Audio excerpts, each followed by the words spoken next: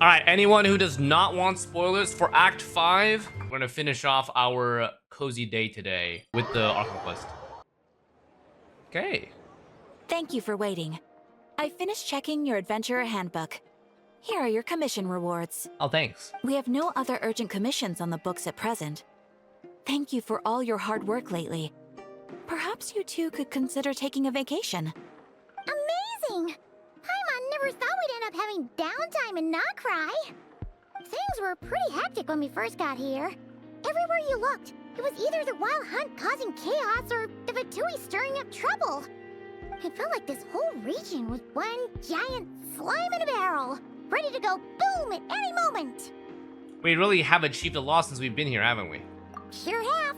Things were looking pretty dicey, but in the end, we managed to turn it around. Whoa! Paimon just got deja vu! Oh, that's right. It's because we've done this like a million times now. Ah, yes. Are you two aware that the Moon Prayer Night is soon to take place? Oh, yeah! Lama told us that was coming up soon. Wait, why do you mention it, though? Do people in Nasha Town celebrate it, too? Paimon thought it was just for moon goddess worshippers. Wait, are we allowed to go to You're it? partially right. Most people in Nasha Town just see the festival as an opportunity to do business. They do not concern themselves with the religious element. Oh. The festival was first celebrated by the Frost Moon Scions. On this day, they would wear moon prayer blossoms and celebrate the birth of the moon goddess through song and dance. They would also prepare food and handicrafts and give them as gifts to others. Over time, it became Nodcry's most lively festival. Whew! Sounds like fun! I'm definitely up for it. Great! Well, in the meantime, since Catherine doesn't have any commissions for us, let's focus on some personal business instead. When we first got here, you mentioned that this was where your spaceship landed?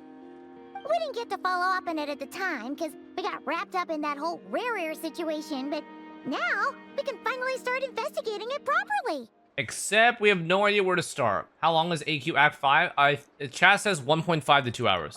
So on the shorter There's side. a saying Paimon's heard around these parts, which goes, if It you might just lift be up a rock, exposition though for you'll this find something you spaceship weren't stuff we're gonna be looking doing. for. By that logic, you'll never find what you're looking for while you're searching, but the moment you stop looking, it'll jump right out at you. I'm not sure it's as simple as that. Could be worth a try though, right? Anyway, Paimon suggests we focus on other stuff we want to do for now, and just keep an ear out for spaceship-related intel as we go. We haven't seen Ba in a while. She used a huge amount of power in the final battle against Rerir and has been much weaker since then. I don't know if I can do anything to genuinely help her, but surely a little chat could do no harm. On one other thing that concerns me is that we've seen no trace of Dottore so far. What's wrong? He looks super serious all of a sudden.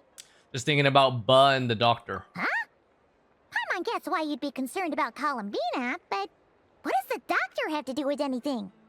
We learned back in Natlan that he's been investigating the moon, but he's been suspiciously absent so far. Oh, that's true.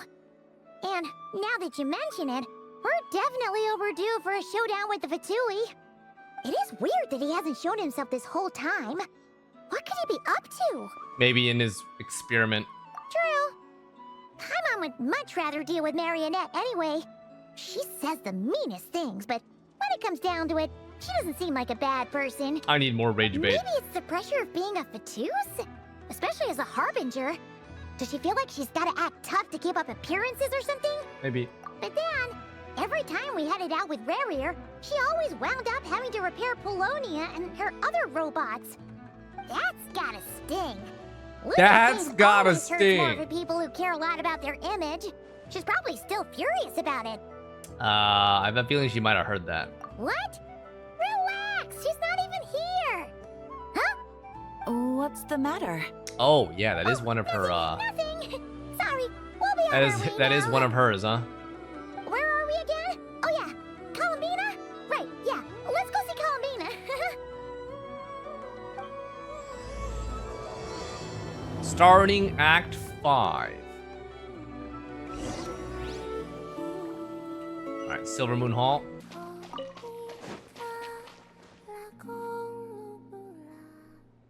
Listening. Hey, she's sitting up! Is me sitting here a rare sight? No, we just thought you'd be resting. Perhaps I would have been, were it not for the sudden arrival of some unexpected guests. Wait, I'm sorry. Not that I consider it a disturbance. After all, you are the only ones who are free to enter. Would it not be a little unfriendly of me to lie down while we speak? I didn't realize you put so much thought into little things like that.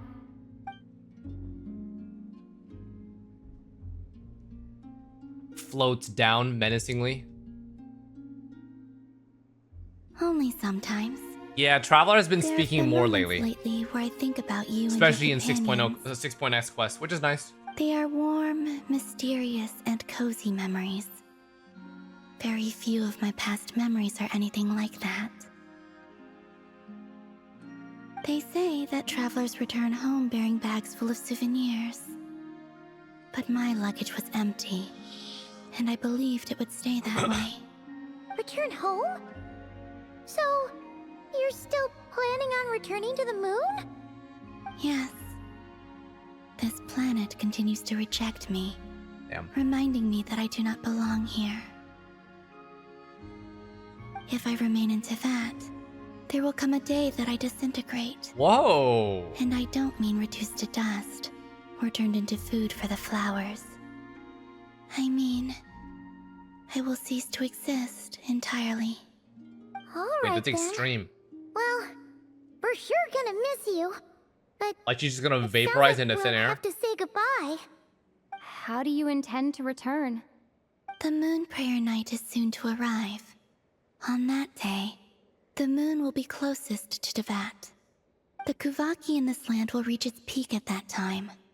I merely need to grasp the tide, and with relatively little effort. Oh, Paimon gets it! It'll work like a slingshot!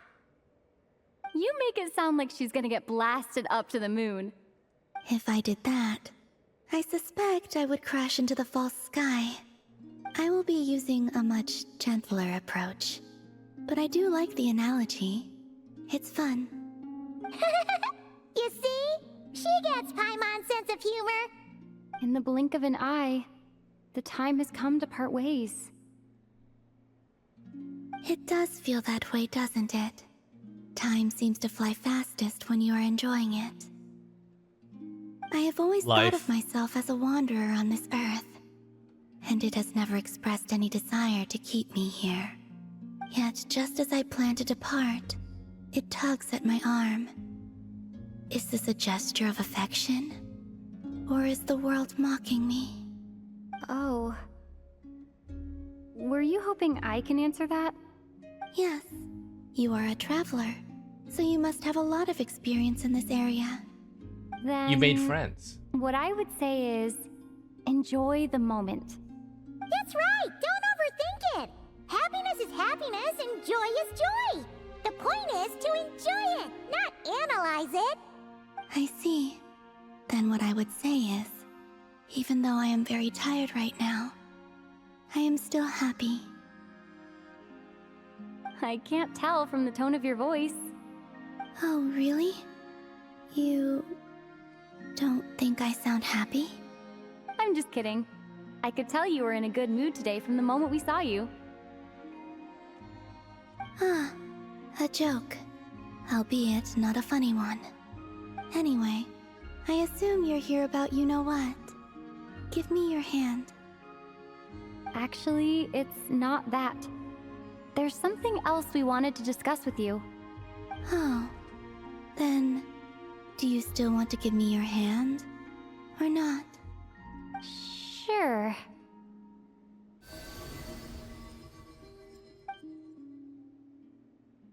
Thank you. So, I've heard that in the moon prayer nights of the past, people here would hold celebrations in the moon goddess's honor. Since you helped so much in our fight against the Rehir of Solnari, I think you deserve a farewell party before you return home.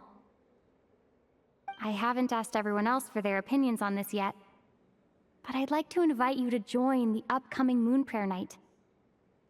I've never joined a moon prayer night before. I'm not sure what I would even do. Oh, don't about that. We take care of everything. All you need to do is show up. Of course, there's no need to force it if you're not feeling strong enough. It's just, this kind of felt like a golden opportunity. But they call me Kutar, and the Fatui have an arrest warrant out for me. I shouldn't appear in public right now. Yeah, there would definitely be complications, but oh, it's nice that she actually has a lot more like cohesive dialogue options with the damselette. Like, what, even when she normally talks a lot more, she hasn't really held like a full conversation like this. I'll make it work. You have my word. It's like the first we got extended your back. conversation that we get. Well, she does. Paimon's actually not too sure what she's planning. All right, if you're sure.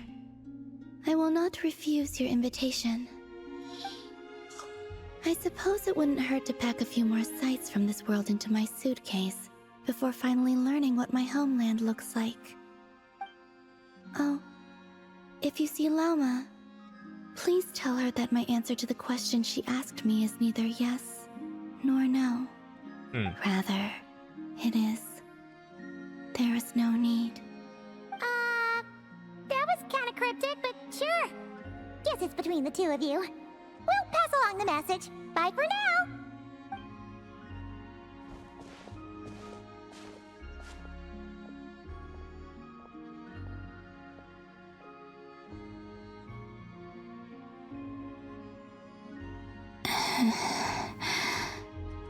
And also, I do not know. I'm guessing that's in response to Llama's question still. Since she's agreed to join the festival, let's go see who else wants to take part. Llama's gotta be... Yeah, MC definitely getting paid for these lines. Quite a lot of them, actually. What exactly is your plan to keep her safe? Not sure yet. I'll figure something out. What? Are you serious? And Paimon even gave you her vote of confidence back there. When did you become so... So, Hey, Llama, it's us! Huh? Varka? What are you doing Vodka! Beats me. I had a bit too much to drink last night, and Holy shit. when I woke up, I was on Hisi Island. He takes just after Venti. Mr. Varka is helping to oversee Nasha Town's preparations for Moon Prayer Night. He is here to go over some details regarding the decorations and custom cloth designs. Right, yeah, that too. What do you mean, that too? So preparations are already underway? Yes. Celebrating this festival is a long-held tradition here in Nodcry.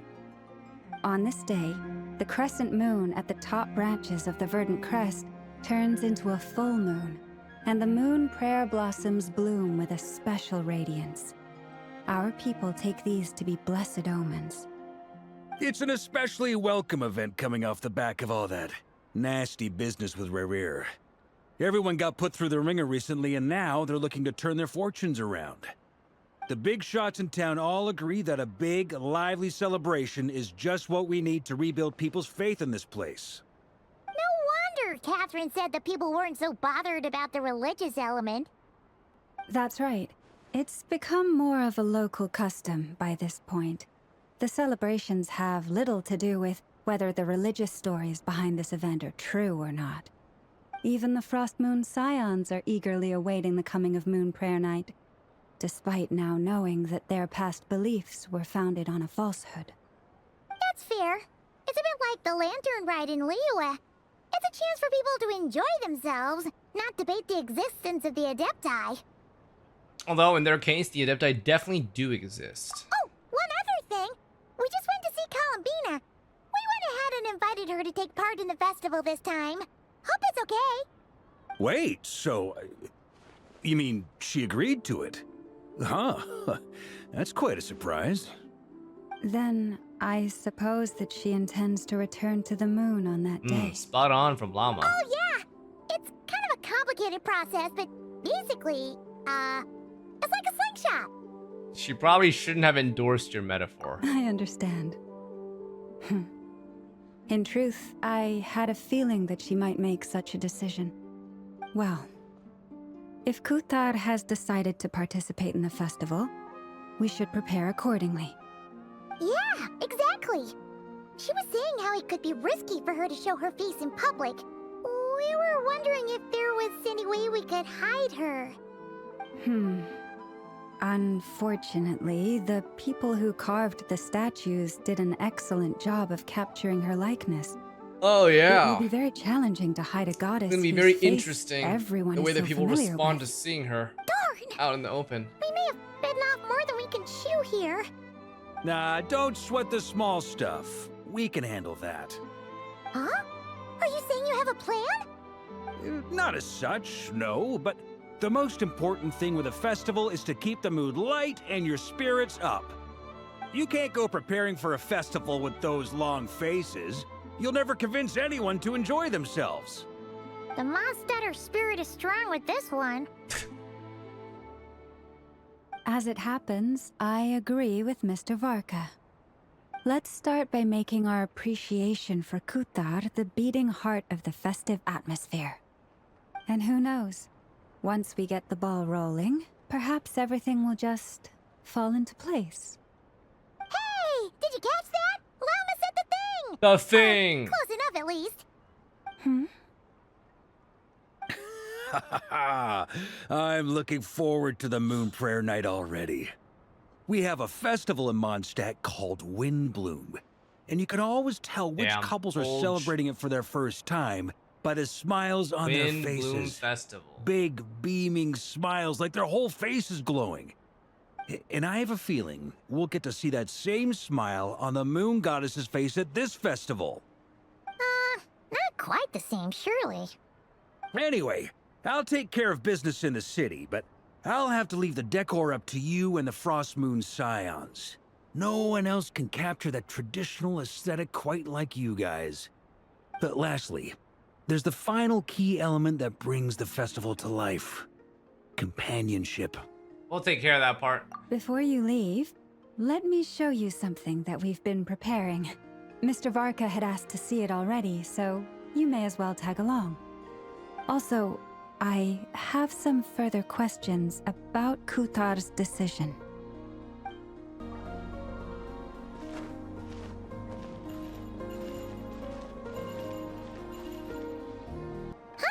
What's this? They sure look like they're having fun. I believe so. Kuhenki seem very skilled at playing drums like these, although I'm not sure where they learned it from. Maybe it's an innate talent? In their eyes, they're probably just playing with toys.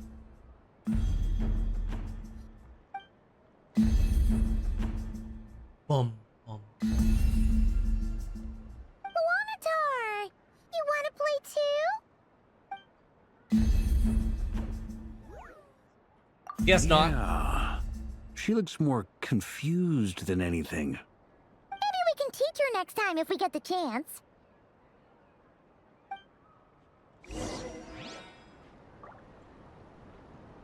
Hit on the left side.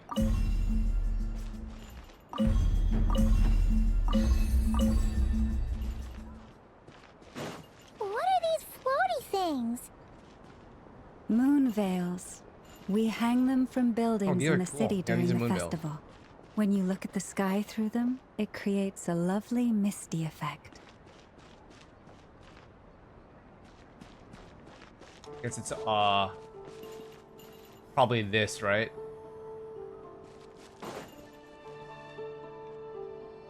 Everyone seems hard at work. They are preparing items for Moon Prayer Night. For instance, the sculpture being made over here, Mr. Varka and I were just finalizing the details of where it will be placed. Ah, there she is. I didn't know the finished article would be so large. Not to worry, though. All the necessary arrangements have been made. Just let me know once it's ready, and I'll get some people to ship it over. You have my thanks. And over here, we are preparing a very traditional confection. Oh, look at all these colors! It Paimon try one? Of course. I have a feeling you'll like it a lot. You bet! Sweets and treats are Paimon's favorite. If you included those in the Feast of the Moon, I bet Paimon would have joined the Frost Moon Scions by now. There will also be verdant crests like this present in Nasha Town during the festival. The timing of Moon Prayer Night is not completely set in advance. We make a rough estimate, then observe the changes in the verdant crests and moon prayer blossoms to guide us. As such, the wait itself is a fun feature of this particular festival.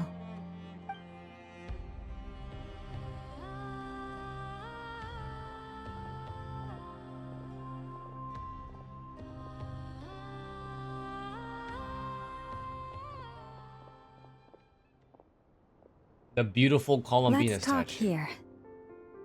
To tell the truth, I am very surprised to hear that Kutar is willing to participate in the festival.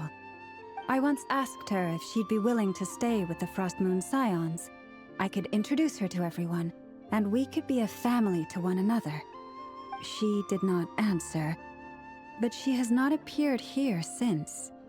I took this to mean her answer was no. But if that were the case, she would not have accepted this invitation. Speaking of answers, she asks us to pass along a message. There is no need. Ah, Probably Sag. I see. Maybe she is right. Maybe the Frost Moon Scions of today no longer need a moon goddess. Damn, aware. But my wish was not for her to come here and be worshipped as a deity. I simply wanted to offer her a place to stay. I'm sure she believes that showing herself here might invite Fatui intervention, and as such, she does not wish to cause us trouble. But what really pains me about all this is that this is her birthplace. She ought to belong here, yet no one has been able to grant her shelter. I think I'm qualified to weigh in here. When someone's about to depart on a long trip, what they need is blessings, not burdens. We should wish her the best, not make the journey harder than it already is. Anyway, she's agreed to attend, hasn't she? All we need to do is simply respect her decision. I see your point. Orca has a good take. Yes, she will soon depart after all. Our job is to leave her with some happy Because it's memories. basically like Llama really wants her to Besides, stay, but I who's don't to say her think journey that to the moon is a one-way trip. that It's not like she Bina can't come back really and visit intends if to she stay wants, from the right? beginning. Paimon She doesn't really agrees feel wholeheartedly. like the world Festivals are all about having fun. welcomes her So here. let's keep it simple. All She right, said over time that she I'm was gonna gonna head just back to vaporize, Nasha right? Town soon. Oh. Want to come with? I'm guessing you have some other folks to visit there. Sure thing. Let's go. Bye for now, Llama. I'm sure Thank Llama you feels a all. little bit more Goodbye. of an emotional attachment to her.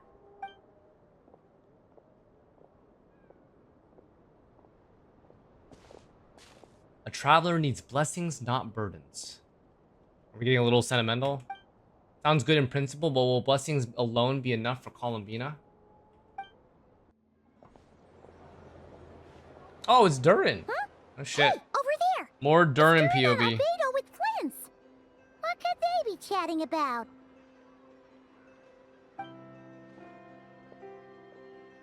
Your guess is as good as mine. Grand Master, and the Traveler and Paimon. Hello there. It's been a while. Hello there. Perfect. We have some new volunteers for our investigation. What investigation? Wait, let me guess. The righteous Lightkeepers are finally ready to hunt down the Abyssal Dragon? Haha. Yes, that too. Yeah, right. Oh, wait. Why does everyone keep saying that too? Well, to be precise, the facts match, but not the causality. Wait, so I guessed right? Half right. Don't act so impressed with yourself. Maybe I can explain. We ran into Mr. Flint's north of Nasha Town. At that time, We just noticed a few abyssal creatures out in the wild, but the strange thing was, I didn't detect any traces of abyssal energy on them at all. On closer inspection, we realized that they were not real monsters, but something akin to reflections in the water, or perhaps a mirage. Huh? What do you mean? Like, you could see them, but not touch them? Exactly. It was very peculiar. They roared and tried to attack us, but we could not make any physical contact with them. I think I've heard of things like that happening in Nocturne before, but I don't know much about it. Yes, it's a known phenomenon. Mirage-like illusions tend to appear in Nocturne in the run-up to Moonprayer Night. From a distance, they appear quite real. I myself thought that Misters Durin and Albedo were locked in battle with abyssal monsters when I first arrived. But after sharing intel and investigating a little further, we can confirm that these illusions are harmless. There is no great cause for concern. I see. All the Mirage stories I've heard are either animals, rocks, or small houses. Abyssal monsters, though? That's a first. It's a first for me, too. So I'm planning to look into it further just to be on the safe side. I intend to inspect a few more locations. What about you two? Any plans? Alice contacted me a few days ago. She'd like me and Durin to assist her with an experiment. But we lost contact shortly after receiving the message. I'm sure that comes as no surprise to anyone familiar with her. We don't know when the wind will blow, yet when the wind blows, we will know. What? That, in a nutshell, describes how Alice operates. We don't know when the wind will tracks. blow. So basically, she just comes and goes whenever she pleases. Okay. Well, I suggest we investigate this Mirage business in the meantime. It's piqued my curiosity, and I'm pretty sure I know someone who will already be 10 steps ahead of us. Well said. Right? Whatever's happening in Nocturne, she always seems to be the first one to know. Let's go see what she knows. We can invite her and her staff to the festival while we're at it.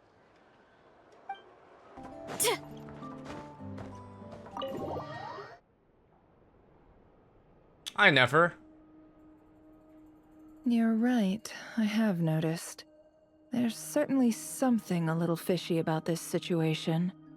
Only a little, though. Records indicate that this phenomenon can occur in the days before and following Moonprayer Night. That said, it has always been a rare sight in the past.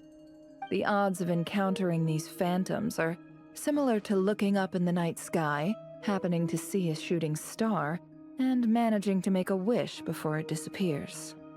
But this time, either everyone's getting lucky, or they're appearing far more frequently than usual. Sus. Yehoda's out gathering intel as we speak. In the meantime, let me check off some points of interest. First, the Abyss. The ones we saw seem to be abyssal monsters. Indeed. But we have identified one location where many more of them have made an appearance. And not just monsters, but human phantoms too. Given the scale and nature of the phantoms, it's almost as if someone's last memories are coming to life. Or perhaps the memories of multiple people. Oh. So you mean the phantom monsters are hunting down the phantom humans? Exactly. The phantoms can interact with each other, but we have no means of intervening. In addition, some of the human phantoms would seem to be from the very distant past. This is clear both from the clothing they wear and the stories they tell. They claim to be from Hyperborea, a name which I've heard from Lauma before. If this is true, it means they must be from 6,000 years ago. Did Paimon hear that right? 6,000 years? That's a long time. It sounds like this merits further exploration. That'd be a big help. I'll leave it with you, Albedo. My knowledge of ancient history is non-existent.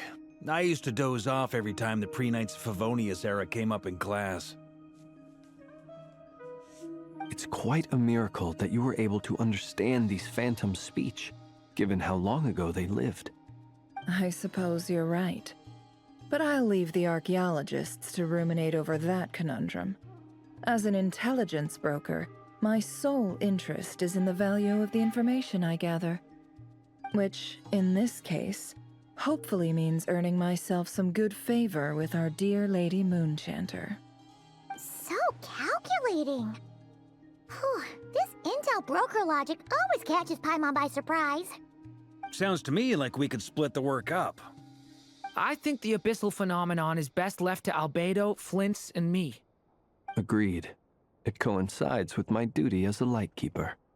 For my part, I'd like to understand the abyss better. Even a little knowledge would go a long way. This is certainly a rare opportunity to study the abyss. But even rarer, perhaps, is the chance to make contact with the ancients. The Curatorium will take the lead on investigating the Hyperboreans. We put in the work to learn what we know so far. It seems only fair that we get some quantity of exclusive intel. That just leaves our trusty team of 2 unassigned. Seems like it, yeah? Since you became an honorary knight, of course. This was part of my grand plan all along. Ha ha ha! Oh yeah, by the way, Barca's such we a managed chill to guy. convince Columbina to come to the Moonprayer Night celebrations. Would you and Yehoda like to join too? She agreed to that? Huh. Quite an achievement. Never underestimate the traveler, I guess.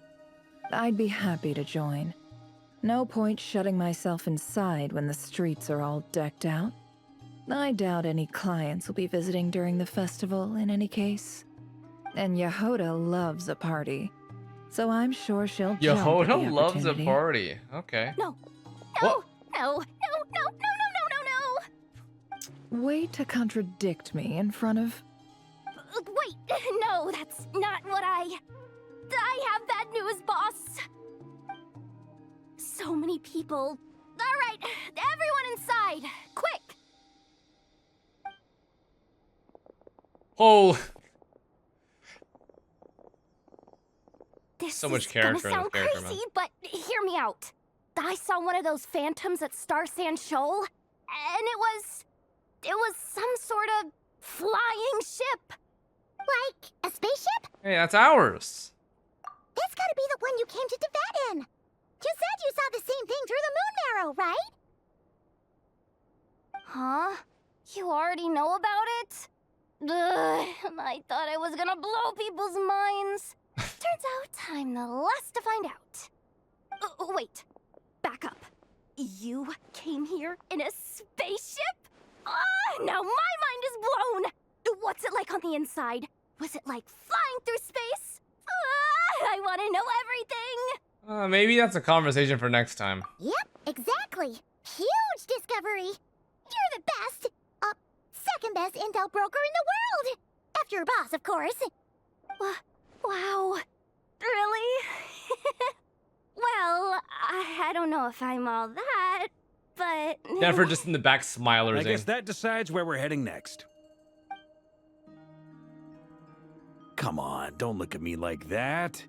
I know the spaceship doesn't have anything to do with me, but you don't want to leave me as the only one twiddling my thumbs, do you? Please? Fair enough. You can tag along. In that case, let's meet back here to discuss our findings once we're done. I wish everyone a productive investigation. You too. You too.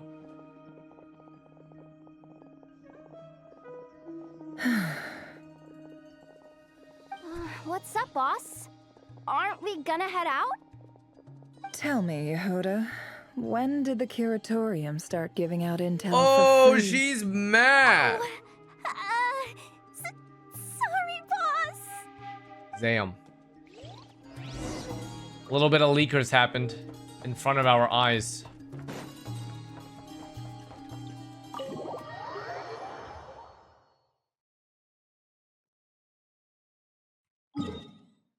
Okay. Yeah, a little bit of spaceship information here. That's pretty cool.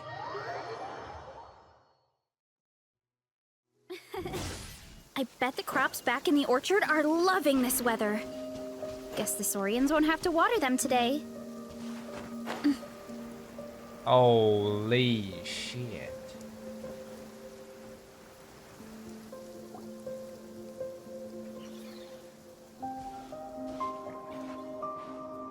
Oh, I love the OST. Wow. Yehoda was right on the money. This phantom really is your spaceship. But that's so weird. Why would it show up here? Is it some kind of projection? Or a ghost? Like, maybe it no longer exists, but somehow it left an afterimage? Not sure either. Ah, you're already here. Miss Lauma, what a surprise. I thought you were busy with festival preparations. I was, until one of our people informed me that a strange sight had appeared at Starsand Shoal. Suska. No one's ever seen something quite like this before. I thought I should see it for myself. Same here. Oh, so we heard that these things appear around the festival period. Any idea why that is? Unfortunately not. We have very limited information about them, since they can't be interacted with. And no human phantoms have ever made an appearance before now.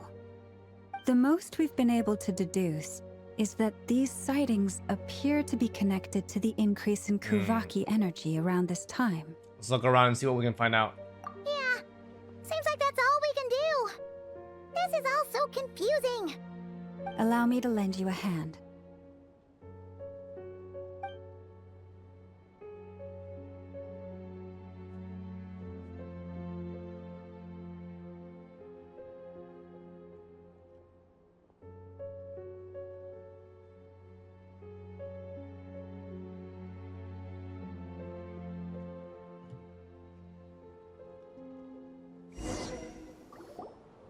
Everyone, our friend here should be able to provide us with some information. Is that a phantom Rhymehorn deer? I've heard about how the Frost Moon Scions live in harmony with the animals and can even communicate with them. That's coming in handy now, for sure. Okay. Yes, I understand. Then how about this?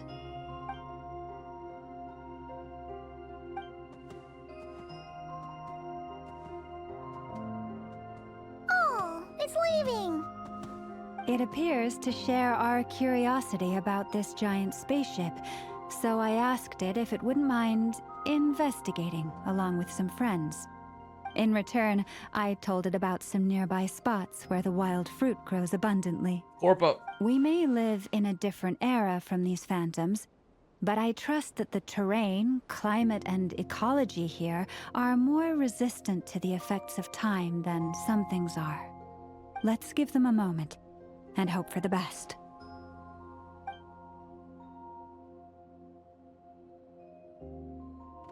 All back together? Must have been a lot of fruit. Indeed. Now let me ask them some questions.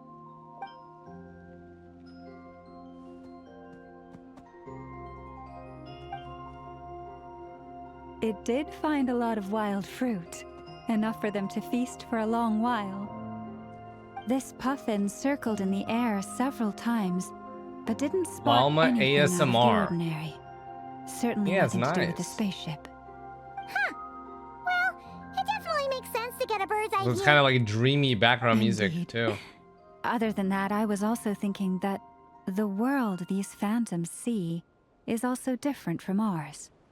Oh, I get what you mean. The wild fruit exist in both times and spaces, but there might also be things that only exist in that space-time, which we can't see. Because we don't see their whole world. We only see small fragments. Good point. Great thinking, Lauma. Blunthorn rhinos can use Kuvaki to shift great rocks, but this one says it couldn't get that ship to budge by even an inch. The sniffer mole tried too, but despite being a skilled digger, it could not get through. They say that the spaceship looks robust and undamaged. It seems completely impervious to any and all attacks. Whatever lies within is well defended from harm. So, just like us humans, there was nothing they could do about this spaceship either. Yes. Still, they deserve our thanks. We are grateful for all your efforts, dear friends. Now go, and enjoy your feast. I've noticed some other human phantoms gathered nearby. Come on, let's go talk to them.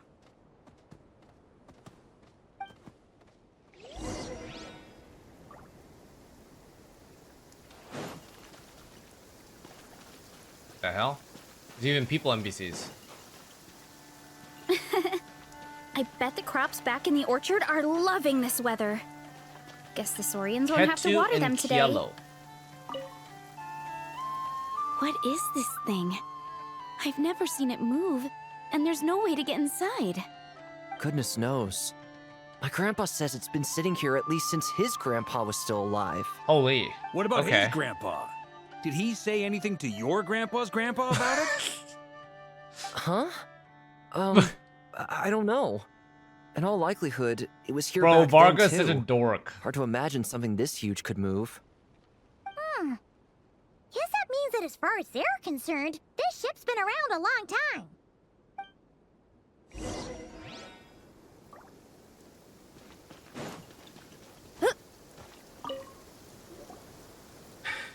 Come on, brothers. If we can get even a small chunk off of this thing, it's gotta be worth a fortune. Today is the day we strike it rich. Classic. Huh? You mean Paimon? Yes, brother, I shall join you. Let's make our fortune. What do you mean? What the? This thing is crazy tough. I can't even scratch it. Sammy, there for the What's prime it stuff. made Welcome. of? Sorry, brother. Looks like we'll have to seek our fortunes elsewhere. Enjoying yourself? I was just seeing if I could influence this phantom's perception by playing. But nope, no dice.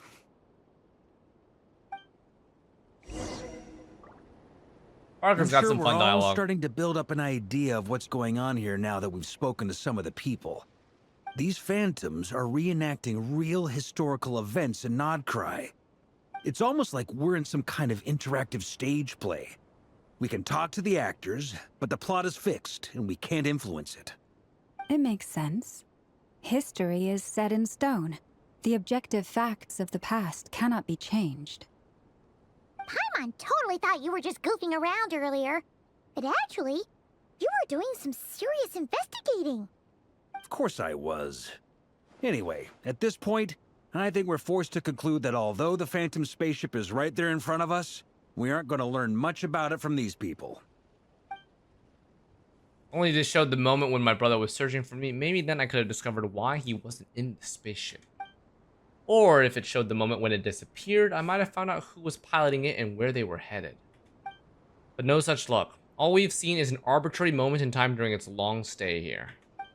Don't be discouraged. If nothing else, this is proof of the ship's existence. And think about it. So many people tried to hack their way inside, but no one could get the door open. It's made of very tough material. To me, that says that we'll either find the ship itself or the story behind it. It's just a matter of time. Thanks, Varka. W companion. Every now and then, when Varka gets serious, he actually does seem like Grandmaster material for once. I wonder how the others are doing. Let's head back for now. Sounds good. Also, drinks are on me if Team Knights of Favonius is the first to finish. Wait, we have a team name now?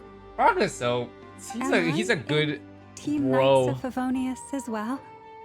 You're very welcome to join. We've even got a cathedral ready for you.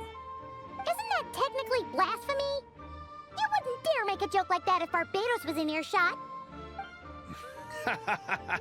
Nah, I'm sure Barbados doesn't mind a little harmless blasphemy once in a while.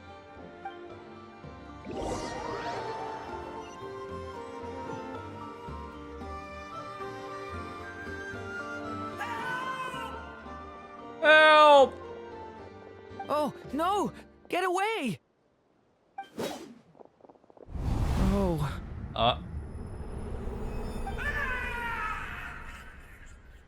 Uh.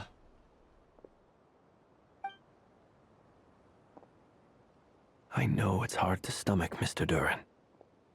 But as I'm sure you've noticed, there is nothing we can do to intervene in that which unfolds before us. But we have to at least try. He's learning about the real And world, try guys. You have. But are you aware of how many unsuccessful attempts you've made now? Damn. I wasn't keeping count. Damn. I'm afraid this is the 39th failure so far. Damn. Or the 5th if we're only counting this particular victim. There are no indications that these phantoms may be altered in any way. You seem to have calmed down a little. I'll make us a fire. You should rest and have some water. Flins. Feeling any better now, Mr. Durin?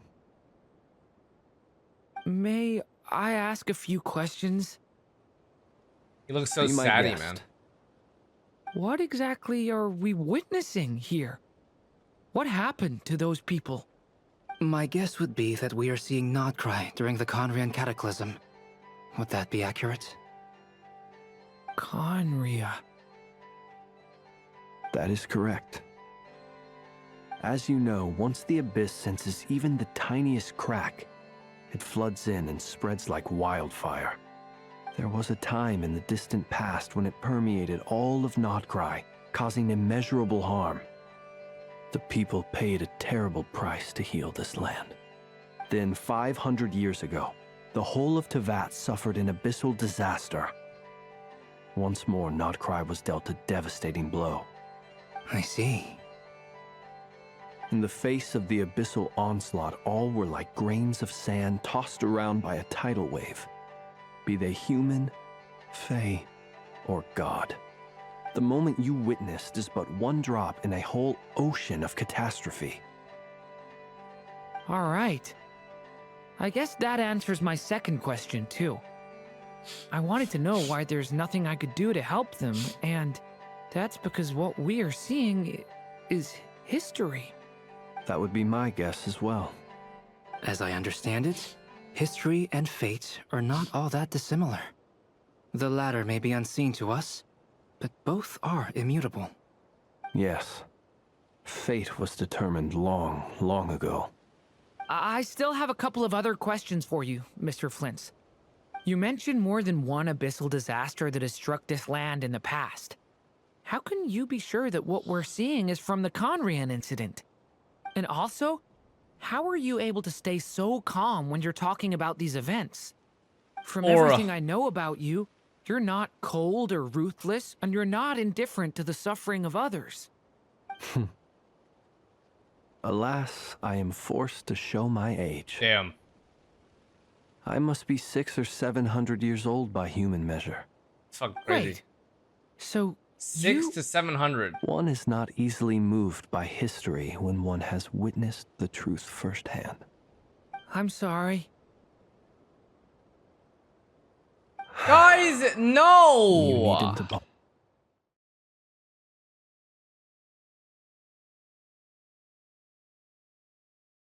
Surely this must be intentional, guys. 6 or 7.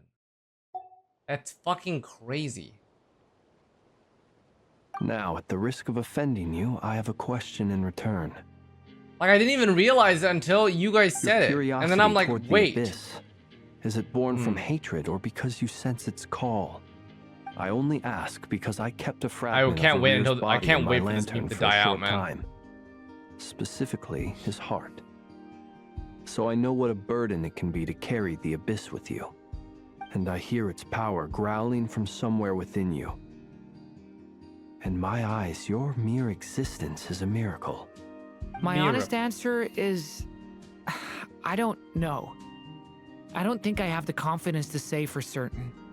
What I will say is the abyss is not the only issue that haunts me. Even before I became who I am today, the question dogged me constantly. Should I even exist at all? Holy. My doubts remain unresolved. Actual existential But crisis. when we fought Varir, something became a little clearer to me.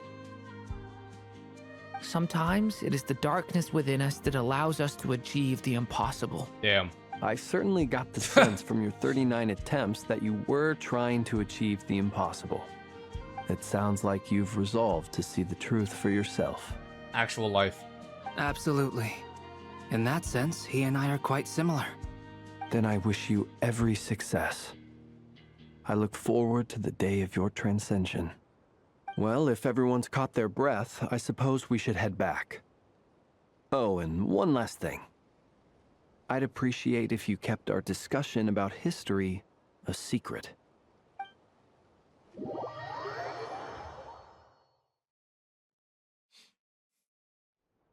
Incredibly, our separate investigations led us all to the same conclusion.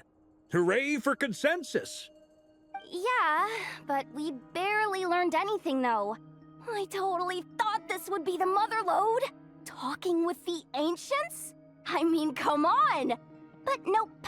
All we got was useless snippets of conversation. And all this stuff about moons and hyperopia. What a load of baloney. Seems like people back then had a few screws loose. I understand your frustration. We found the same issue. Each phantom only showed a very brief moment in time. There isn't much value to be found in these miscellaneous fragments of a civilization's history, no matter how glorious it may have been. If there's a silver lining, it's that these phantoms are harmless to the present reality. They shouldn't get in the way of the festivities. Paimon agrees. And not just because it's the first thing she understood in this whole conversation. You look disappointed, Nefer. Is something the matter? What do you think? We all worked our tails off, but the only one to gain anything from it was you, Lady Moonjanter. Damn. Well, please do share the Hyperborean records with me. I will gladly inscribe them in our people's documents. Oh, duh! Yeah! That was it! Hyperborea! Hyperborea. I'm serious. Only an expert in the Frost Moon Scions and their history can turn these records into valuable research material. The alternative is to let them gather dust on the Curatorium's storage shelves until the pages turn yellow.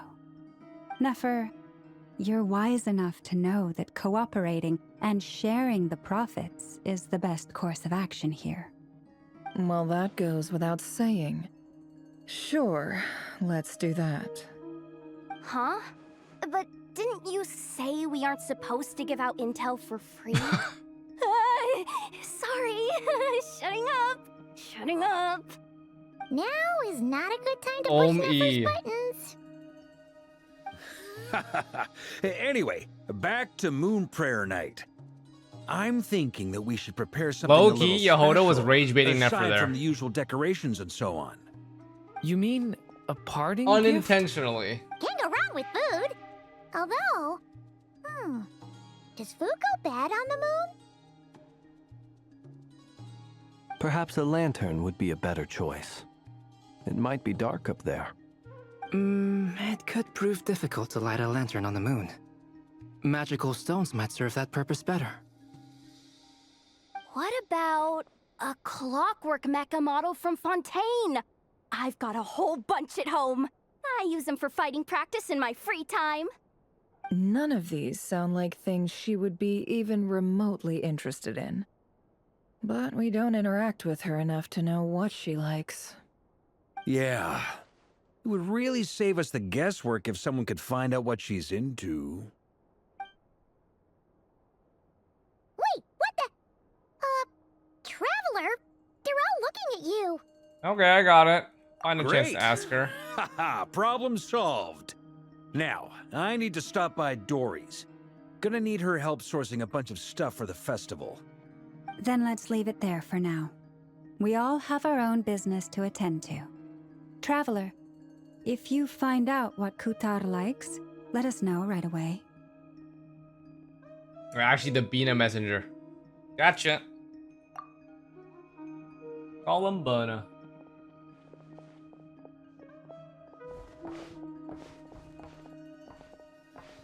Is something the matter? That's my line, Dura. You seem a little down. I'm fine.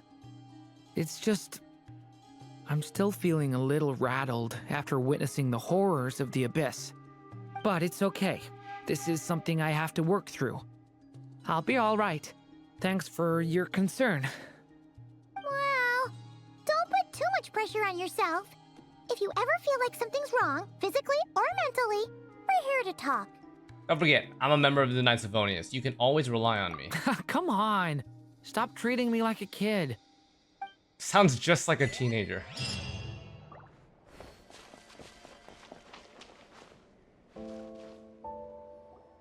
Columbina, we're back! Huh? She's not here. I can't sense her presence at all. Weren't there a few Kuhenki here Bonka. last time too? Where did they all go? Maybe she took them out for walkies? Walkies? For Kuhenki? You're not pets, you know. Oh, well. Looks like we just came at a bad time. Let's try again tomorrow. There's still a few days until Moon Prayer Night, so we're in no rush. Besides, she needs time to rest anyway. Fair point. Let's go.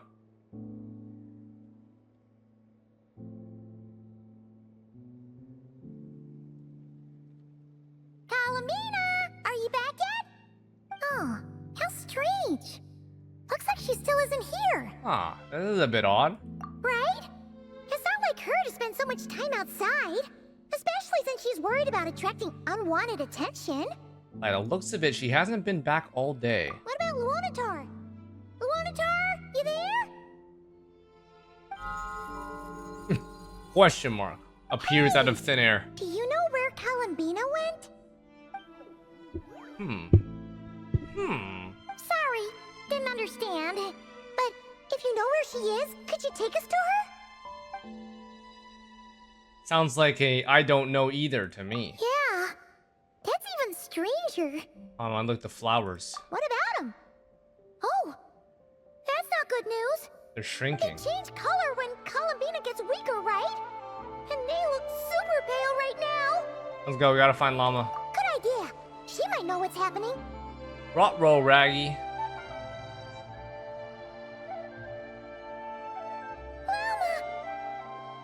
Ah, it's you.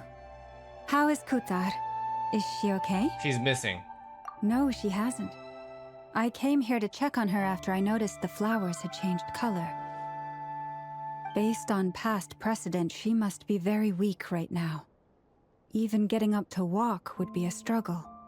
It seems unlikely that she wandered off outside. Not to mention that she doesn't do that at the best of times either. So yeah, this is super weird. Has anyone approached Silvermoon Hall lately? No. Very few people are in the know about Kutar's whereabouts. And if anyone suspicious had visited, they'd have left some sort of evidence. Come on, let's go to Nasha Town. If anyone has seen her, someone there will know about it. It's not Cry's information hub after all. Makes sense. Let's go!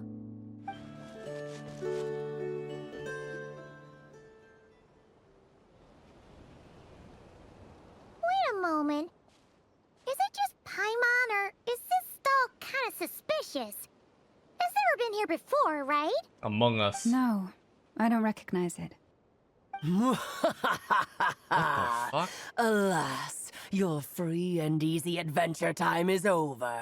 Now, prepare to face the final boss of Nod Cry. Whoa! Who is this voice? Come from? Not sure, but it's definitely hostile. No, no, no, not that way. The final boss is right here. What? The sniffer mole? That's the final boss? Surely not. The voice is a little familiar. Okay, the jig is up. I'll stop teasing you. Turn around. I'm right behind you. It seems I managed to leave quite an indelible That was impression, okay. I did not even expect though that to be you've never Alice. seen my face. Oh, nothing could make a great mage more pleased with herself. Wow. Can I just no.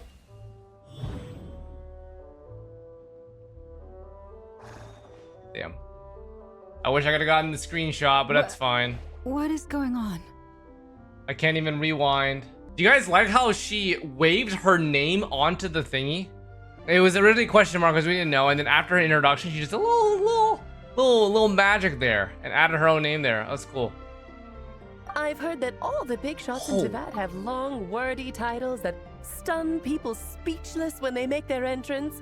Guys, her hair is just some crazy shit. Oh, look at how long her hair is. Hair all the way down, past her waist, down to her thighs, and also upwards like a little like feathery thing. And then her hat is just like gigadank. Yeah, she also adjusted the camera, which is cute. Unfortunately, none of them are affiliated with the Hexen Circle, and we ourselves keep a very low profile. The notorious name-dropping doesn't quite work for us. Still, I, for one, think I'm really quite amazing. So that didn't stop me from coming up with a title anyway. Oh, look at her eyes. Alice? It's really you this time? Not only Looking. a Dodoko, but Alice in the flesh? Absolute cinema. Oh, that's right. So, what do you think? How does it feel to finally meet me? This is us. Wait, this is literally our POV. We're just looking. It's actually the looking emoji. You look like... You look so young. What is that supposed to mean, I'm the mother of Xlice, Teyvat's #1 cutie. How old could I possibly be? So she's a friend of yours? Well. Kind of. This is actually the first time we've seen her in person. Her design kind of reminds me of a character in a dojin. mage. What That the was, fuck? quite a powerful entrance. Hmm. I certainly won't be forgetting it anytime soon. Interesting. It's okay, Lauma, don't force it. Paimon will do the honors.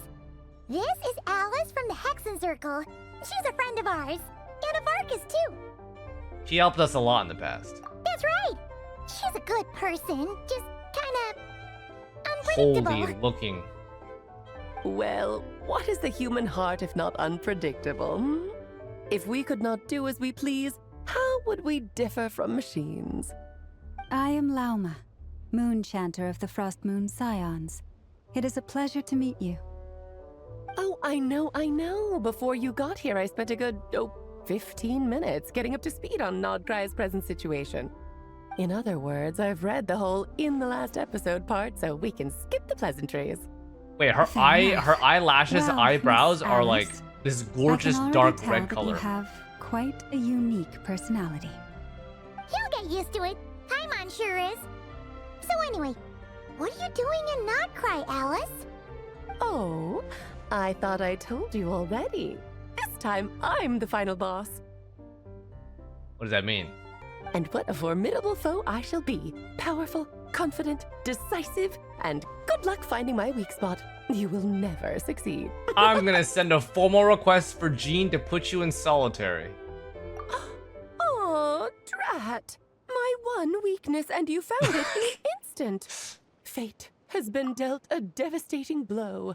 Just like Xlice. Jean is her weakness too. Thus falls the great Dodo King. What the fuck? Why are you playing along with this nonsense? Let's have some fun, Paimon. For funsies, of course. What's wrong, Paimon? Are you disappointed in me? Am I a gigantic letdown? No. No, it's just... you seem like a busy lady. And this is the one time you've shown up in person. Paimon figured it would be for something more high stakes than just goofing around. You're quite right. I'm here in Nocturne because something big happened. Something big enough it caught the attention of the Hexen Circle. It concerns the 3 moons, Teyvat's borders, and of course, the moon goddess you are currently searching for. You know where columbina is? Kind of. Why don't we discuss this over a pot of tea? Pot of tea. My main reason for coming on this trip to Teyvat was, of course, to have some fun. But I do technically have a job to do as well, namely, maintaining the stability of Teyvat's borders. I'll skip over the complicated parts. But to sum it up, abyssal She's so energies cool. are all that lie beyond Tevat's border. We'd find ourselves in a Magic real pickle incarnate. if they ever made it through.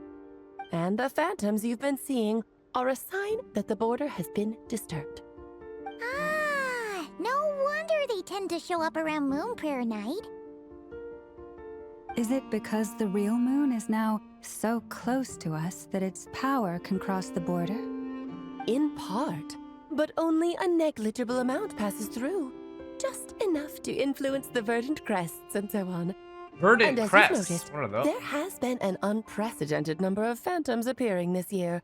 The influence of the moon beyond the border cannot explain this. No. There is another far greater factor at play. The trilunar syzygy. What are these terms, man? trilunar Trilunar syzygy. Eons ago, before the heavenly principles came to Tevat, it was the then 3 moon goddesses who controlled the laws of this world. You're talking about life, death, and taxes, right? Oh, that's exactly it. The 3 goddesses split these powers amongst themselves, promising never to consolidate them into one singular body.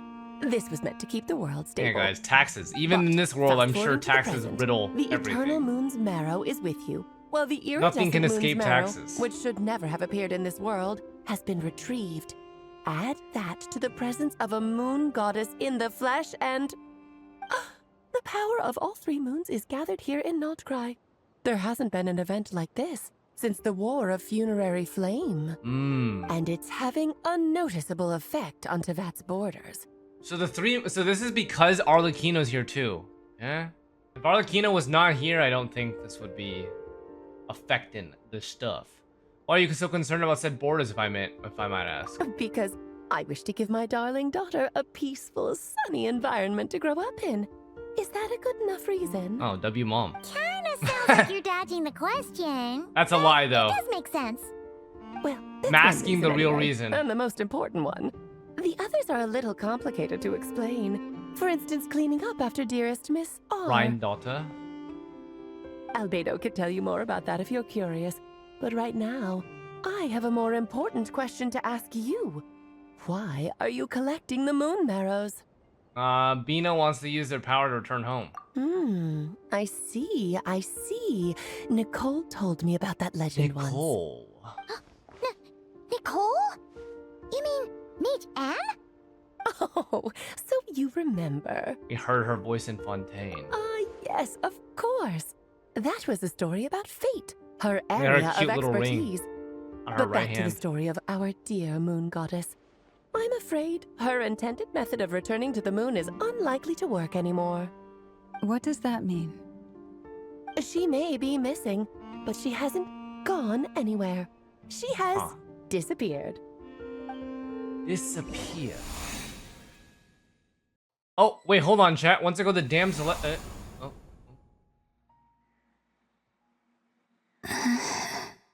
Uh-oh. My body is so So she just pee-pee poo. heavy. Wait, no. It's my mind that's heavy. My arms and legs are as light as a feather. What's happening to me? Uh-oh.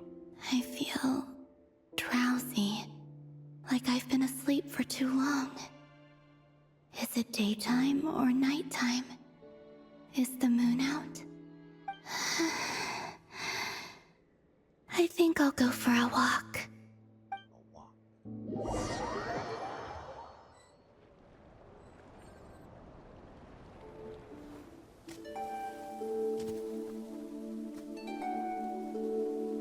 Are you out for a walk too?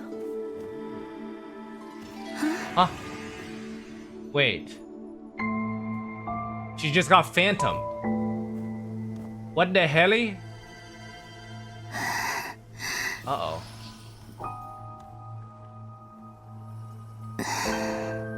The day has come at last. Damn, she actually just disappeared.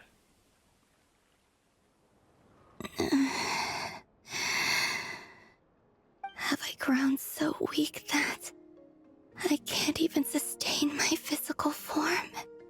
But Moon Prayer Night is nearly here. was so close to returning home. Death is near. Damn. Is this how it ends for me? Will I return to the moon after I disappear? Or...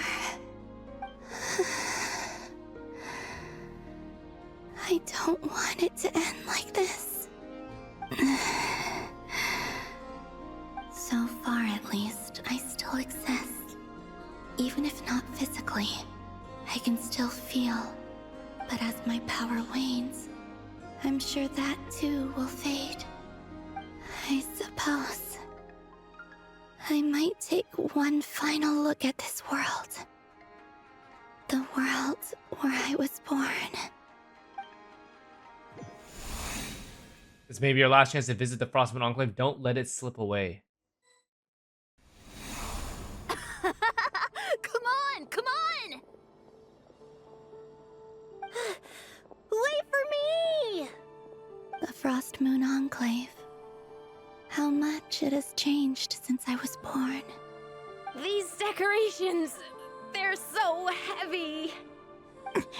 It's times like this when you kind of wish men could be priestesses and acolytes. How fascinating. I've never had the chance to be privy to people's private lives in this way. In the past, people would get so solemn and serious the moment I showed my face. Like they were frozen stiff. Karina, Lametti, it's time to eat. Coming. I want to watch them a little longer.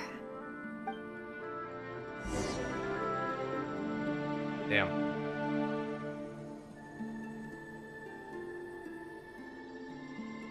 Oh, she just glides now.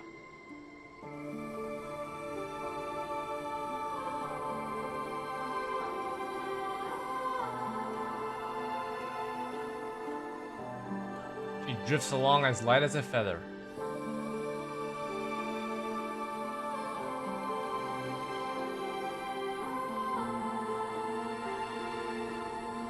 So just fill these balloons with air, right? Yep. Try a couple now to test things out. The rest can wait till Moon Prayer Night. Think fast. Bam. Rita! Teasing an acolyte of the Frost Moon Scions? Surely that's a punishable offense. Take this!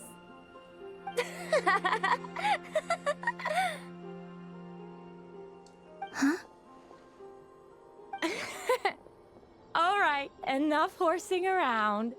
Lady Lauma gave us a task. We should get back to it. The task is just to check that the balloons don't leak, right? Doesn't matter if we fill them with air or water. Okay, you got me there. And you got me there. But still, we can't use all the balloons before the festival even starts. We won't use all of them. And as long as Lady Lauma's trusted acolyte doesn't snitch, this can stay as a little secret between friends. A couple more can't do any harm, right? Oh, you menace. Then, think fast!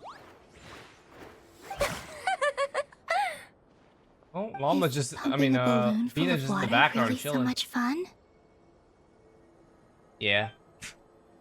Water balloon fight.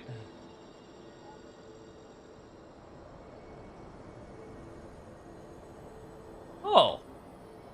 A little float.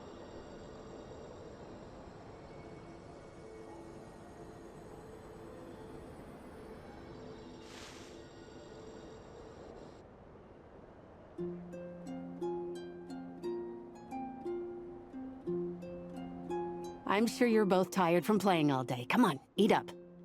A plain, humble meal. That has always been the way of the Frost Moon Scions. Huh? How come Lametti got a midsummer berry dessert? Oh, I always get lockaberry. I don't mind sharing. You can have a bite of mine if I get to have a bite of yours. W Riz. They're sharing food? I've never shared food with anyone before. Oh, damn. Even at the Harbinger tea parties. Wait, everyone chat. just ate off their Columbina's own plate. lonely. And when I couldn't finish my food offerings from the Frost Moon Scions, they'd leave the leftovers out under the moonlight for the animals to claim. Hey! That was 2 bites! Damn. Oh, then you can have another bite of mine. Oh, you too. Oh, don't fret now. Here, have some of Granny's too. So this is what it means to be family. Sad.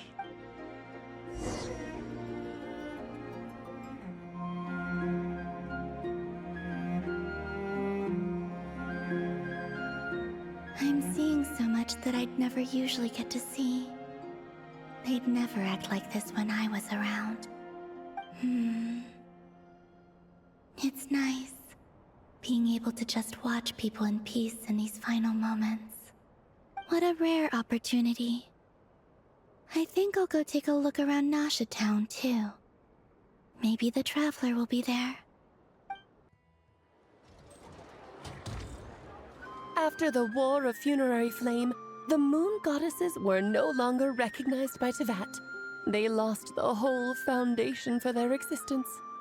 That's why the Moon Goddess's strength is fading. She cannot withstand the world's rejection of her. Damn. The world itself is rejecting To be her. more pedantic about it, the Moon Goddesses did something to offend the heavenly principles, and that's why they were ousted. Something of a recurring theme in Teyvat's history. Theoretically, speaking so candidly should put me in their crosshairs too, but they can't tell me what to do. I'll say whatever I want. Wow. Anywho, the Okay. Moon Arrow energies were but a drop in the bucket for her, and that battle against the Ray Hair Alice, of don't Solnari give a only fuck. weakened her further. Fortunately, it happened close enough to Moon Prayer Night when the Kuvaki concentration here is high. That's the only reason she managed to survive this long. What do you mean, fortunately? You said she disappeared. We're too late. Oh, what a headache. I thought this was all common knowledge. I guess I have some more explaining to do. Okay, buckle up. It's time for another lecture.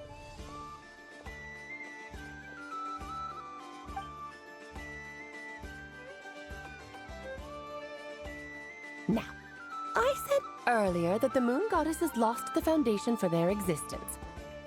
The reason for that has to do with the natural order. Basically, the rationale for their existence in Teyvat was lost. The same logic applies to the present Moon Goddess, too. Consider her existence so far. Her comrades in the Fatui called her Damselette. And she was worshipped as Kutar by the Frost Moon Scions. But these connections have now been severed, whether by her hand or yours. So, the rationale that once sustained her existence is now gone. Wow. Hold on. Wait, we did that to her? You guys feel the difference? Just that juxtaposition made me realize that Alice's dialogue is a lot faster than the other characters. And she also is a massive lore bombing. Because she's basically like, I can say whatever I want, no one will punish me. Smilers. Oh, well, strictly speaking, yes. But let's not start pointing fingers, shall we? I'll only end up as the big bad villain, and that's not the kind of final boss I want to be.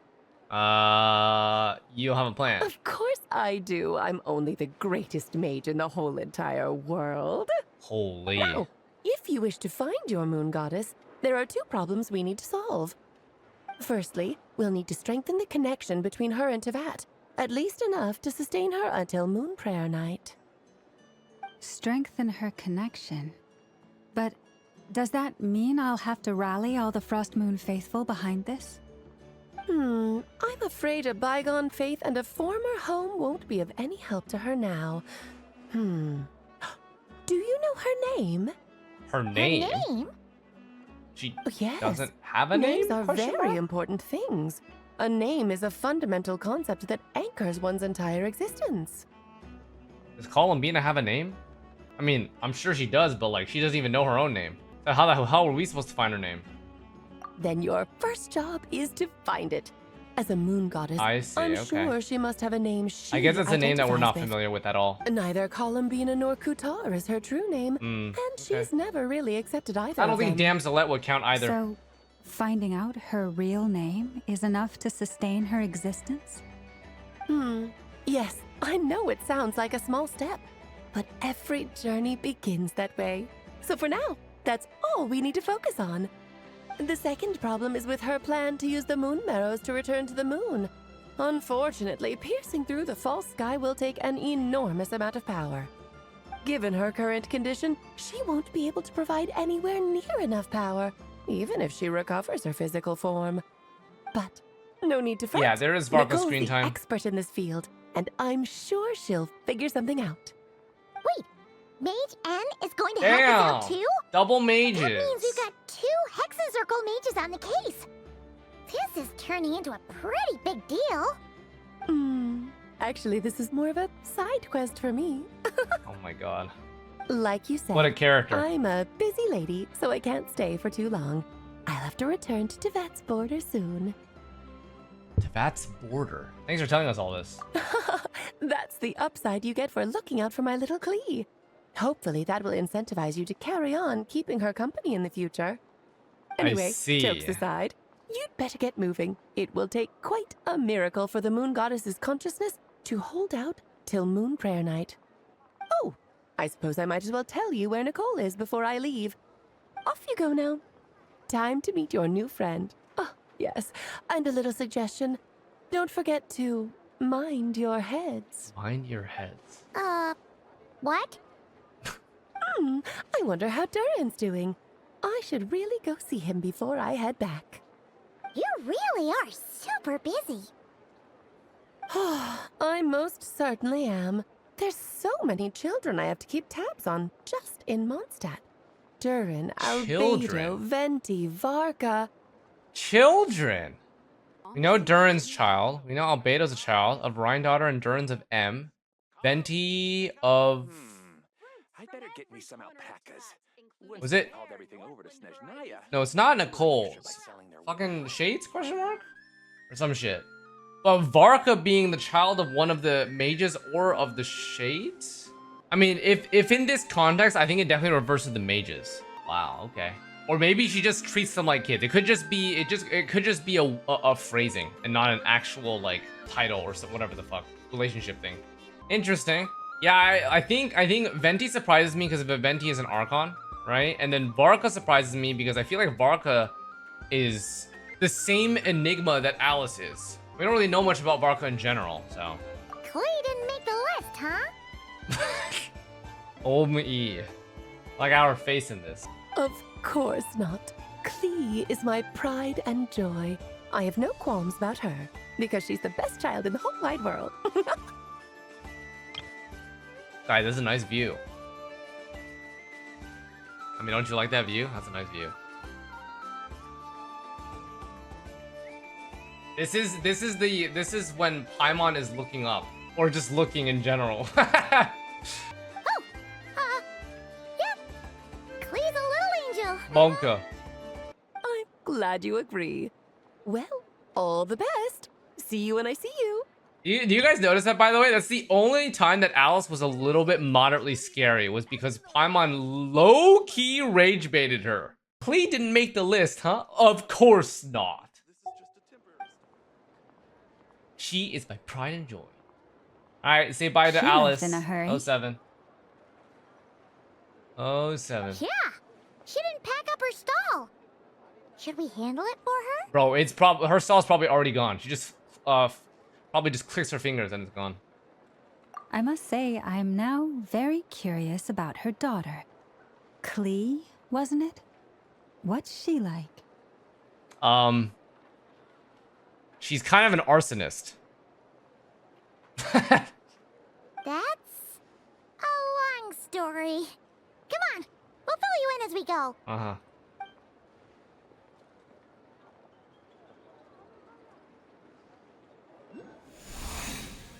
Oh, what is this? Oh, we're back in Columbina's POV.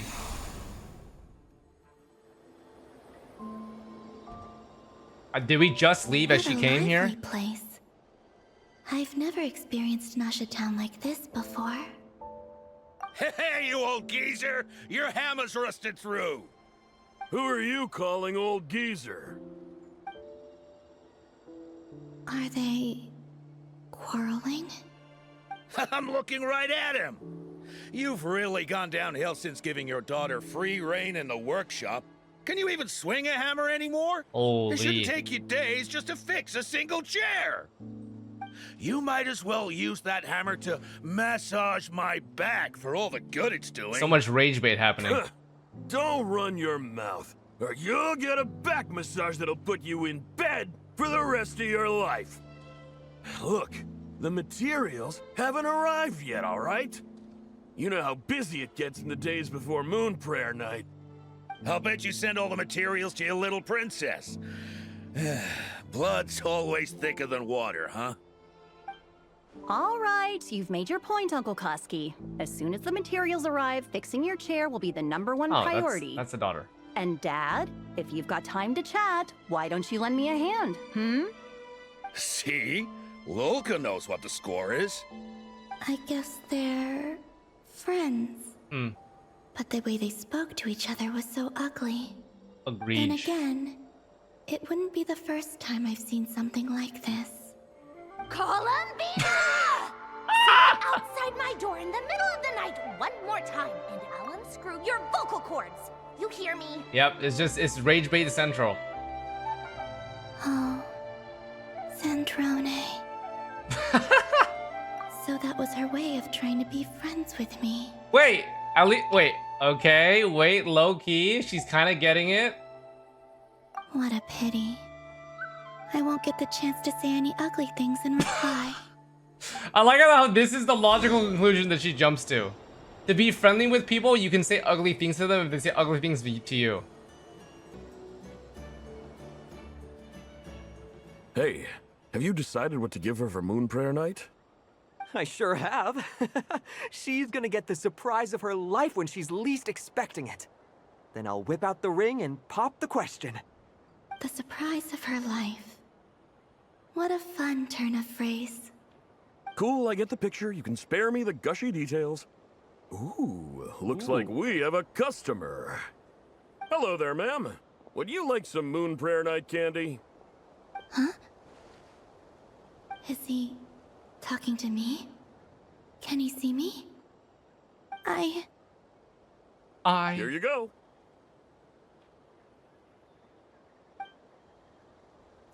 Oh.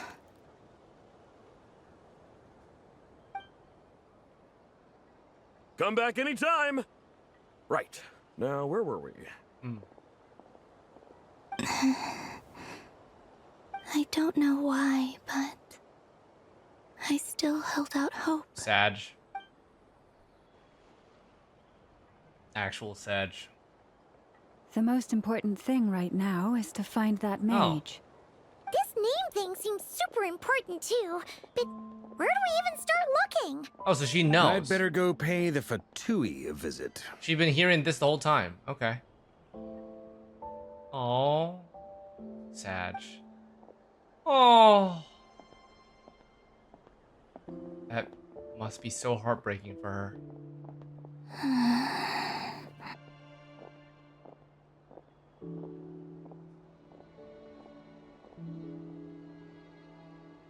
Wow. Never seen her so down. Columbina? Wait. Pause, champ.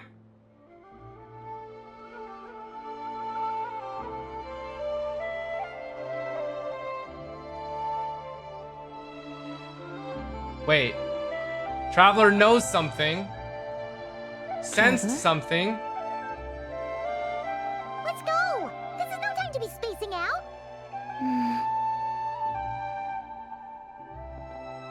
Damn.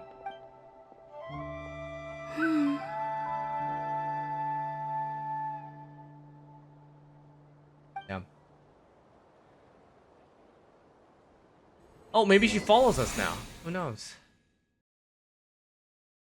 Oh, maybe it's not so bad just quietly staying by their side like this. Damn.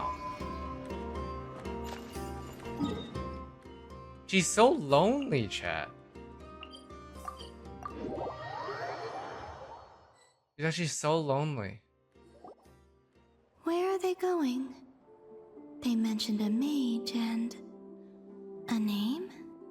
So, Mr. Varka, are you acquainted with this Nicole? Or should I call her Mage Oh, we're gonna N? see Nicole? This quest? Not really. We've never met, though she has come up in conversation. From what I've gathered, Alice kinda took Nicole under her wing. Taught her how to speak in a more ladylike fashion. That kind of thing. Huh. Hard to imagine Alice as an etiquette coach. Yeah. Alice is a larger-than-life personality, I'll give you that. But then again, that's why she's able to draw such an eclectic mix of people into her inner circle. If I remember correctly, being an interesting person is actually one of her main entry requirements. So, if you ever wanted to join the Hexenzirkel, I'm sure you'd both be eligible to apply. Hey! Don't go around making promises on Alice's behalf. Damn, Hyman got I wouldn't defensive. dare. I'm just trying to paint a picture of the Hexenzirkel for you. Okay, sure. Anyway, since none of us have ever met Nicole, Oh, how are we there she supposed to find her? We can't just go up to every woman in sight and ask, "Hey, are you Nicole?" Maybe something she's wearing will give it away? Like, a wind bloom pinned to her chest or something. Wait a minute. Alice never said Nicole was from Mondstadt. Oh, true. Oh, true. What about a tea set? I recall that each mage has their own cup. That would be this young lady, then? Looking. Oh, hi. Hey there. Sorry to disturb you, but are you Miss Nicole? Miss Nicole. Varka, Knight of Boreas of the Knights of Favonius. Alice might have mentioned me before. Oh, damn. Sorry.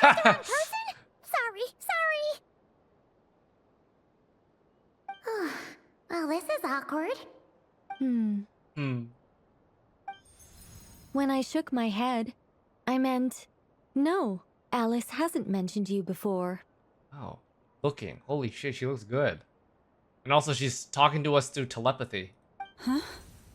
Where is this voice coming from? Holy shit, these mages are powerful. My apologies. For certain reasons, I am unable to speak. What the fuck? This is the only way I can communicate with you. Yeah, I can't speak, so therefore I'm just gonna implant my voice into your head. It might take some getting used to, but I hope you can understand. Hey, it's fine. I'm more shocked by the fact that Alice never speaks about me. Yeah. Wait, Varka's actually a little hurt. As for you two, we have crossed paths twice before, but it is nonetheless a pleasure to finally meet you. Okay. It's really you. Thanks for all your guidance in the past. Smilers. You're quite welcome. This time, things are different. We have reached the unwritten pages of the story. You might say that we stand at the crossroads of fate. Now then, allow me to formally introduce myself. Oh. My name is... Wait, she's hella pretty, chat. She's not like Alice, but she's still really pretty. Damn, I actually am so sad that I missed this screenshot for Alice.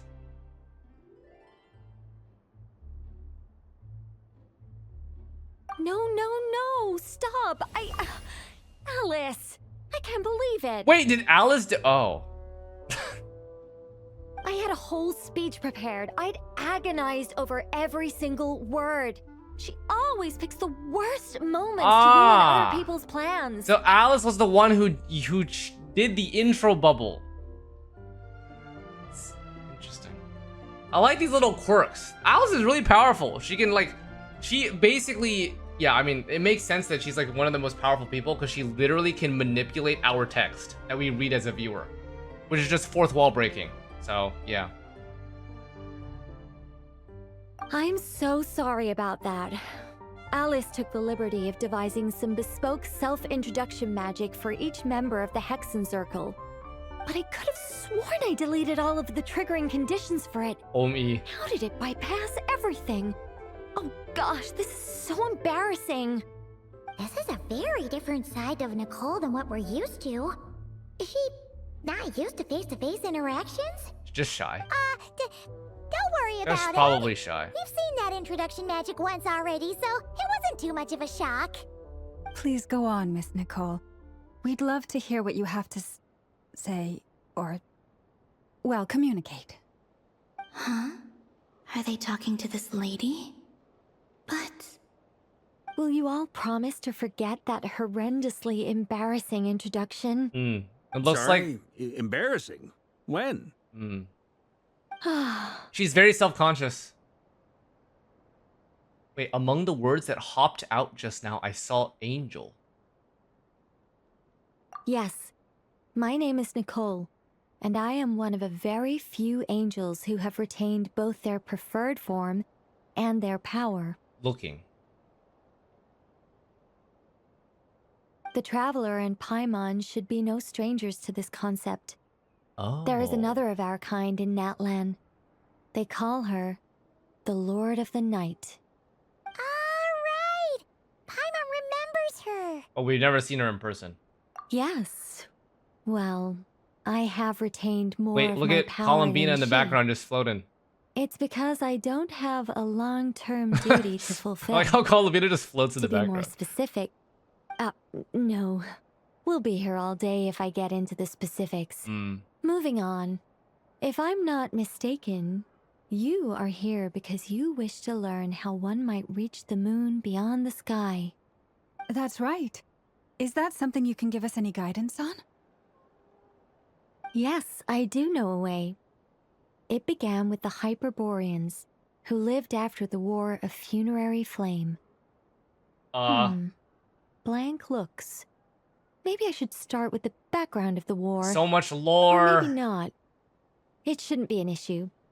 I'll fill in the gaps for you when we have Holy, more both time. of these mages Anyway, have so much lore. after that war They ended, could just drop. the three moons retreated to beyond the false sky. The Hyperboreans were humans I once aided. They accepted the civilization and creations bestowed upon Holy shit, them by the the angels. design of these But despite characters accepting versus many blessings of NPCs the angels, is so drastically different. many among them still held on to their faith in the moons. They were reluctant to accept the new order. Even after the War of Funerary Flame, they sought to contact the moon Columbina is goddesses chasing a beyond the tanuki, sky I think. and receive their guidance. But all three had passed away by that point.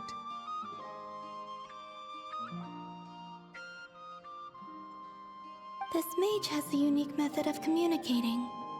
Is she talking about the moons? Yes, but they did not know.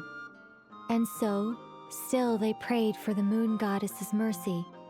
After building titanic structures that consumed vast amounts of Kuvaki, at last they glimpsed the moons and heard their voices. But of course, they were gravely disappointed. For it was then that they realized the three moon goddesses were dead. Oh, that's such a sad story. It is. Humanity was in a very sorry state at that time. The angels who had once aided them were gone, and the War of Funerary Flames had left them homeless and destitute. Just a second, I gotta ask.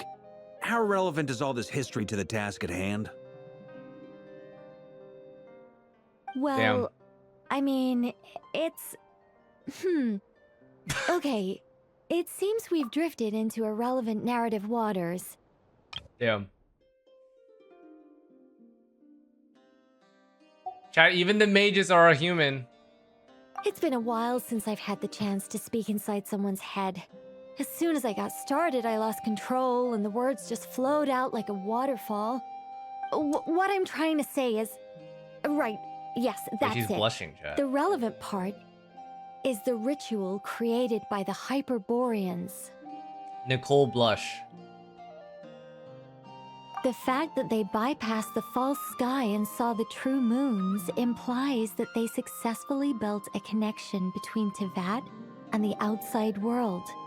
Which means, with enough Kuvaki and a sufficiently stable connection, it should be feasible to send one person over the border.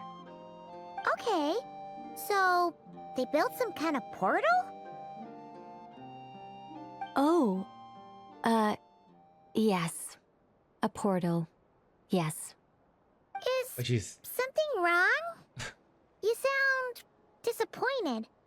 I just didn't expect you to summarize it so well. It turns out I could have said all that in one word, if only I'd managed to think of it. No, please, it's fine. This is invaluable knowledge. I'll be sure to record and Their preserve personalities are so different, everything which in I writing. personally like, because it means Oh, that, really? like, even though Well, in that case, I suppose I could backtrack and add some more detail. I did gloss over a few things even though so we far. only can visualize these characters through time dialogue, out. they actually get Let's summarize they what we've actually get their got personalities first. quite well.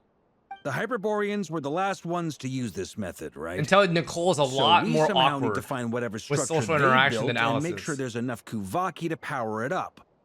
Luckily, we have the moon marrow of both I like these how tunnel Columbina and just sits. iridescent moons, Tipo sit. so we're all good for Kuvaki. Which means the key issue we need to focus on is finding the place. Am I right so far? Yes. Although I expect the structure is long gone by now.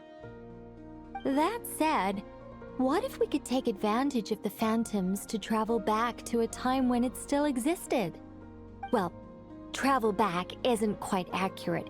It's more like we'd be creating a handshake between 2 points in space-time. We wouldn't even have to pick a time when it still existed.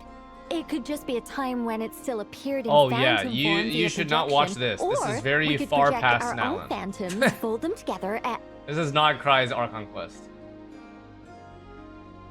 You look lost. Was that too hard to follow? This is region 6.x. That one's is 5.x. Technical there. Paimon's brain is reaching capacity. All right. Let me think about how to put this more simply. Okay, got it. Over the next few days, I'll search for phantoms that we can use. Once I find one that meets the criteria, I'll let you know and we'll regroup. By completing certain rituals, specific individuals will be able to enter the phantom and make it to the Hyperborean structure. If everything checks out and it looks feasible, we'll just need to wait for Moon Prayer Night, and we can send the Moon Goddess back home. I'm really skimping on the detail here. Is this making any sense at all? I think so. For now, we'll just wait to hear from you. Yes. Basically, yes. Great. Counting on you. In the meantime, we'll focus on finding the Moon Goddess's name. My name? Uh-oh. Are they looking for a way to stop me from disappearing? Excuse me, Miss... Go on, Miss Nicole. This conversation was a little all over the place. I didn't catch your name. I am Lauma, of the Frost Moon Lauma. Scions. Ah, I did wonder.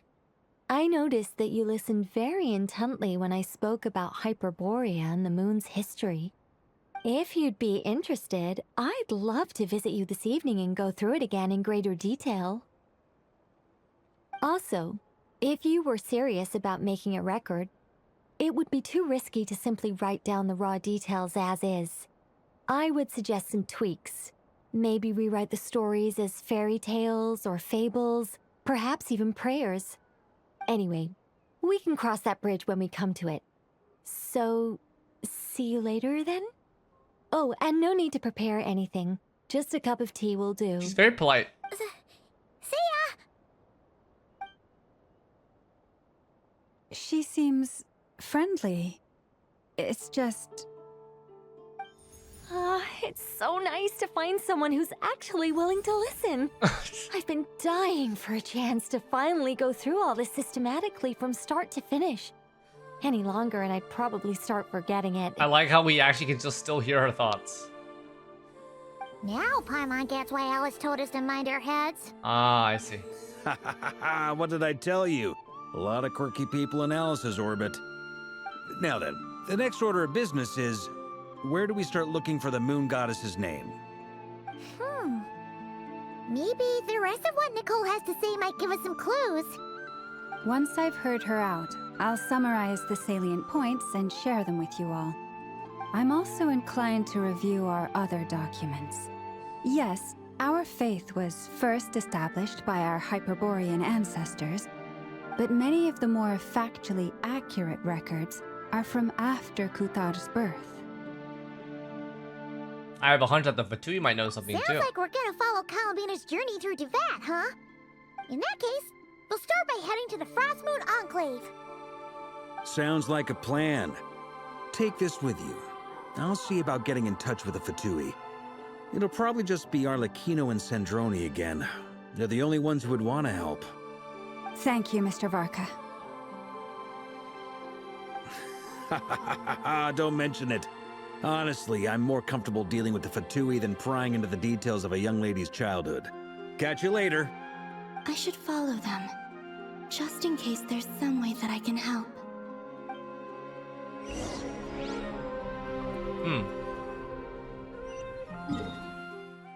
Pretty interesting. I think both introductions were good. I think the way that they were introduced was good. They both needed that type of introduction to kind of convey their personalities. They're both very, very different, despite them both being mages. A while ago, I took the time to organize all documents in our possession that pertain to Kuthar. What you see here is the material I consider reliable. You're saying there's unreliable material too? Yes. Most of the information we have was transmitted through an oral tradition. Inevitably, some of her stories were mythologized and deified over the years through countless retellings. That's why I organized them into reliable and unreliable. There's no sense seeking answers in history unless we can ensure the veracity of the historical record. Makes sense. All right, let's take a look through.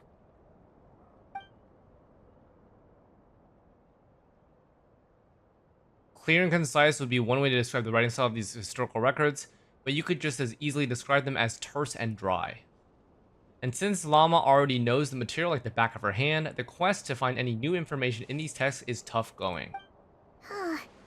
Almost all these records refer to Kutar instead of Columbina.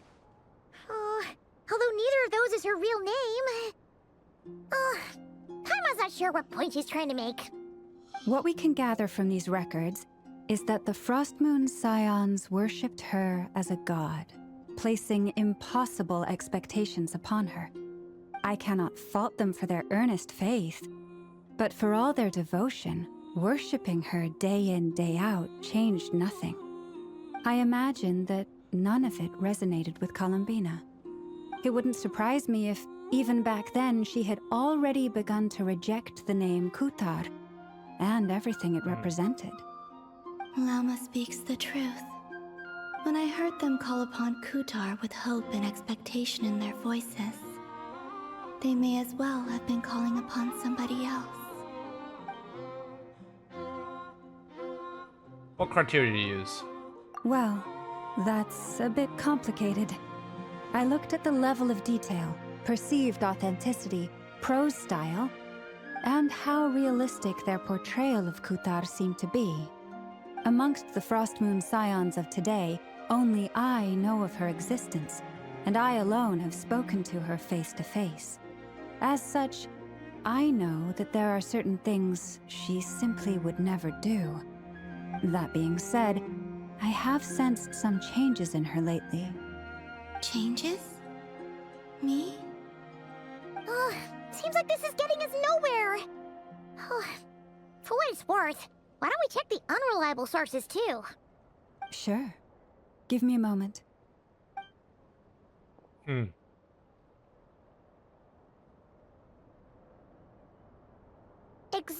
but a fraction of her divine might, Kutar sheared a great mass from the snow-capped mountain and cast it into the sea, upon whose surface shone the mirror image of the moon. Thus was formed the island of Hisi. Yeah, right. That doesn't even begin to pass the sniff test. Sniff The test. 3 moons are not but lies through and through. Only one moon has ever shone for us, and Kutar is her name. Subjectivity is strong on this one. The vast majority of ancient texts are filled with fanciful tales like these. I trust you understand my criteria a little better now. Kutar did not speak, merely gazing into the distance in silence. And where her gaze landed, this was her prophecy. Clearly, whoever wrote this text never even met Kutar. Otherwise, they'd know that her eyes are always closed. What about you, Traveler? What are you reading? Seems like a collection of anecdotes. Come on, let Paimon see. The child wished to build a wooden nest with which to shield the fledgling bird from the cold. But being so young and lacking in strength, the child could not snap the branches from the trees. Kutar was passing by. Upon seeing the child, she summoned forth a Kuhenki, who built a beautiful nest for the child. I remember that. Not knowing the meaning of Kutar's divine intervention, the child dared not to respond, and thus ran home to call their parents. But Kutar was gone. The Moonchanter declared the event a miracle and took the nest as a relic, placing it on high for all to see. The child was named as one favored by the goddess, and was greatly respected amongst the people. Yet, no further miracles were bestowed, and this matter was forgotten in but a few years. Huh. Any thoughts after reading that? If it's true, it gives off a somewhat lonesome feeling. Yeah. Columbina probably just wanted to join the kid in making nests. Ah. I had originally considered this a fabrication. I did not see that, Bob. Because Kutar did not perform any similar actions in subsequent records.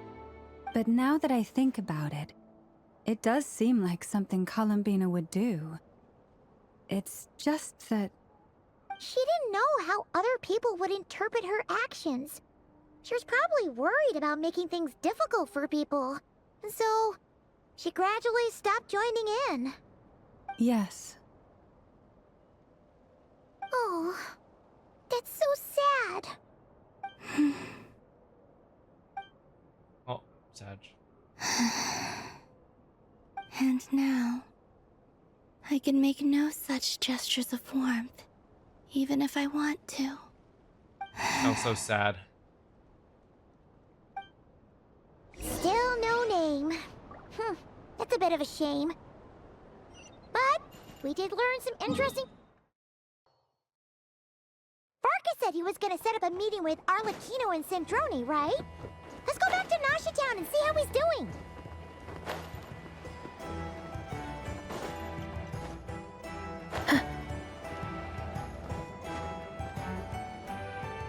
Let's see.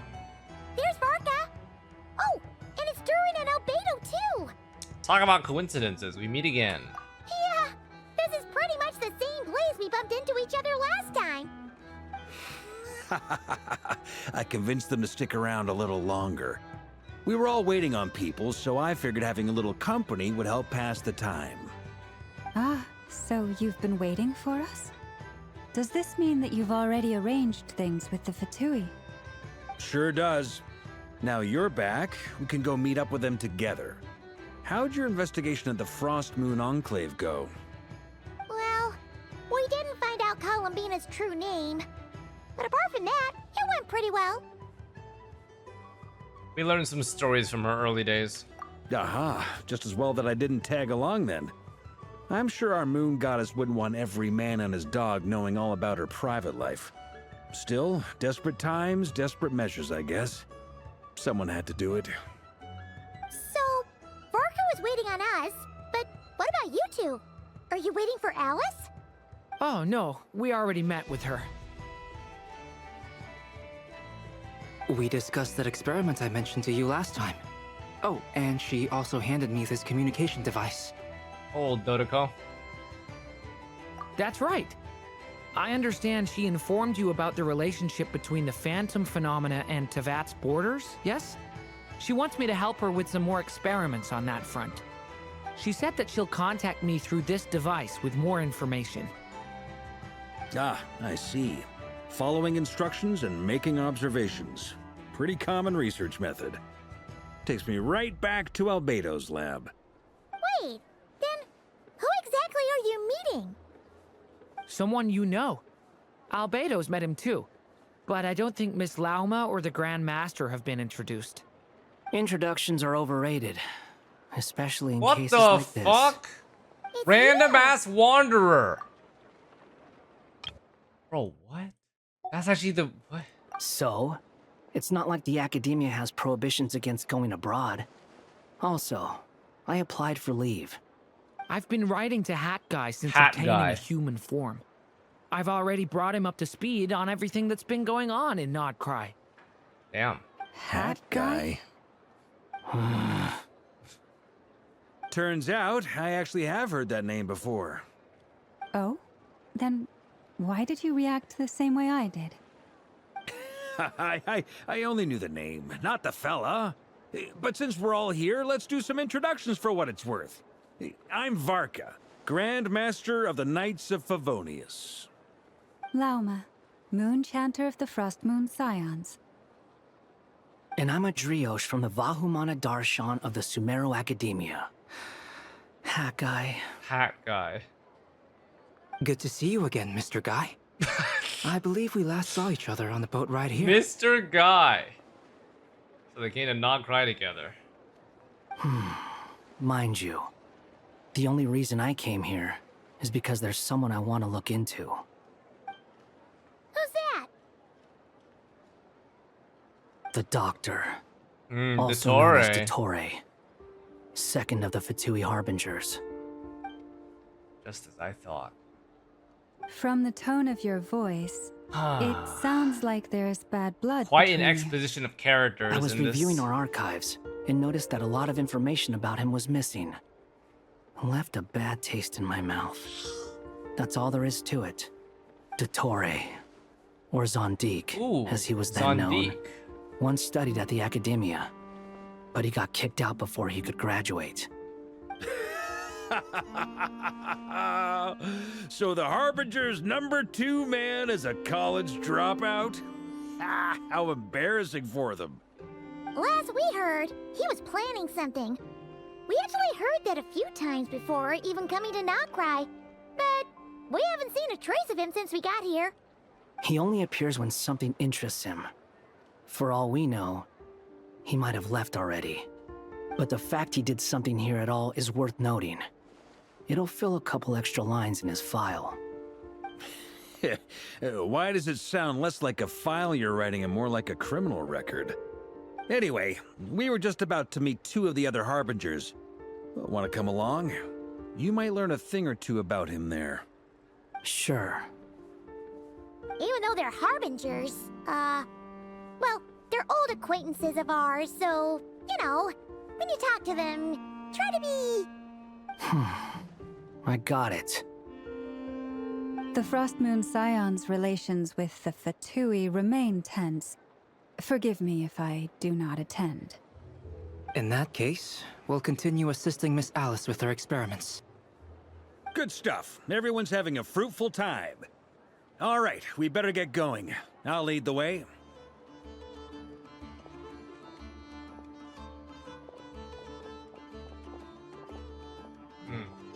Hey, Corpa. Are you here for revenge? Well, yeah. That's obviously part of it. But I'm not the only one who has a score to settle with him. Neither you, nor Lesser Lord Kusanali, nor I want to see him meddling with things again. Everyone does not like Dottore. Fair enough. One other thing. When we return, let's talk about Columbina. What's the hurry? Don't worry. Pigeons always know which way home is. After the conversation ends, the group splits into 2 teams, led by...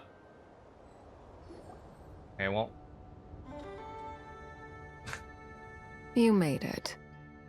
Who is this? Ooh. A scholar from Sumeru. They call him Hat Guy. He's an old friend of the Travelers. Hat Guy. Wait, this is the academia representative you wrote about? He doesn't exactly look the part.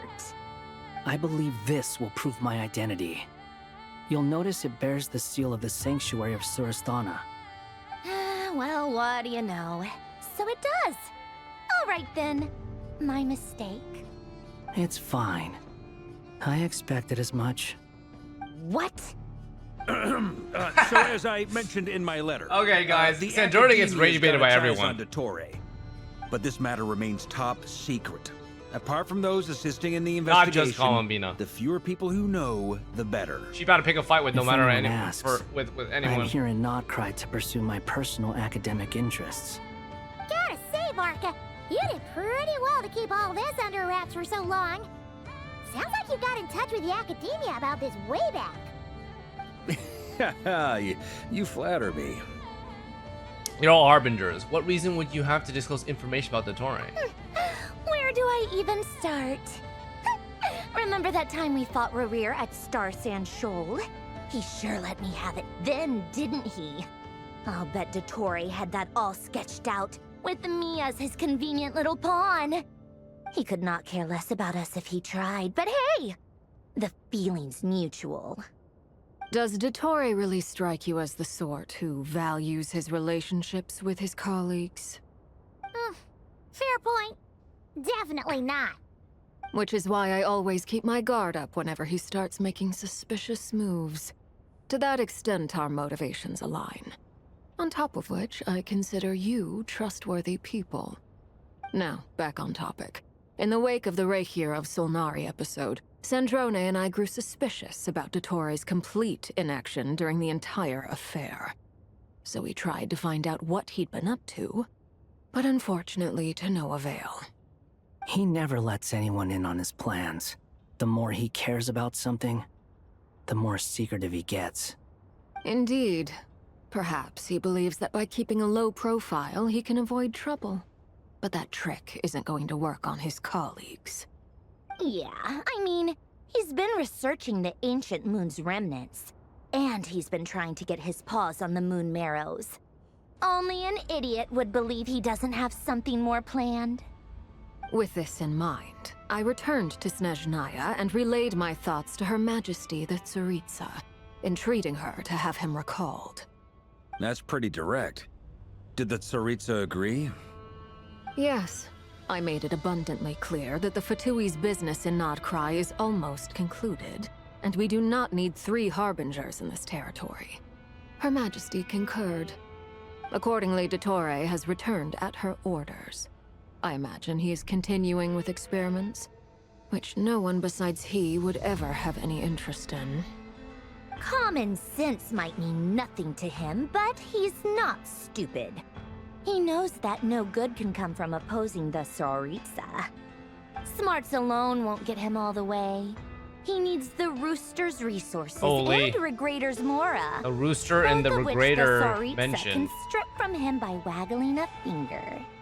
But doesn't he have a track record of publicly following orders while going against them in private? He probably has it down to a fine art by now. Wouldn't put it past him. We worked together on a research project once. Only briefly, but it was enough to show me that we're fundamentally different people. He has no interest in doing things methodically, stage by stage. His thoughts jump all over the place, and the moment his curiosity is satisfied, or he gets the results he wants, he disappears. The only similarity we share is that, once we set our minds on doing something, we will see it done, whatever it takes. Well, we definitely saw some of that in your battle with Rerir. You got so competitive. Ugh, do not remind me. Then I believe we all concur. Dottore will not simply give up. Fantastic. Now this is turning into a whole day of unpleasant memories. Ugh. Are you talking about the moon marrow stuff? He also strikes me as the kind of person to disregard experimental regulations, ruin all the equipment, and go way over budget. then leave the first person he can find to deal with the fallout. Exactly. This one time, he was running some high-temperature experiment and the substance exploded. But does he care? No. He orders his subordinates to open the device so he can observe the results, which causes the gas inside to leak out. That gas was poisonous. If I hadn't been there, who knows how many people might have died. And after all that, he left while I was still cleaning up after his mess. What a waste of time, he said. A waste of time? The nerve! He wasted my time! So, guys, no matter what, Columbina will always be fucking rage baiting Sandrone. No matter what. Also, I've come to enjoy whenever Sandrone comes up. Or I think her writing is really nice. You always need someone like this to pick on. It seems that she gets pissy 24/7 and just makes for funny and enjoyable dialogue to listen to. Also, kudos to her VA. I think she executes the role very well. You've been bottling that up for a while, huh? Hat guy, I must say, you seem awfully familiar with internal Fatui affairs. Especially when it comes to Dottore. Thank you, Lady Harbingers, for providing such valuable information. I have no other questions for now, so I'll be on my way. Wait, what? You're just gonna leave? You're welcome to join if you want. Yeah, classic Corpa. Just when Paimon thought he'd finally mellowed out. Nope. He's same old.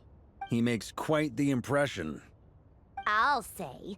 I've met tons of headstrong people, but not many of them would join me in bad-mouthing Dottore. Anyway, back to the main agenda. Barca, you said that Columbina has gone missing? Or rather, disappeared. Yeah. We're working on building a connection between her and Let's see this what she world. says here. The simplest method is to find out her real name. I've actually asked her that question before, but she said she didn't know.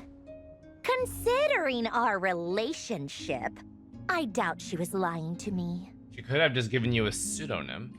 As far as I recall, she was never dispatched by Her Majesty to claim a gnosis or anything like that. The Tsaritsa's plans had long contained a place specifically for her. I always thought that was weird. What could she do that the rest of us couldn't? Knowing what we do now, it's probably something related to Kavaki, right? More than likely. When she first arrived, Columbina would often go to Her Majesty and ask when she could start the task assigned to her.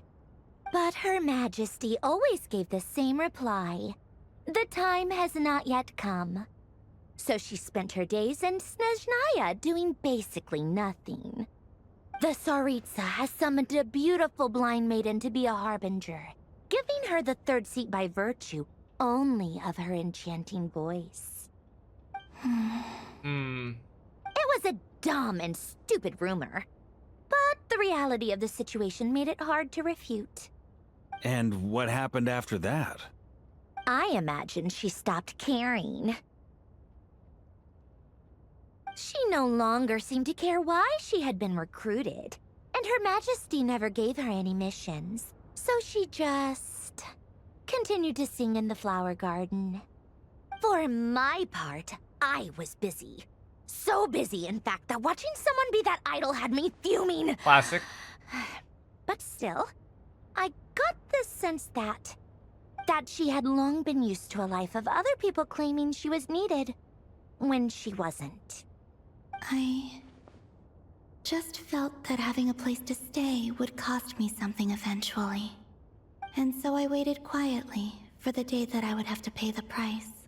And on the other end of that spectrum, you had me. Someone once told me that I had the lousiest work and the toughest luck. That's a good way of putting it. I forget who said it, but those words have always stuck with me. Sounds like something Corpo would say. No wonder. But you've done your job exceptionally well all this time. Because at heart, you are a conscientious person. Thanks for telling us all this. What is it? Something come to mind? It's nothing. I'm just even more eager to learn her name now. I want to shout it to her from the rooftops. That makes sense. Nothing screams you are needed like your name shouted from across the town. Well, good luck with it. But if you ask me, Columbina is still the most shoutable name. I'm just so used to it now, after all the arguments we've had. I can't be bothered trying to remember another name for her. Nor I. Sandrone. Damn. Harlequino. You chat further about interesting moments from Columbina's past, but soon the time comes to an end, and the Xlice here. It's a Sealy! Oh, so that's Does that mean Nicole. Nicole has news for us? Ladies, I thank you for your hospitality. If the chance ever comes up, I definitely owe you both a drink sometime. I'm sure it will. You can make your own way out. Heck, you've been here enough times, you probably know your way around better than I do. Take care, everyone. We'll be in touch if the situation changes. Okay, time to do what adventurers do best. Follow that Sealy! Is this Durin POV? I think so. Here you are. Oh, whoa, okay. That guy's here. Oh, hat guy. How come you're back so soon? Did things go all right with the Fatui? Fine. Dotori's been summoned home by the Tsaritsa. Couldn't get much more than that. How about you? Any progress with the investigation? Unfortunately not. We've tried everything. Different phantoms, different locations, different points in history. But the results are the same each time. Abyssal monsters roaming the land. People crying out in despair, with no hope of being rescued. Every time I see it, I can't help but think, is this what it was like in Mondstadt when Dragonspine Durin attacked? And if I fail in the task I've been given, will I create yet another tragedy? That's just meaningless speculation. When we encountered similar phenomena previously, I tried to interfere with those illusions, using sounds and lights to guide them. However, we could not change their fates. At most, we were able to extend their existences. The events of the past are like fate that has been written into Irminsul. There isn't a living thing in Teyvat that can escape its past. But Miss Alice instructed us to try to find ways to change the outcome that these phantoms face. It's an impossible task. Can't you just refuse? Since she asked us to do this, I feel like it can't truly be impossible. Or if it is, well, mages can make the impossible possible. I could not have been born as Durin otherwise. He's right. But you also said that your past 39 attempts were fruitless. That's true. But you're still going. 1%. Yes.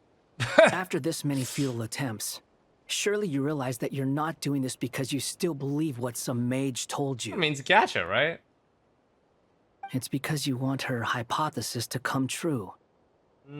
It's okay. something you wish for deep Interesting. inside.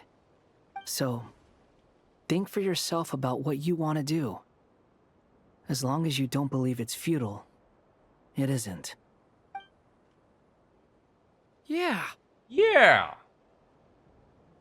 Previous experience indicates that we cannot touch the phantoms, which limits the effectiveness of our interventions. If we want to clear this hurdle, we need to break this rule somehow. Same thought here. Following the same rules means repeating the same failures. Reducing ourselves to mere playthings of fate. So you mean we need to figure out a way to make contact with them despite knowing that we can't? Yes, And I suspect that's something only you are capable of. Oh shit, this is Durin's role. Everything in Tevat is logged in Irminsul.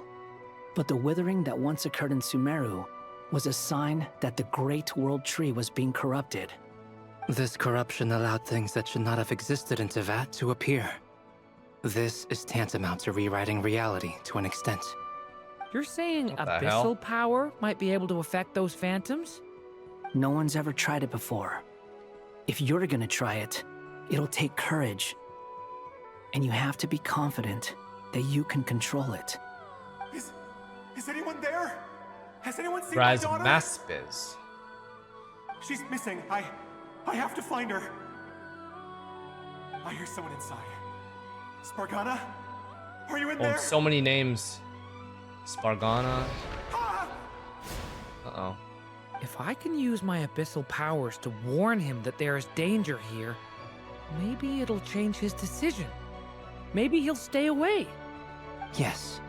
The important thing is not the nature of the power, but rather how you use it. To intimidate and obstruct. Sounds about right for the Abyss. Well, let me try. I should be able to influence that thing. Have you seen the little girl? Make use of the stone pillars to aid. Just run!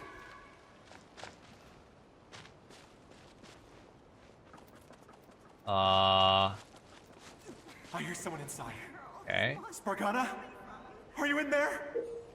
We're going to use the power of the abyss to affect the world in which the Phantom is located. For example, using on a stone pillar will create a barrier with intimidate and obstruct.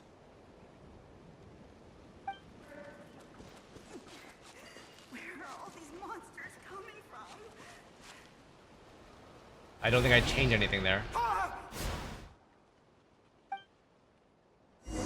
I gotta react faster then, I guess.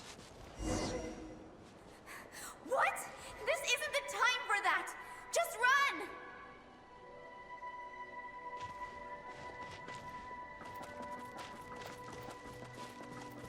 I hear someone inside. Spargana? Are you in there? What is this? Looks dangerous. I should get out of here. I think there's multiple of these I need to do. He really left. Ha! We did it!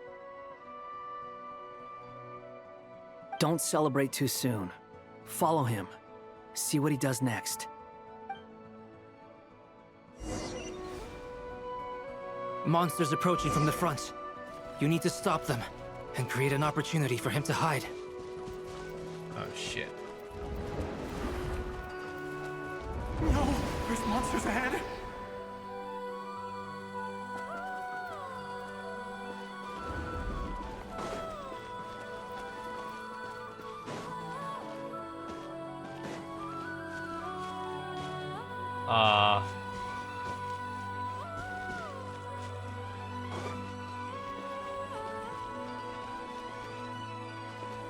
Wait, is that the barrier I saw earlier? Why is it appearing now? It's as if someone's controlling it.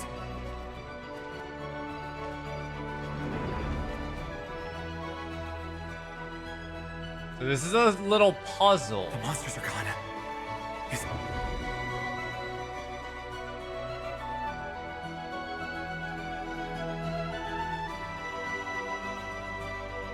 The barrier's gone too. How odd. Anyway, I guess I'll keep going. Manipulating the outcome, I guess. Quickly, let's keep up.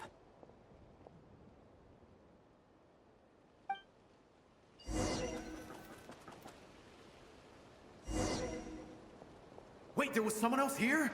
Don't go any further. We've got anti-monster traps laid out everywhere. But my daughter must just be up ahead. I have to go. This way's blocked.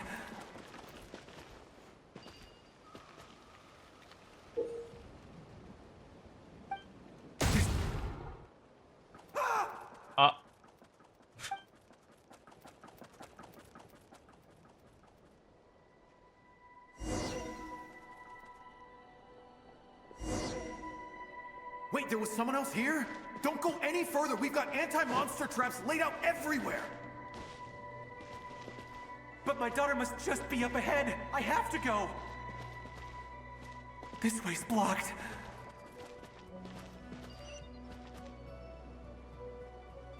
I get We him to might be leave. able to use the explosives over there, but we need to take care not to hurt him. I'll use the barrier to keep him at a safe distance. This barrier seems to be helping me somehow.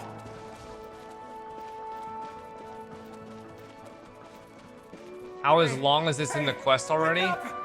I think 2 hours. Gotta keep moving ahead. Chat told me that it was an hour and a half long, so I don't know how much longer I have. And this is just Act 5. So many monsters. I'm also There's getting still a really chance, hungry, Durin. so it doesn't really Use help. the traps.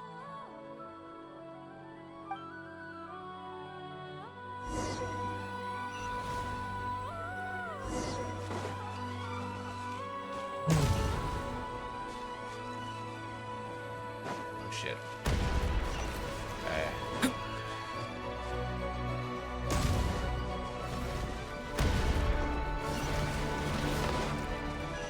Come on. Oh, I fucked up. I'm not doing Act 6 today. It's already almost 1 a.m. for me. Does anyone know how far I'm in Act 5?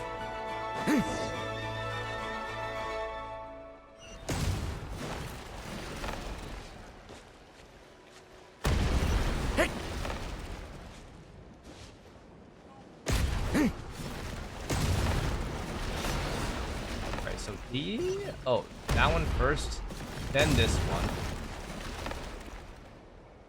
Then this one.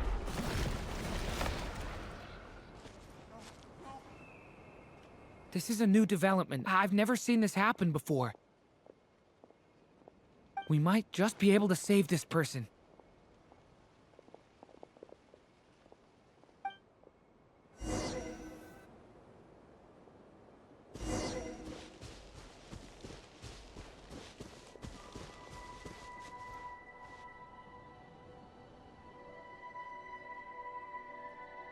Hello there. Have you seen my daughter? Spargana's her name. She's carrying a large backpack. Get out while you still can, you fool. You won't find any survivors here. But I can't just leave her here. She must be so scared right now. Sorry. Wish I could help, but I haven't seen her. You'll just have to keep looking. Okay, thank you. If I do find her, I'll get her to shelter and come back for you. Don't bother. I've got nowhere left to go.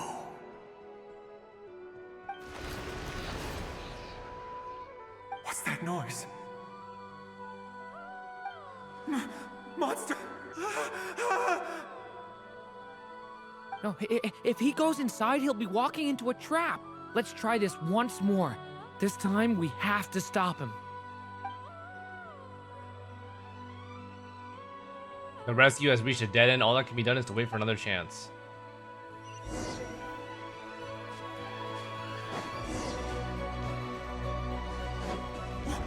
Why? How will I know where Spargana's gone like this? You know what? I'll trust this strange barrier. It's got me this far after all.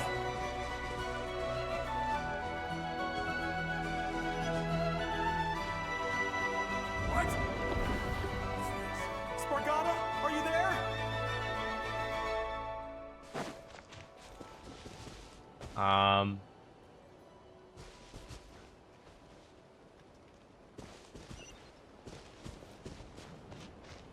Do I let them out now?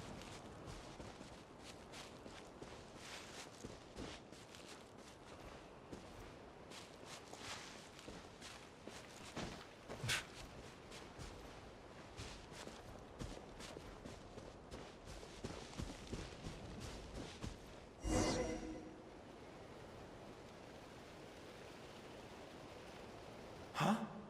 That looks like one of my daughter's books! Oh, thank you. Thank you! Yes, it's one of hers for sure. That's her name on it right there. She left her backpack here.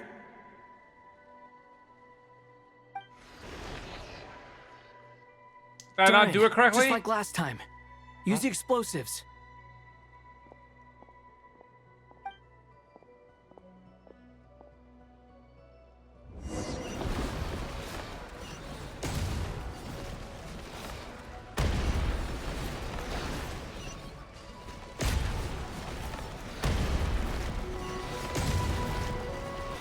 Holy fuck.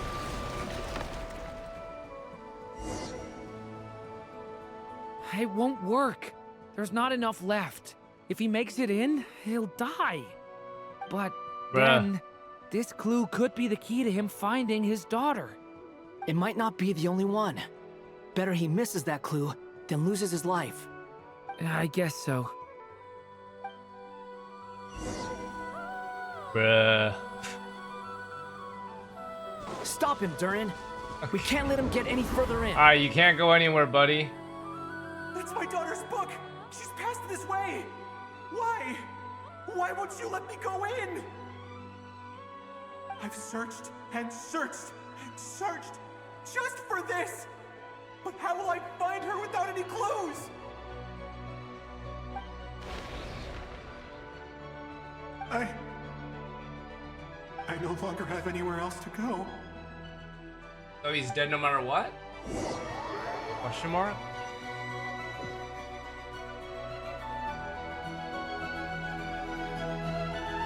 I'm sorry. I'm so sorry. He refuses to go anywhere else. Whether he opens this door or not, all that awaits him now is death. We couldn't change his fate. Death. Albedo? Hat guy? Let's try one more time. I don't know how we're gonna do this, but I don't want to give up either.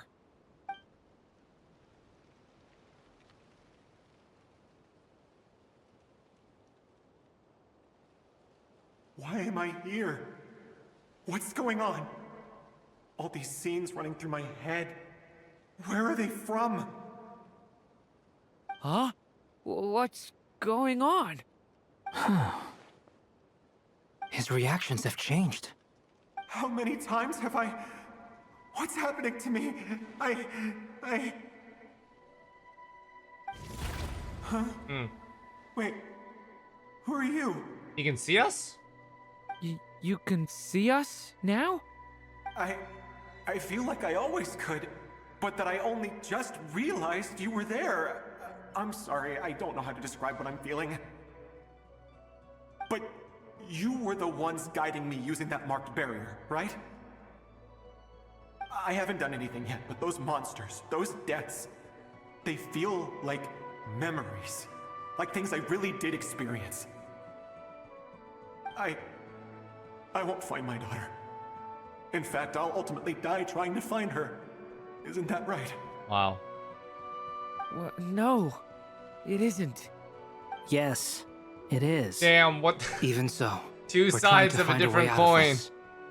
I mean, two sides of the same coin, holy. You've not seen my daughter either, have you? Damn. It seems she really isn't here.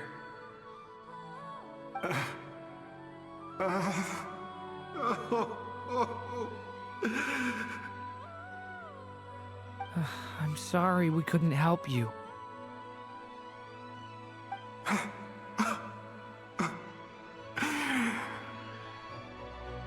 I'm just tired. Maybe this is destiny. Maybe it doesn't matter how hard I search. How long do I have left? Experience says 15 to 20 minutes. 15 to 20. Thank you for all your help. Let's rest a while. You look exhausted too. Now's not the time for you to start pitying us. It's not pity. I'm just realizing that I've only got 10 or so minutes left. you know?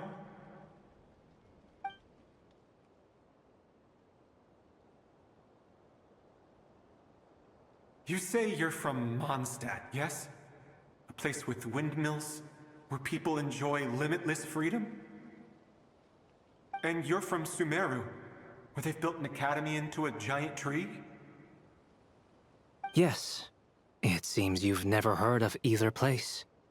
Those names are unknown to me, I'm afraid. Yes. Oh. Have you heard of Hyperborea? I have, but I heard that it was destroyed in the distant past. I see. That was where my ancestors once lived. What about Delphi Pytho? Was it later rebuilt? I've never heard that name. Then what about Salvindagnir? Oh my gosh. Where are all these I have name seen drops? that name on stone tablets on Dragonspine. But I'm afraid the only things left of that place are its ruins. Hyperborea, we've heard. Delphi Pytho, not sure. Salvindagnir, it seems familiar, but... I see. Sure enough, there was no way to turn this around, huh? Damn. We're peering deep into the past with this I one. was the one who asked to chat, but it seems like we're too many ages apart. There's barely any common ground to start from. It's alright. We did hear something new, at least. From how you speak of your lives, things must be going alright for you, I guess. They are. Mondstadt is a place Salvindagnir of is what freedom Dragonspine and used to be before it happiness. became frozen. Is the There's a Dragonspine lot domain? of I good see. people in the church and the Knights of Favonius, and even outsiders find that it's an easy place to feel at home. We have festivals a few times No, a unfortunately, year. no Act Everyone 6 gets today. together to drink, sing, It is and too be late for me. merry. Sumeru is a lot more uptight. Not really the kind of place where you can relax. It's a nation fraught with problems wherever you look. But if all you want in life is to seek knowledge, I guess it's pretty much paradise. That's wonderful. In other words, after this all-devouring black tide passed, humanity did not merely avoid extinction, but rose to build prosperous civilizations anew. I mean, I can see you all right now. That must mean the future isn't a total mess, right? Aware. That's true. Well, time's almost up. Let's part ways, I think. Might be best if you don't waste too much time on me. That's kind of sad. The chances are slim, I know, but I'd like to spend these last few minutes looking for Spargana. If things work out, I'd love to tell her about what I've heard. That's crazy perspective. He basically Maybe we learned meet that he again. was inevitably going to die. Or not, most probably. So, in that case, may your wishes come true. that's acceptance. Damn.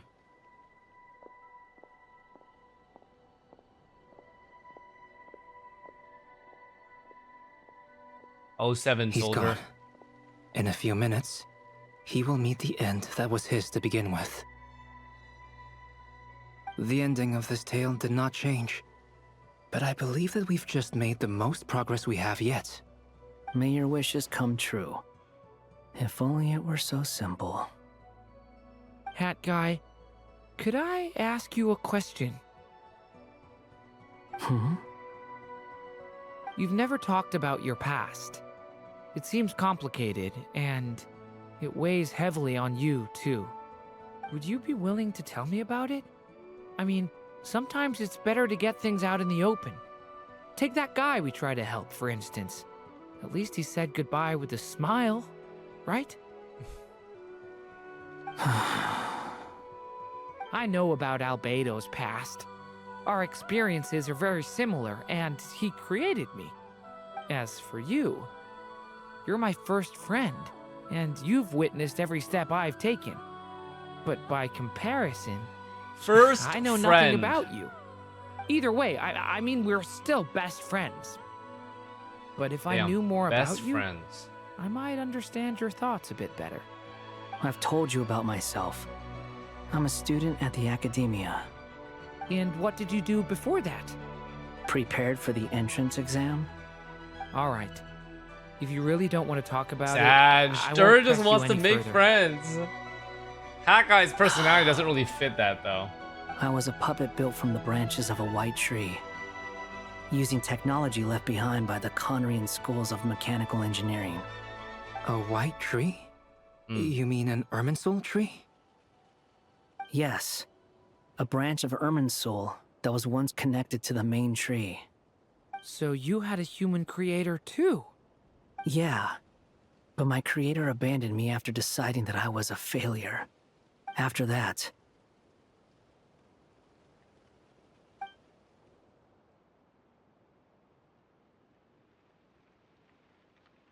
Durin. Resisting the influence of the Abyss, suppressing the urge to destroy, trying to do the right thing. None of these things are easy. But no matter how hard they are, trying to rewrite past wrongs is far harder. You asked me if you would create a new tragedy if you failed.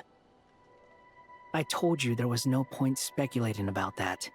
But the real answer is, yes, you absolutely will. Whoa. Hat Guy. But at least you've got people here to help steer you away from the wrong path. Whoa. So, just keep aiming towards the light. I will. I promise. All right, break time's over. Hello? Durin speaking. Hello. Hello, friends, it's me. What have you been up to, Of course, Alice. Detecting some unmistakable fluctuations here at the border. The amplitude isn't particularly high, but they're completely different signals from the ones before, and the scale is comparable to those I've detected previously. Alice, we were unable to save that person. However, he appears to have retained a portion of the memories gained through that cycle, and was able to hold a conversation with us. That's pretty big. I see. Being able to Well, talk it to is the rather future, odd essentially. indeed. It definitely merits further attention. Could I Ay, try to ay, ay. keep trying the same approach? I need to gather some more data. Counting on you. I should probably have Nicole come and check this out as well. Oh, okay. There it is, chat. Act 5 complete.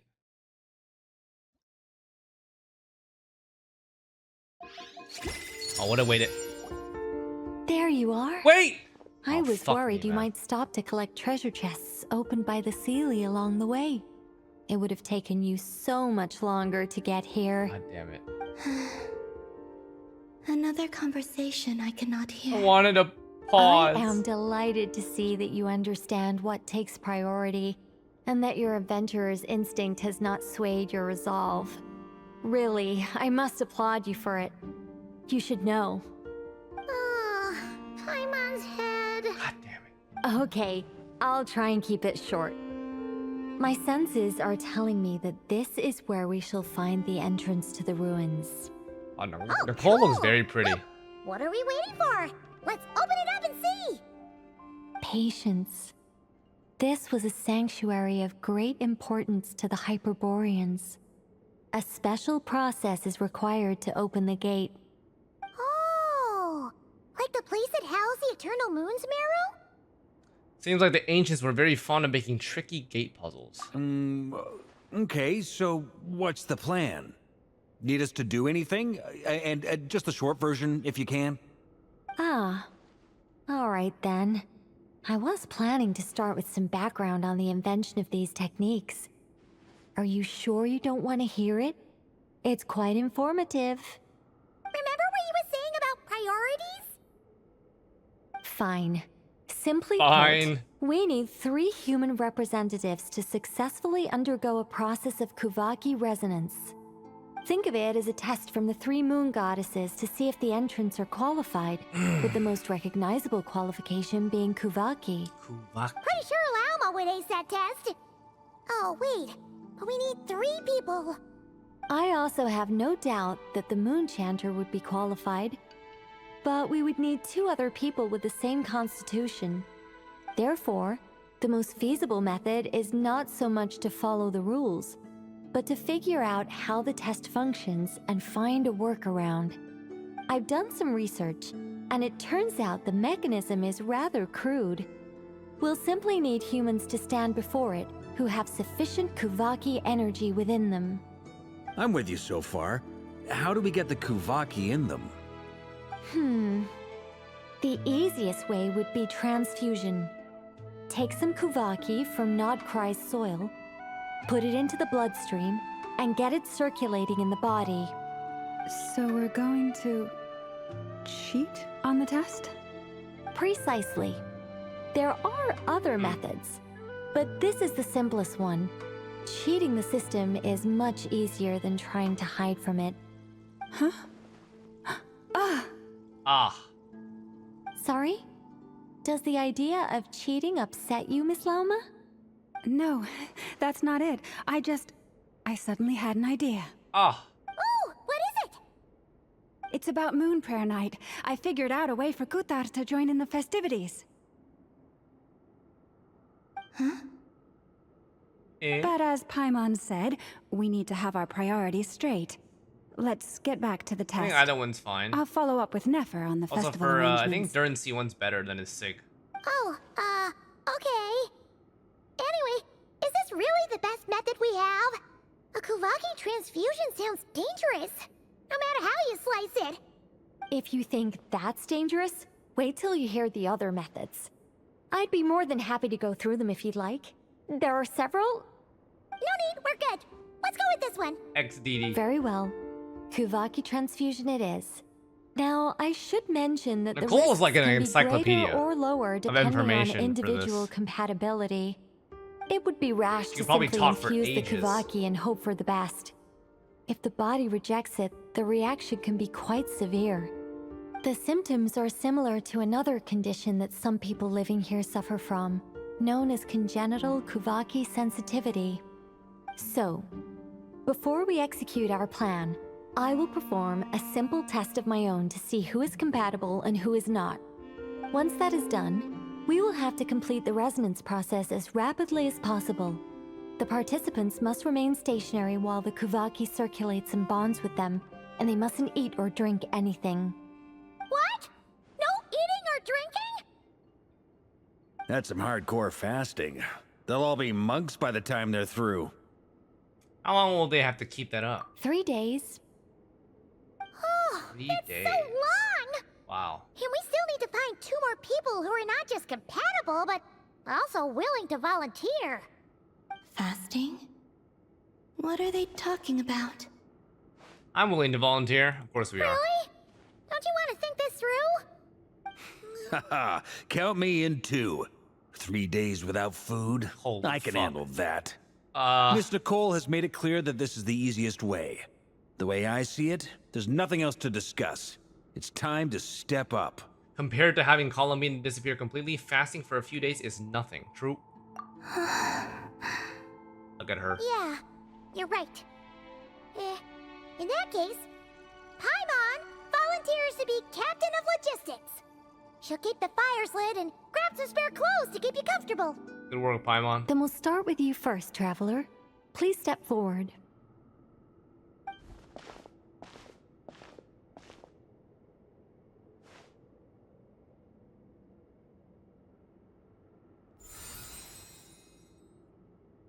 How's it going? Do you feel anything? No. How about now? No.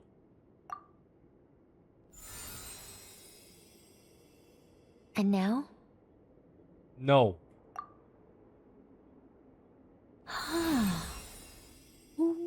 What about now? No. You guys, it's not a competition, you know. All right, I'm officially impressed. Even as a descender, you can withstand far more than I imagined. It's like I summoned a giant stone titan to arm wrestle you, and your arm hasn't even moved an inch. In my last attempt, I infused 5 times the amount of Kuvaki required. Whoa. How much? Yes. Safe to say, compatibility won't be an issue for you. You're eligible to join. You're next, Mr. Varka. Sure, here goes nothing. All right. I'll start where we left off. 5 times the required Kuvaki dose.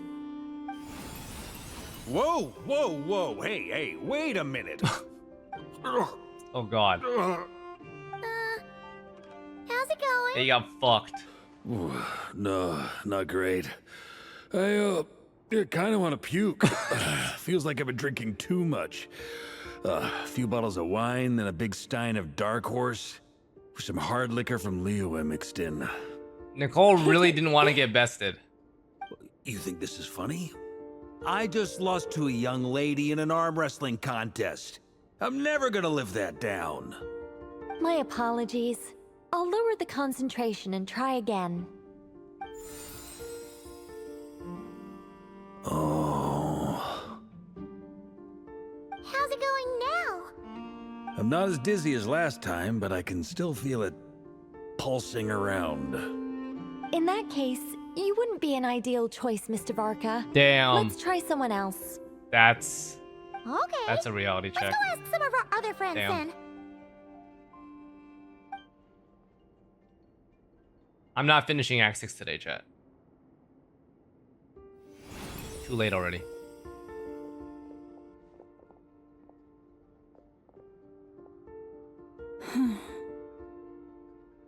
No surprises here, Miss Moonchanter. You're perfectly compatible. You may join. Oh. Hey, Nefer. I'm getting a slight headache. Shame. You were so close. Damn.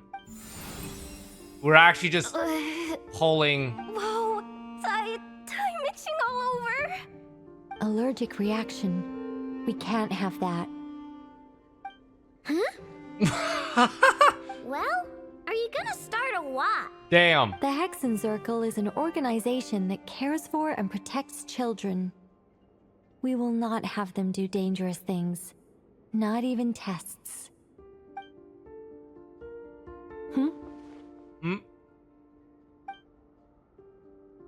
Is something the matter? The candidates have to be human. Damn. I guess that rules me out too. Damn. Huh. Everyone except the Moonchanter got beaten. Guess I don't need to feel so bad after all. I mean, looks like this isn't gonna be as easy as we thought. Perhaps I could ask for volunteers among the Frost Moon Scions. I'll see about talking to some trusted Lightkeeper colleagues. Itlua springs to mind. In fact, I think we had some former Frost Moon Scions join our ranks recently. Can you give me the scientific explanation for how the test works? I can probably make some kind of test bot. Holy genius mode. Then we can just zip through Nasha Town, going up to people and pressing a button to check their status. Wouldn't that be way easier? No. No. Wow. No elaboration for once. How about I contact the Knights of Favonia's garrison in the Wave Chaser plane? Shame that Lohan's already left. And that guy's even tougher than I am. Strange. The moon goddess is clearly revered by many people. So why is she on the brink of disappearing? She mentioned that the world has rejected her from the very beginning. And when we fought the Raikir of Salnari, it seemed like she exhausted her power for our sake. Also, Paimon's not sure revered is the right word for how people feel about her. Gratitude, certainly. For my part, anyway. It's basic reciprocity. She helped us, so she deserves our help in return. That's Yeah. Even though she looked like she didn't care, she still saved a ton of people, including me. A review of the relevant data leads me to conclude that Miss Columbina is a good person. Yep, you bet! They really think so? I'm super surprised that Columbina isn't her actual name, though. I think it really suits her. It's light and graceful and... yeah, just a really pretty name. I know, right? Unfortunately, that's not our decision to make. Columbina. That was the code name the Fatui gave me. But it also came up in the song I heard when I was born. But is that really all there is to it? What do I truly think of my own name? Is there anyone left who will still call me by that name? She told me to pick whichever name took my fancy. Why did I pick Columbina? Maybe because I felt that she never wanted to become Kutar and be worshipped as a god. Moon Prayer Night is getting closer by the day. We're running out of time. We need to look for other candidates. Wait, the Fatuis are coming. Then allow me to try. Oh, father. What are you doing here? Zam. You contacted your friends via the Adventurers Guild. Sandrone has been keeping an eye out for something like that, so she informed me. Since I have the ability to accommodate a moon marrow, I should prove to be a suitable candidate. Arlecchino. When can we begin? I see. Oh shit. We can begin right away.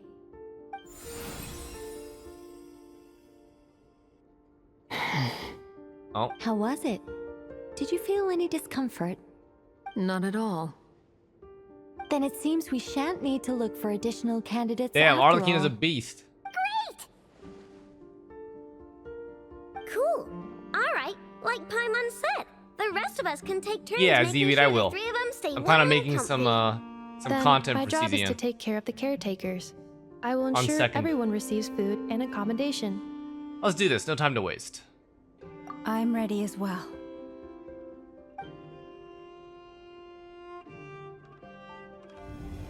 I'll see when I have time though. Questing, Durin showcases, there's a lot I want to do. Buffed character showcases. Enfield beta. Trying to figure out how to juggle all these games at once.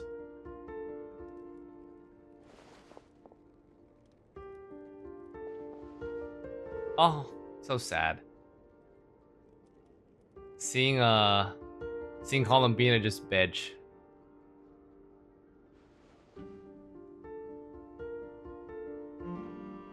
Fasting for 3 days is no joke, man. Holy fuck. I can't imagine not eating for 3 days. Oh, Traveler's going through it, man. Oh shit. The work is done. The sacred scroll shut. The stars grow dim, the people silent. The white sun sets, the silver moon rises. O path to the temple, appear now before us.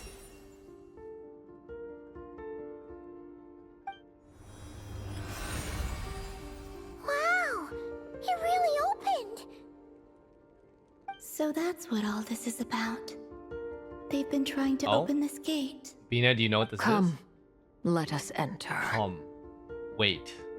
It might be best to eat something first. Take care to chew properly and swallow Holy slowly. shit. It will give your body time to readjust to the digestion process. Damn. They will head in soon. I like how Arlecchino gave no fucks. She's like, yeah, I'm ready. I'm just about to bust in. Eh? Huh? Bina. I cannot pass through. Is it because I have no physical body? Uh-oh. Uh-oh. It has been 3 days. My strength has all but completely faded. Can I really hold on until Moon Prayer Night? Damn. Wow. Okay. Intro, I see. Okay. People clap, chat. Not bad. Not bad. Act 5 is essentially full exposition of a lot of things. I'm really hungry right now. I'm just gonna go through my overall thoughts. I think that pacing is basically normal. Pacing is basically normal about all the other stuff. But I see how they did this. This is essentially one big Archon quest, but they split it into 2 acts to kind of give you time to accommodate, right? Like, I would view this as just 1 act, but they split it in a way that they could allow all of the exposition to happen in the first half and then deal with the other stuff later. So like we got introduced to Alice, Nicole, all these other characters alongside Durin. A little bit of backstory on why this is necessary because Columbina is getting super, super weak, right? So yeah, I think it's good. As is customary, I really appreciate that it's not filled with a bunch of bloat. Total quest time is probably about 2.5 hours, including the intro to Act 6. I mean, I don't think there was any particular time where it felt wasted. It was just I got more hungry over time. So, seems good. I'm looking forward to seeing what happens. I feel like I should just finish it though, right? Because like if you pause here, it's kind of left on a cliffhanger. All right, boys, let's begin. Where does, oh yes, so last time we left off, we need to find Columbina's name, real name. Go through the gate Nicole opened once you're ready. I remember this. We were down here and we had to fast for like 3 days or some shit. It's gonna be okay. Okay, let's go. Are these people... Judging by their clothes, they appear to be phantom Hyperboreans from the distant past. That could mean they have some clues about the moon goddess's name, right?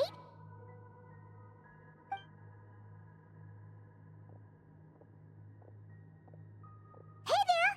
Could you tell us what the moon goddess's name is? Sorry. That's probably Yeah, a weird Paimon, let's just question, go ask these NPCs. How do we explain this?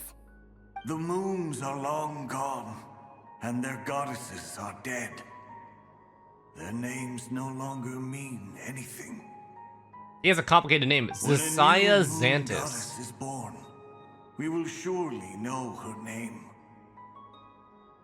We have used every last resource at our disposal. All that remains is to wait, patiently and quietly.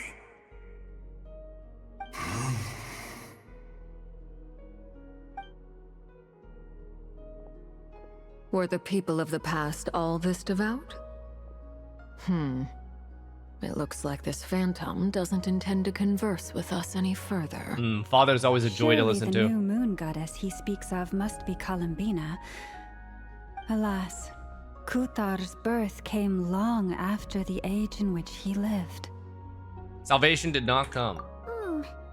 But, maybe if we find a phantom from a more recent age, they might know Columbina's real name. True. Keep an eye out. We should be able to tell which era they're from by the clothes they wear. Nicole. Nothing to say on the matter? Yeah, you've been pretty talkative this whole time. What changed? Oh, nothing. I'm fine. You all make good points. When the Hyperboreans speak of moon goddesses, they I mean find the Nicole's three design from to be truly fascinating. ancient times. She's got I these can't like imagine they would know anything pinkish about our red current streaks, moon goddess. accents in her There design. once was a time when the moon goddesses blessed them greatly and protected them from harm. So, when the war between the gods and dragons plunged the world into chaos, it seems they looked once more to the moons for help, praying for a new goddess to be born. Yeah, that checks out. Let's continue on. Who knows what else we may discover? Wait, where's Nicole at?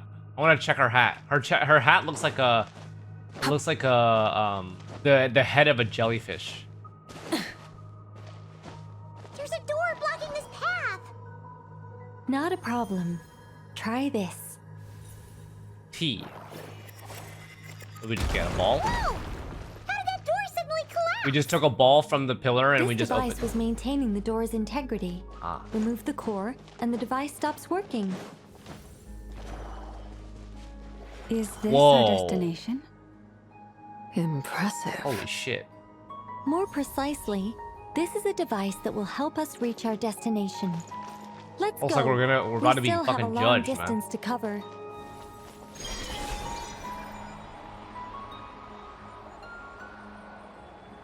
The color palette of this place is still very like ocean.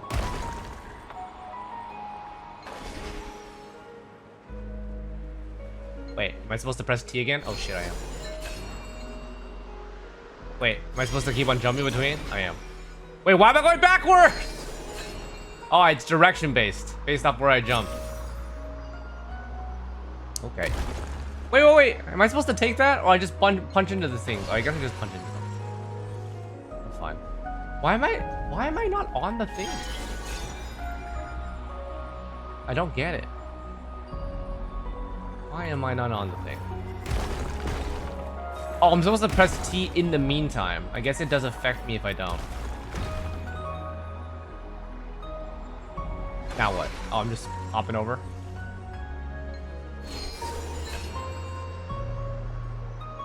It's cool. It's cozy.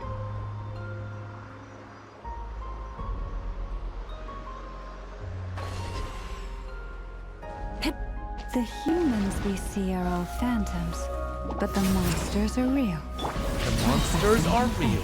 There'll be plenty of time to admire it later.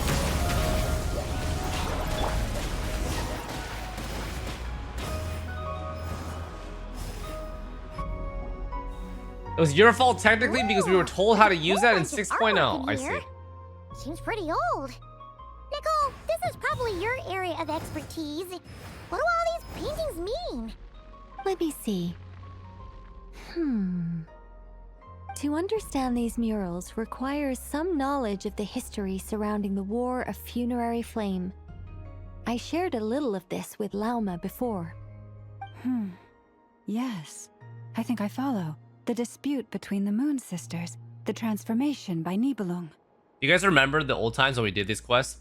The spoilers were so fucking rampant because I think that the introduction of a lot of younger generation to this game who don't really understand the etiquette. I'd be delighted to share the tale again. I remember back in the day. Alright then. Having constant Tibet's spoilers in 3 chat moons and having and their like heavy goddesses were restrictions brought and into stuff. It's like, being oh my gosh. by the will of Nibelung, the then ruler of Tibet. But when the heavenly principles came, they changed the world completely, down to its very foundations. The moon goddesses were nowhere near strong enough to challenge this entity. But the heavenly principles did not view them as heretical entities that had to be removed. Essentially, the 3 moons existed to keep this planet alive and operational, which did not directly conflict with the heavenly principles' aims. Nevertheless, the inherent precariousness of this arrangement would soon be revealed. Nibelung returned, yes. He did, and thus began the War of Funerary Flame. Nibelung. A battle for dominance between Nibelung and the heavenly principles. Lots of lore. Discord would soon emerge between the 3 Moon Sisters. One would voice the opinion that they should follow Nibelung, for it was he who first hung the moons in the sky. Another would argue that taking sides in the conflict would only bring the world closer to ruin. There was no telling where it would lead, especially since their creator had returned, bearing the perilous power of the Abyss. Nibelung would eventually discover their disloyalty. He had all 3 imprisoned before transforming the moons into weapons with which to fight against the heavenly principles. What? Weapons? Yes. The very moons that had once defended the planet became instruments of death and destruction, striking terror into the hearts of all living things.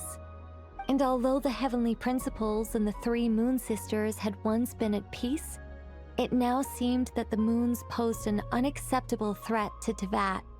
It is possible that the heavenly principles did not know of the goddess's imprisonment.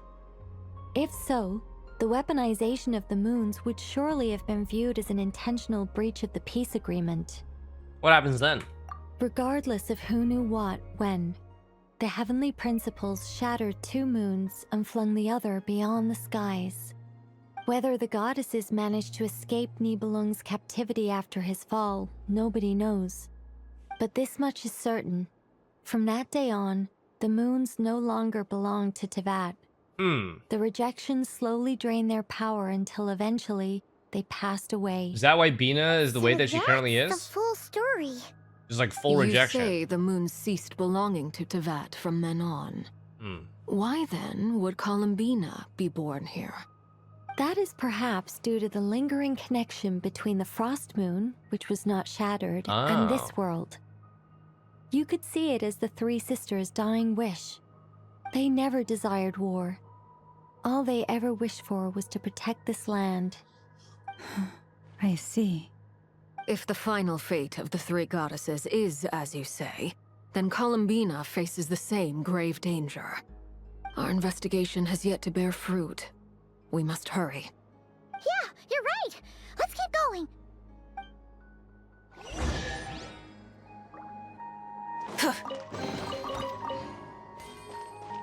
Okay, so now I have this and then I put it.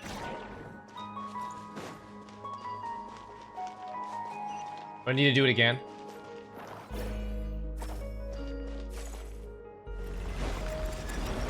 And then again, maybe? Or I think I'm done.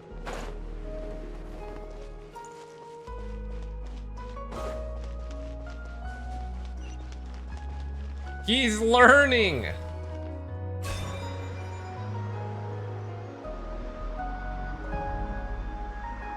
Wow.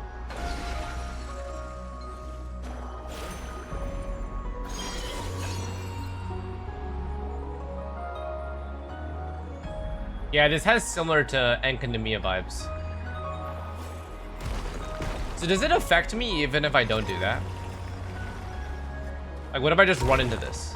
It's like not bad, right? Or do I lose juice? Maybe I lose HP every single time.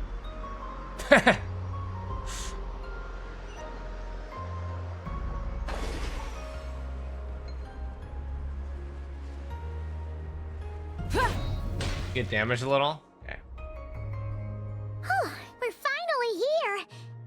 Guessing we'll need to activate this thing? Indeed. I was a little worried about that at first, but as we got closer, I sensed that the Kuvaki within it flows unimpeded. It should be functioning normally.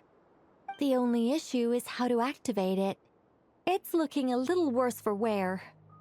What about the cores from some of the other devices we've seen? Can we repair it using those? In all likelihood, yes. I imagine that would have been the Hyperborean's backup plan. Let's look for some cores. Find a way to activate the device. The device is up and running. It's hard to believe that the ancients were capable of constructing such things. So the Kuvaki energy doesn't last that long. It's right up ahead. Thought it'll last a lot longer. Yes, let's go.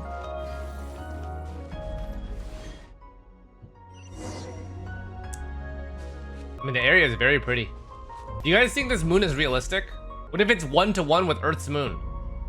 Or do you think they just like procedurally generated a moon?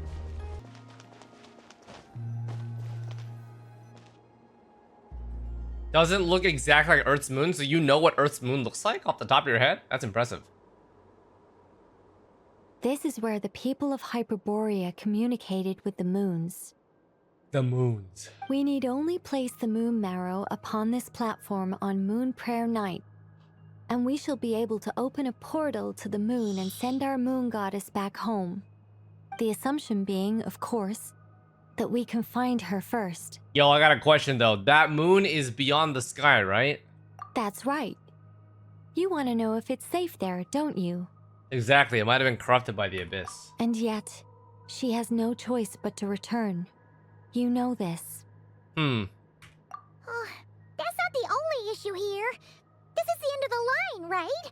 We've explored everything we can. And despite looking at historical artwork and talking to people from Hyperborean times, we're still no closer to learning Columbina's name. Oh, that was a group If it's not too much a group trouble, sigh. Could you tell me exactly what Alice said to you about finding her name? Oh, sure. What she said was... Then your first job is to find it. As a moon goddess, I'm sure she must have a name she identifies with. Neither Columbina nor Kutar is her true name, and she's never really accepted either of them. Alice knows too much. Is it not also possible that she has never had a true name? Not at any point in history. I think Alice That would knows be a what her hard true pill name to is. swallow. But she But recognized at this that point, we may these have to losers need to go through accept this that quest. is the truth. I can't just give it to No one them. knows how she came into being, and she certainly doesn't have parents in any sense that we're aware of. Perhaps she was never granted a name at all. Does that mean there's no way to get Columbina back? She's just gonna disappear and there's nothing we can do about it? Yeah, that's life, Huh? man. Wait, why all this pessimism? Was it the way I phrased this question? You all seem to be taking this in completely the wrong way. What do you mean? Well, just because she's never had a real name in the past doesn't mean she can have one now. So we're just gonna make What? up a name for her. Is that how? I don't understand Think this about what either. Alice said again. She never once said that you'd have to find a new name, did she? I guess it's just a name that she accepts. But Are what would you be a saying name what that I she think you're accepts? saying? You want us to grant her a name? Yes. Names are anchors that connect us Like an to the ancient world. name? No. If she doesn't have one already, then all we have to do is create one, no? Why isn't Nicole's It's mouth like- moving? Because she communicates by telepathy. Yes. Traveler, She literally, when you first arrived into like that, thinks do you things think you and would you have hear it turned in your around head. if someone behind you shouted, "Hey, Hermione"? No, I wouldn't. Also, it's like, yeah, that's, you need to do Act 5 for that. But what about now? Clokey, welcome back 7 years. And now. I understand what you mean. Life is a long journey. Even the friends and family by our side can change over time. Thanks for when the people call reality you by check, different Nicole. names, what matters isn't so much the words themselves, but what they symbolize. And of course, whether that resonates Yeah, with it's gotta you. be something that she accepts. Either. Oh, we spoke again. So, close your eyes and picture the moon goddess in your mind. If you were to call out to her in this moment, what would you say? Rage bait. Rage bait Sandrone. Columbina. Columbina. Paimon would call her Columbina too. Well, she has long forsaken everything that Kuthar represents. I think from now on I should call her Columbina too. Well, it sounds to me like you found your answer. Are you sure? Is it really that simple? We haven't found her this whole time, and not for lack of trying. For a journey like this, the process is every bit as important as the outcome. Had you not searched far and wide, rejecting every other answer you were offered, how could you have come to an answer you felt was finally correct? Oh, it all makes sense now. This has Alice's fingerprints all over it. Are you suggesting that Mage knew from the start that Columbina never had a real name to begin with?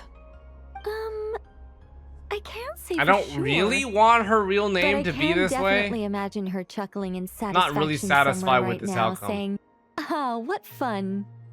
Llama, your antlers! Uh-oh, what's wrong with Llama? You should hurry. The festive moon has begun to rise.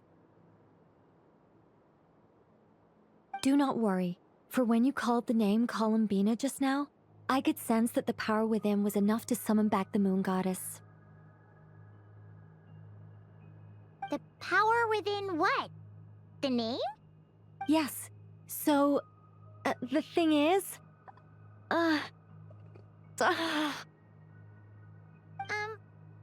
What's wrong now? Wait, are this both... is so annoying. I really, really, really want to explain how that whole thing works, starting from the founding principles of Tevat and... Oh, I could talk about this for hours. She's just nerding But- out. Deep breaths, Nicole. Deep breaths. You're an angel. A sober, sensible, solemn A angel who has sober? her priorities straight. Hmm. Okay then. Sorry for asking. Clearly a bad call on Paimon's part. Anyway, you all Anyway. need to hurry. Last thing, remember how it felt when you called out that name. Then it is agreed. Agreed. By the name Columbina, we shall find her. Then we'll throw her the best Moon Night party ever! And at last, we will send her home. After informing your friends, everyone splits up to look for Columbina by calling her name. You choose to visit the place where you first met. Do you guys enjoy this part? Those of you who have done it?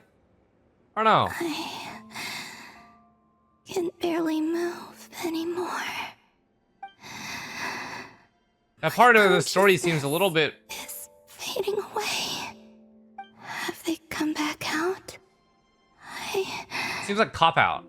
I'd love to with regards to her name. one more I wanted there to be meaning. But it feels like Alice just took us on a debate trip. They didn't make it.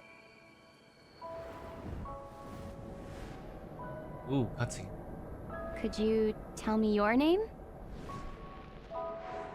My name. Yeah, what's your name, girl? My name is Buh. Columbina!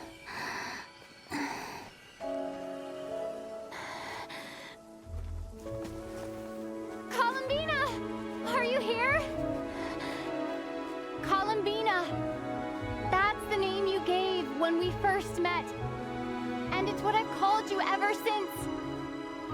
Columbina. It's a fine name. I have many fond memories of Columbina, and so do all of your friends.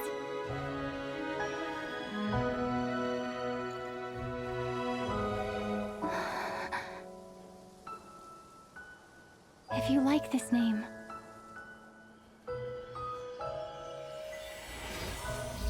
Wait, no! Sadie.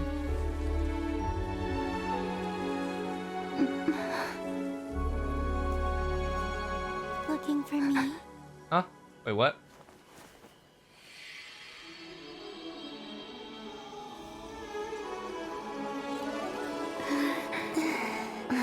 I like it. Whoa. You can carry on using it.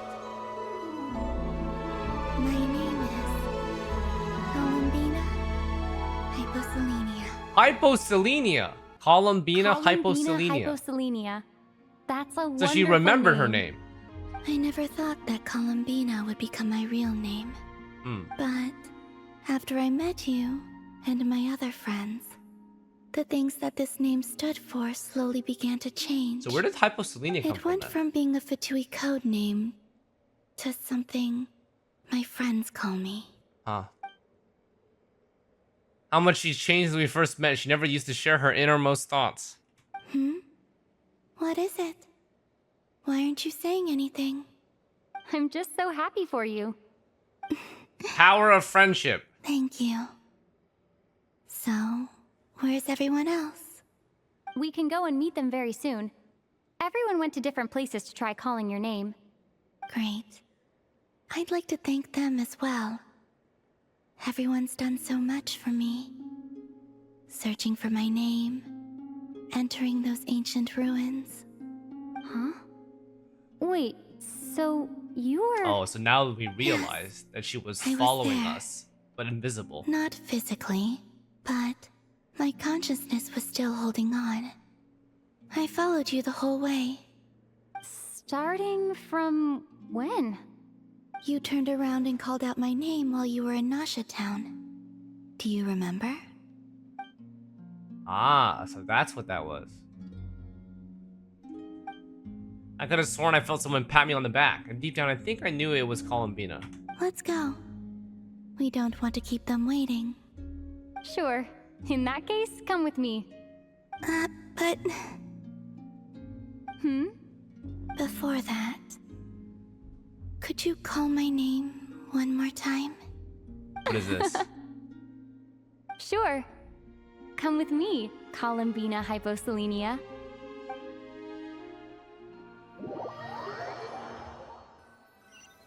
This dialogue seems a lot more intimate than I'm used to seeing in Genshin dialogue. Columbina spreads the good news to your friends by way of small animals and kuhenki. But since not everyone speaks critter sign language, some friends took longer than others to get the message. Columbina. Oh, this truly is wonderful.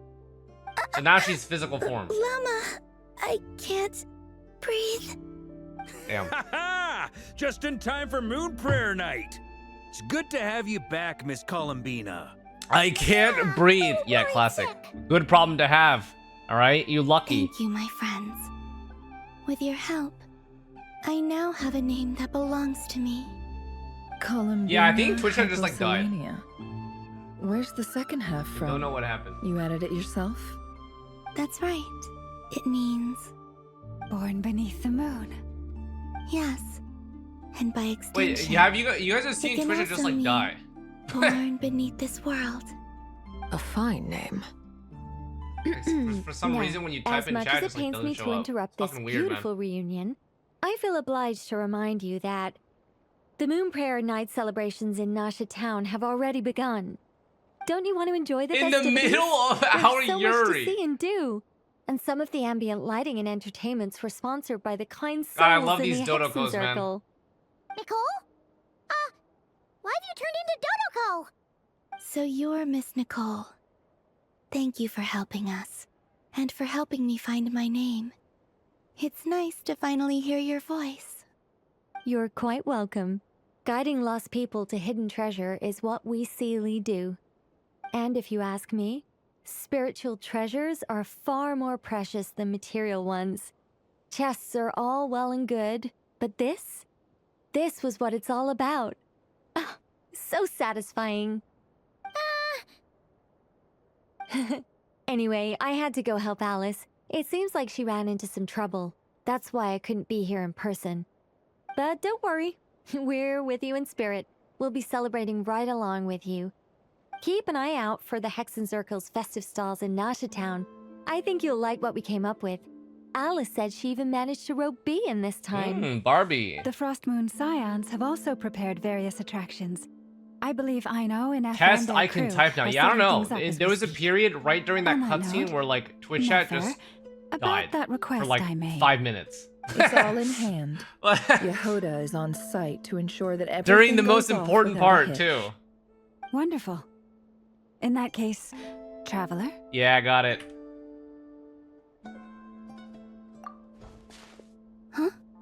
Huh? Come on, Columbina. It's time to celebrate the best Moon Prayer Night ever. How did it feel with no one chatting? I don't know. Felt weird. Oh wait, actual cutscene.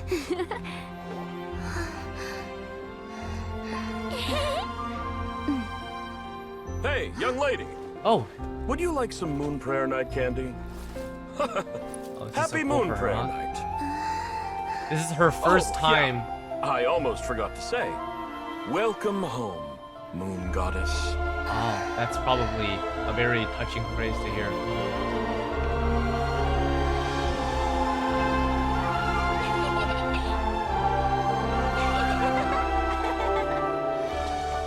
Welcome home, Moon Goddess. Welcome home, Moon Goddess. Welcome home, Moon Goddess. You know, this really feels like a Turning Nasha Town into her Disney home slash is a Pixar festive kind gift. of like epiphany kind of thing. A rather brilliant idea. I think Twitch chat died again. This is what Nakai, Columbina's home, should have been like all along. Bro, I can't even type anything in my own Twitch chat. What the fuck is this? Thank you for the gift. I like it a lot.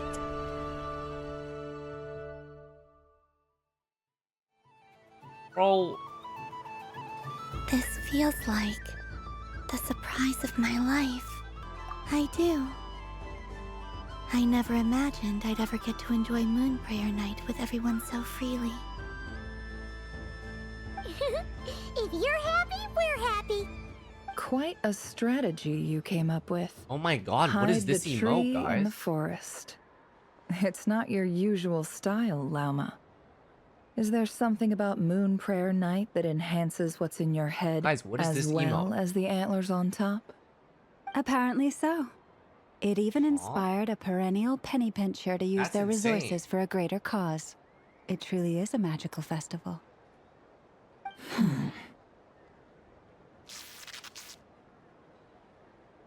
I see it now. This bickering is actually a sign of a strong relationship. Huh? What's everyone doing here? Guys, if there's Oh, anything that I've learned Miss about Columbina, relationships, you're okay, the back. more bickering, the better. Okay? You can't have a relationship with shit talking 24/7 and rage baiting 24/7. That means that Sandrone and Columbina is the strongest friendship that we have. Because Sandrone cannot stop getting rage baited. Yes, I'm fine now. Thanks for your concern. How's your progress with Alice's assignment? Very well indeed. I've never heard her sound so excited. Isn't she always quite excitable though? Not like this. Oh. This time her excitement seems more serious. Seems like she's had a major breakthrough. She said she'll contact us once she knows more. In the meantime, we're free to relax and have some fun. Enjoy the time off while it lasts. I have a feeling that our next task won't be so simple.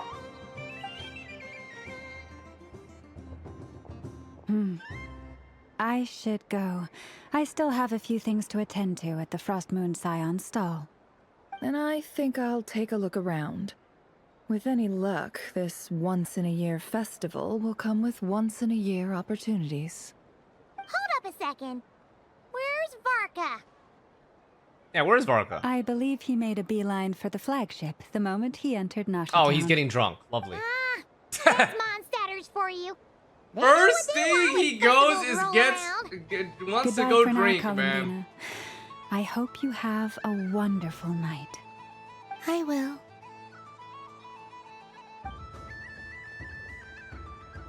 They're on a date, guys. Well, in that The case, beautiful, don't just hot stand women there. are on a Get date out there together. and have some fun. You'll definitely get a warm welcome at every stall. Oh, also, take this map with you. It's a guide to the festival. Oh, what? Oh,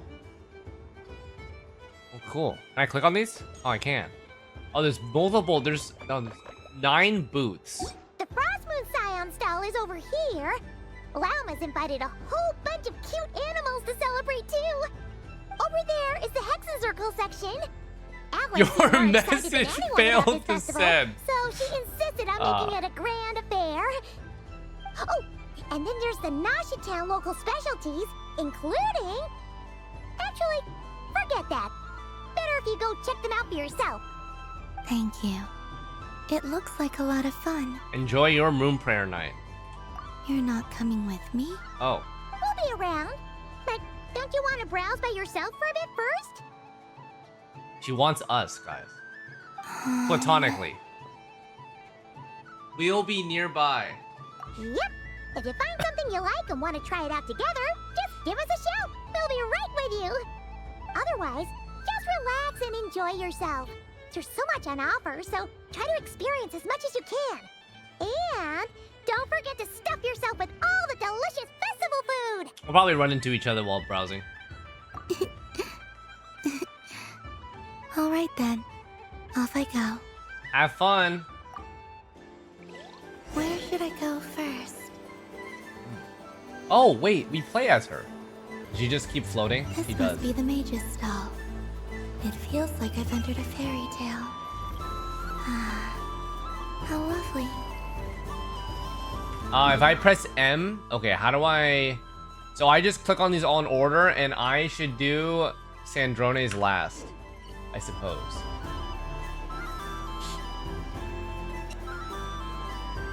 Dodoco's Whirligig! Come check out Dodoco's Whirligig! I like how there's a lot of, costumes welcome home, Moon Goddess. that are representing Moon Goddess. That's Might cute. I ask what this is? It's a very special amusement sponsored by the great mage herself. Sponsored? Ride on a soft and furry Dodoco and embark on an unforgettable adventure. Soft and furry Dodoko. Do you guys, does this look soft and furry to you guys? This looks robotic, hard, and like not very soft. I say that, but I'm just following a script here. Who is this mage, anyway? And what the heck is a dodo? You're doing a great job, Gisek. I'd like to ride. Oh. No problem. Oh. But, are you by yourself? Is that not okay? Damn! Feels bad, man. No, it's fine. It's just that each Dodoko can accommodate 2 passengers. Would you like to bring a friend along? My friends. Sag. Who we picking? That should do it. Now, we just need to get everyone else to draw something on it too. But Is it a date with we gotta keep it Columbina? a secret from Columbina. Traveler. Traveler. Yes. I want to go on that ride. Will you join me? Oh, sure. Let's go then. She seems so happy. One moment. Don't worry. Paimon will do the rounds. You go have fun. Thanks, Paimon. Hmm? Nothing. All right. I think we have to wait in line over there. Please take your seats. For safety reasons, you mustn't try to leave the ride before it comes to a complete stop. All right. You're all Fuck set. Twitch. I wish you both a wonderful journey. You can always rely on Alice for weird and wonderful gadgets. What do you think? Not bad. It reminds me of riding a moon lane. Sometimes, the Kuhenki circle around me like this, playing their beautiful melodies. That sounds sweet. Yeah. I'm going to miss them. ... I wonder what Columbina will find on the moon. Perhaps even she doesn't know. Does it scare you at all? It does. I've felt scared in the past, too. But this is a little different. You know something? I got to see a lot of fascinating things during my disappearance. I saw how the Frost Moon Scions act around their families. So different than how they used to act in my presence. And I also saw how they interact with their friends. It made me curious at first. Why do people act so sincere when they're worshipping gods, but save their truest, warmest feelings for each other? Slowly, I came to realize that it's because they trust one another. They know, deep down, that they'll be accepted for who they are. All of it. The good and the bad. Your friends accept all of you too. Anyone having issues with chat? Yeah, chat is fucking ass. I know. I knew it the moment 90% of your you started messages are calling just out not my sending. name. What I fear now is the Life. end. I fear losing all this the very night I have gained it. You won't lose us.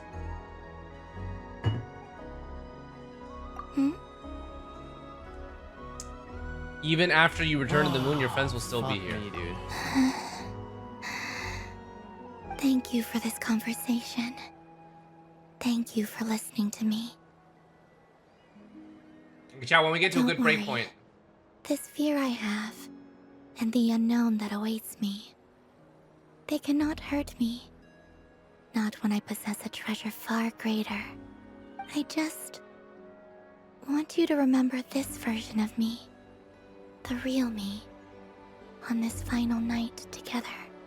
Dear passengers, Dodoko's awesome adventure has come to a close. Sounds so Please sad. leave in an orderly fashion, and we look forward Why the to hell is seeing you Dory in the again bottom future. left? Look at her. Hmm? Oh wait, she's Don't gone. want the journey to end, huh? Don't worry, you two. There's always another adventure waiting just around the corner. Rose paid good money for this script.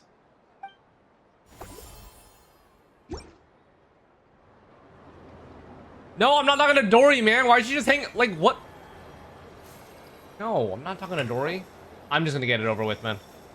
I'm just gonna get it over with. But I was aiming right at it. Aw, what a pity.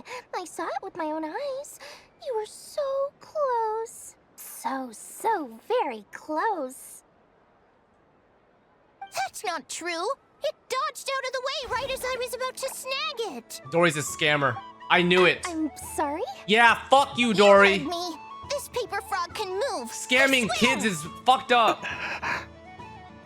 Dear, oh dear, what are you saying? How could a paper frog move? Unless you Why believe is she there really cheering is when she says magic that? in this world. But even if I, the mere humble merchant that I am, knew such magic, surely I would not use it on a paper frog. Oh, stop I'd it, man. sooner give You're Laura disgusting. legs, so it could walk right into my purse. My dear, dear customer, why not have one more try? Wait, actually, this is Time shameless. I'll give you Chad, this is the most 20% off. shameless behavior I've A very ever generous seen. discount for one of my most regular customers. She's actually just scamming a kid. Just think about how much experience you have under your belt now. You're sure to win the next one. Get out, run away. Darn, I used up all my coins.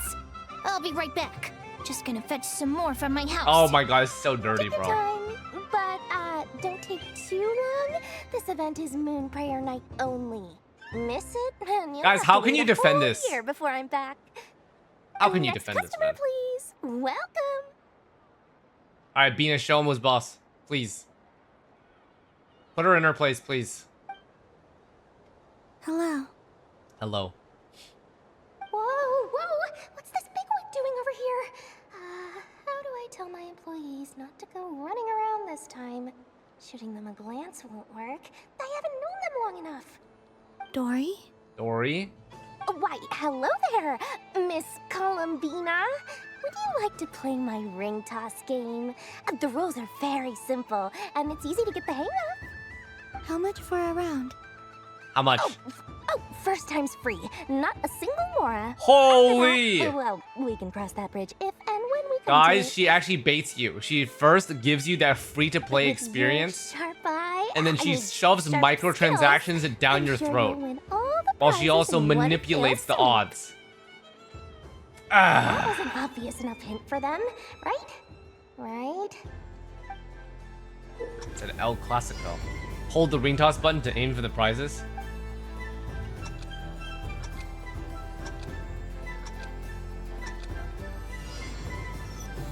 Here comes the ring. Oh, peanuts. I do this faster now.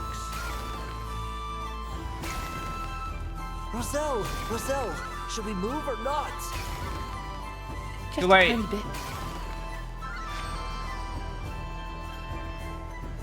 Let's see now. Let's see. Wow, very good. That's the highest score we've had all night. Yeah. And here's your prize. Wait, what? Now, how about another round? As for the She just gives a Nicole plushie? Happy Moon Prayer Night, Miss Columbina. Oh, get out of here, please. Happy Moon Prayer Night, Durin and Hat Guy. Are you here to play the game? Yes. Two sides of the You same said we coin. were just coming here to say hello. I did, but then I recognized a few more people as I got closer. Do my eyes deceive me? Is that Stream? It's our little dragon. He's all grown up. Oh shit. They're Durden Someone's fanboys. popular. Well, now, since you came all this way, why don't you try out this lovely game we have going? First try is free. He'll have a go. I'll pass.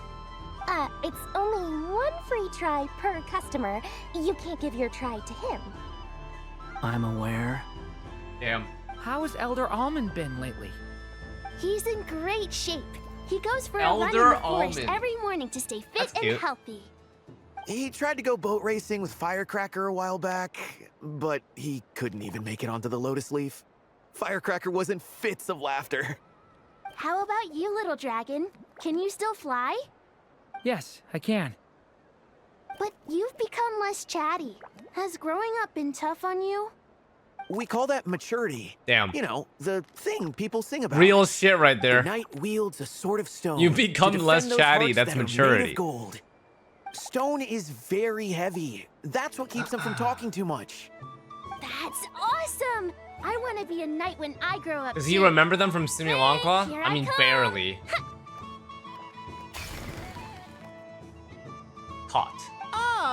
hat-wearing man. I never thought I'd see you again. You seem more determined than when I saw you last on the train. If you say so. Oh, I do say so. Oh, I do the say people you so. once helped see it clearly. It's because you are once again on the right track.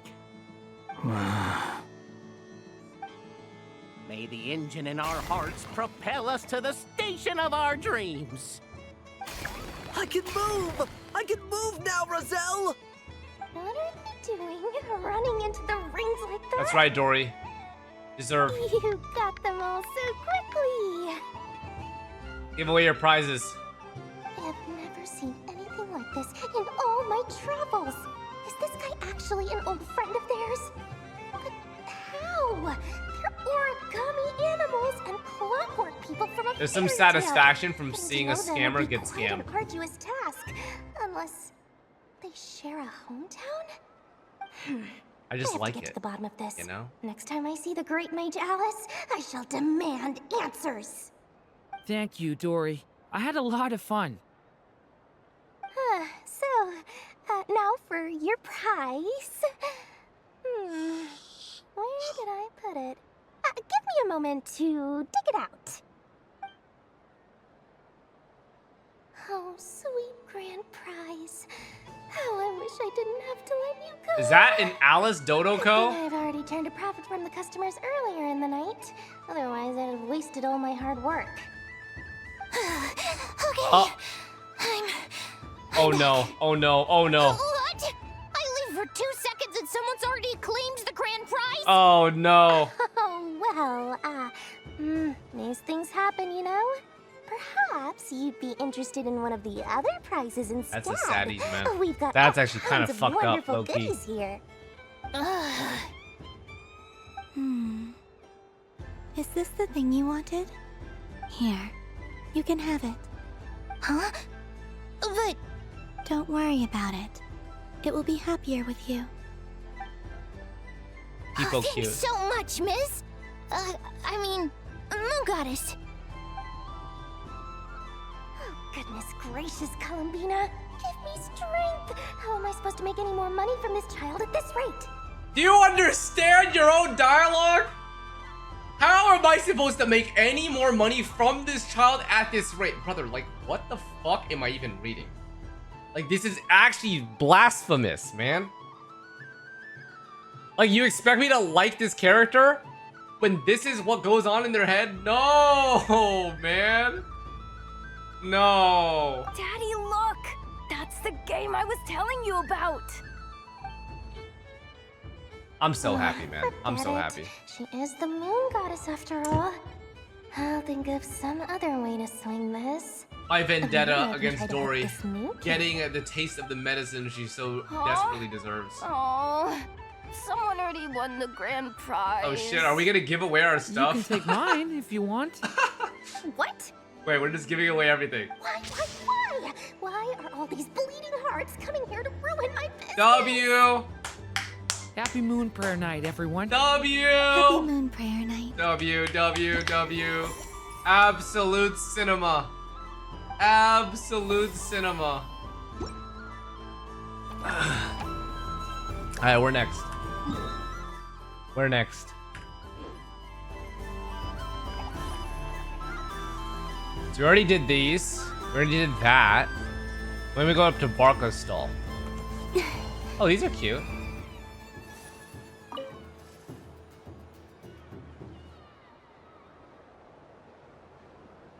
I wouldn't say it's unfair, exactly.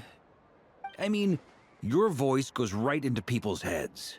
How would you explain that to the kids? Bro. You can't just explain it away as magic. Is something the matter? Ah, Miss Columbina! No, nothing you need to worry yourself about. Ah, impeccable timing. Stick around for a second, Miss Columbina. I need your input on Miss something. Bina. This self-proclaimed Knight of Justice has yet to give me a satisfactory answer. Self-proclaimed. I, for one, would like to hear your verdict on the matter. Hey, now, I left the flagship just to help you out, Miss Nicole. What's going on? So Alice and I are both using long-range remote control spells that work on similar principles, allowing us to attend this festive fair in Dodoco form. Sorry, let me backtrack a little. While similar, there are some key differences. Alice, being a great mage, wanted her Dodoco to reflect something of her own charm and mystique. So she adjusted the way its tail moves when it spins around. Cute. An entirely gratuitous move, in my opinion. I hardly see how anyone is going to notice that. Hey, wait, If is this more anything, Yuri, guys? I'd say that anyone who stares intently enough at a Dodoco's tail to notice such a small detail is someone we ought to be highly concerned about. I only say this to emphasize that my question has nothing to do with tails. Now that we're clear on that, why is Alice's Dodoco permitted to interact directly with the children celebrating Moon Prayer Night, while mine is not? Your voice speaks directly into people's minds. See? Exactly what I said.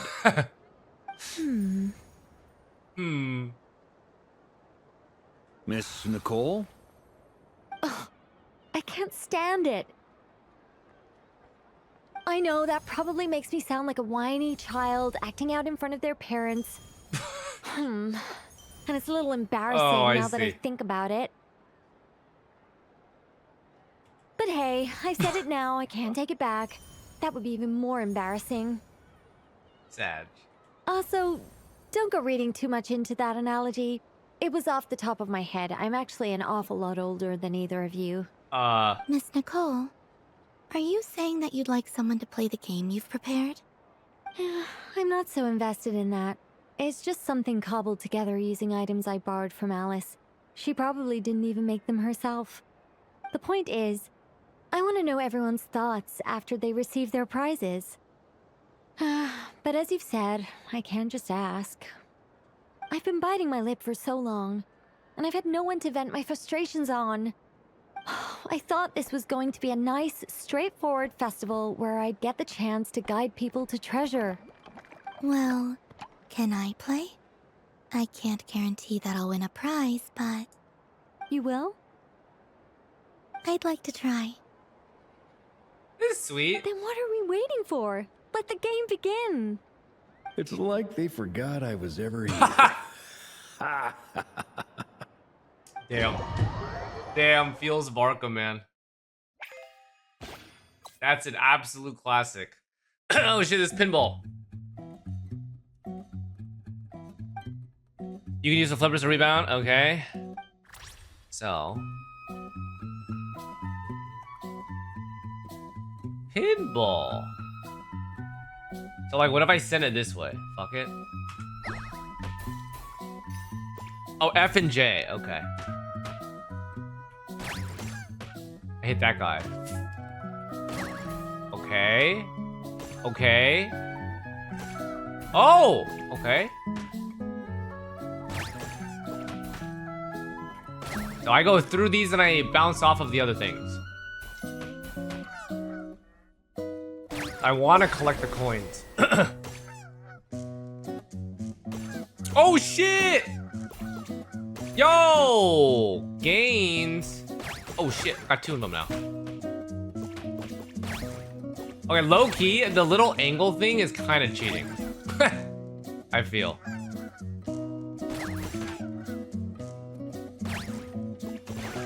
Oh shit, got a double. I got triple. Ah! Okay, guys, that's not my fault. I literally did as best as I could there. That's literally not my fault. It went straight down the middle.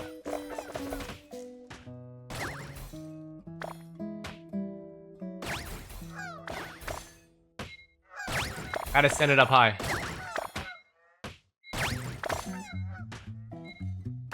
Come on, give me a bit more. No. 2065. Okay, not bad. 2065 is not bad, guys. Congratulations, Miss Columbina. With your great wisdom, you have overcome every obstacle in your path and conquered the great challenge posed to you by fate. Fate? Fate? Well, something to that effect. If you'd prefer something more poetic, it could be the icy winds or the dawn. I hope Alice is going to Anything talk you to like, us really. here. You could even go with the challenge posed to you by Dodoko, if that's what you're into. Anyway, you can take or leave my suggestions. Moving on. All my hopes are now resting on this. This. Can I open it now? Stop teasing me. Please, I'm begging you. No more talk. Just open it. Wow. What a lovely sculpture. Classic and cute at the same time. Thank you, Miss Nicole. I'll always treasure it. Ah, there we go. Music to my ears. You have my sincerest gratitude, Miss Columbina. Thank you for sharing your precious time with me and fulfilling my wish. Don't mention it. You've all done much to help me. And still, I'm the one receiving all these gifts. Oh, so we don't. Oh, wait. Can I still speak to Alice?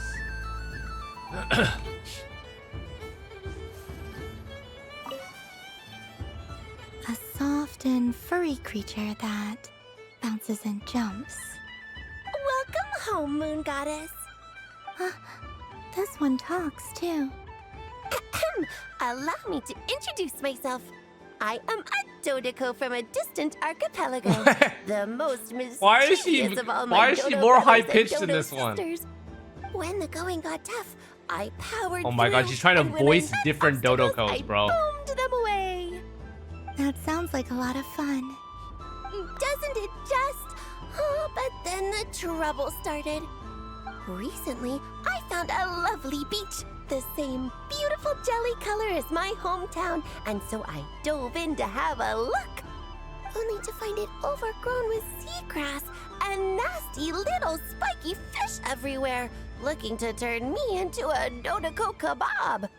I made it back to shore by the skin of my teeth, but my tail was sorely hurt. Couldn't you just boom them away? Boom. Oh, I wanted to, believe me. But I've heard that you, Moon Goddess, can understand animal speech. The last thing I wanted was to cause a gigantic fuss and get taken to court by a school of spiky fish. I'd be driven out of these waters for good, and my winter holiday would be ruined. And so, dear Moon Goddess, I was wondering if you might lend me your allegiance. Yeah, I think I prefer her base VA. I think this Are you little roping bit me into a crime? is overdoing it for me personally. Oh, let's call it a once-in-a-lifetime carefree adventure. Does that sound better? All the festival goers tonight are dressed up as the Moon Goddess. But there's nothing to say that the Moon Goddess can't disguise herself as a Dodoko, is there? Besides, this is your home. You should be free to be whoever you wish. I'm afraid I'm not well acquainted with Dodokos, Madam Mage. Oh, that's quite all right. Dodoko. Dodokos are innocent, happy creatures with a free-spirited nature. Many, like myself, are mischievous troublemakers. Others are lazy souls who like nothing better than to lie down on a nice rock and take a nap. In our eyes, every creature who yearns for happiness and freedom is a Dodoko. But perhaps in yours, we Dodoko are a fluffier and more mischievous breed of Kuhenki. Question mark. Yes, that is a much easier image to follow. Oh, wonderful! Then let's play! Grab onto my tail and follow me into the sea. Time to settle some scores with the bad guys. Wait, what? Oh, is this Bomberman? Wait, what is this? Wait, guys, what am I supposed to do here?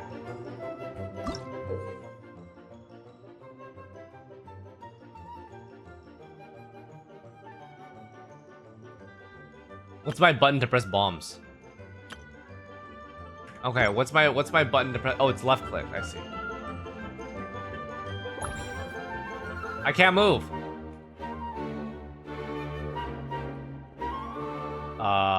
Oh, I have to write. Okay. A little slow. Understand. I got one.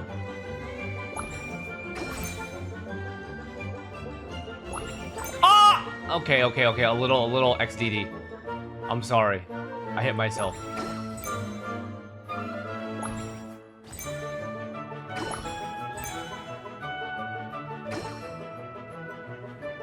Bum bum bum.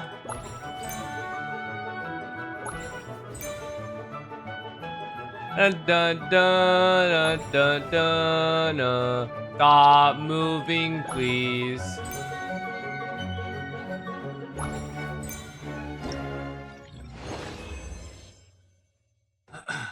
Spiky fish.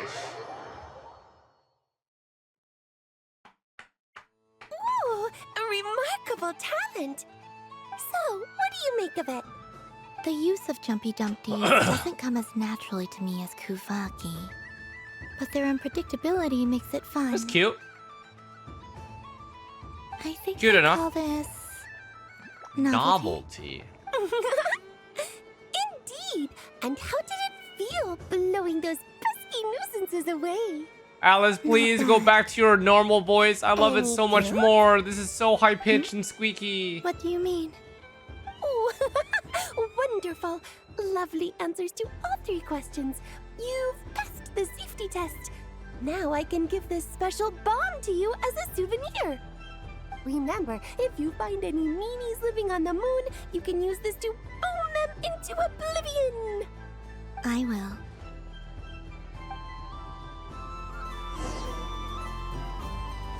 Wait, does Barbie speak to us also? Oz champ? Welcome home, Moon Goddess. Oh, I am not Angelina. Thank you for the raid. You're the genuine article. Alice was right. This moon prayer night was worth. We are just watching cozying. after all. Another one With that Act talks. 6. Wait. If you guys haven't done the Archon quest, by the way, Pleased to you guys make should your acquaintance. not be here. I am the Hexenzirkel member they You guys should call not be here. Barbalot. Okay? I don't want you to get spoiled and shit. Oh, wait, is that Inepis EMBA? Oh, that's so cool. Hyposelenia. A fine name indeed. Wait, that's so cool. Now then, Miss Columbina, do you I wish hope you to are hear enjoying, a not cry. mage's divination? Divination. Also, wait. The Frost Moon Science Wait. used No to ask me glaze, what would happen no in the glaze. future. But Is this like that? from what I understand, Inefa was your first VA role. That's from what I understand. I think you did a great job. From the perspective of the one seeking answers, perhaps. As you look to your journey ahead, Okay, if I you seek to shouldn't understand the continue unknown, this resolve your because doubts, like and yeah, I don't want to get soothe the spoiled. confusion in your heart. There's a lot of lore drop in, Divination in could both be these for Archon you. quests. But yeah, I hope you had a great stream. Thank you so much for the raid. I appreciate it. Oh, also, yeah, Twitch chat is Twitch chat's a little ass. If you are getting these your message failed to send, I think it's been happening like all night or something. Your message failed to send. Yeah, I don't know. It's kind of butthole. Tell I know to fix Twitch. True. Wait, I have a question. As Inefa, do you consider yourself to be Aino's parent, or do you consider Aino to be your parent because she made you? Like, not in a weird way. I'm just curious how, like, the dynamic, because, like, I feel like you as Inefa take care of her, you know? Both. Ah, I see. Okay. Both are parents and both are children. I see. Okay. I am going to continue the Archon quest. I don't want to like stall for a little bit, but thank you very much. I hope you had a good stream, and that is very cool that you decided to pop in. I usually like don't interact with like much people, so like I appreciate you coming by. Inefa am hungry. Oh man, it's actually cool because I feel like from when it comes to like robotic voices, like no glaze, like kind of glazing, I remember when I was like on social media, I'm like, oh yeah, a lot of people like don't really like her voice because it's like a little bit like overdone. But I think it's good. I think if you take all of the voices and you compare them like side by side, I think Anefa provides a kind of like a human-esque, robotic-esque voice. It's not like fully Mr. Destructoid type. So, yeah. All right, take care. All right, chat. Back to lore. The unknowns on my journey. Of course, if one wishes to peer into fate, then hydromancy is the more precise option. But that is a complex affair, and to relegate that majestic art to the status of a festive amusement would seem somewhat uncouth. Besides, Barbie sounds it is sometimes better very to not granny-like. know fate with great certainty. You know how I think of it? I feel like Alice really incorporates like Xlice's personality to a T. Like she might be the most powerful or one of the most powerful mages, but she really just feels like a little kid about to blow up some shit. And then Barbie is just actually sounds like the grandma of the group, and then Nicole is just like the nerd who like cannot stop overthinking stuff. Don't remember Barb in paralogism? Listen, man, okay? My memory when it comes to past quests is a bit questionable, okay? Me not remembering stuff is par for the course, okay? I'm sorry, man. Hence, I shall use the suitably festive Luna Arcana to tell your fortune instead. It is more popular with the youth in any case. Mona calls her an old bat, so she's canonically old. Indeed. Unlike hydromancy, this will only display possibilities and trends. People like to think of themselves as creatures of agency and free will.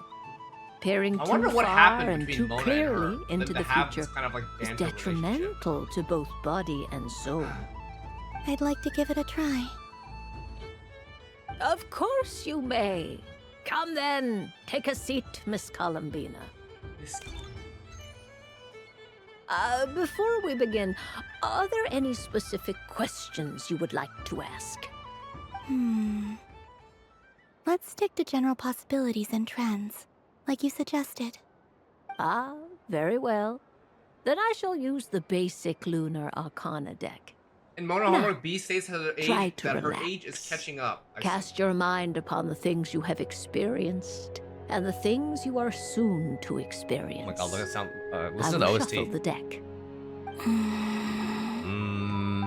Would you like to cut the cards yourself? You do it. No problem. Now then, to make things easier for the seeker, that is to say, you, I shall decipher the cards from your perspective. Oh, divination. Okay.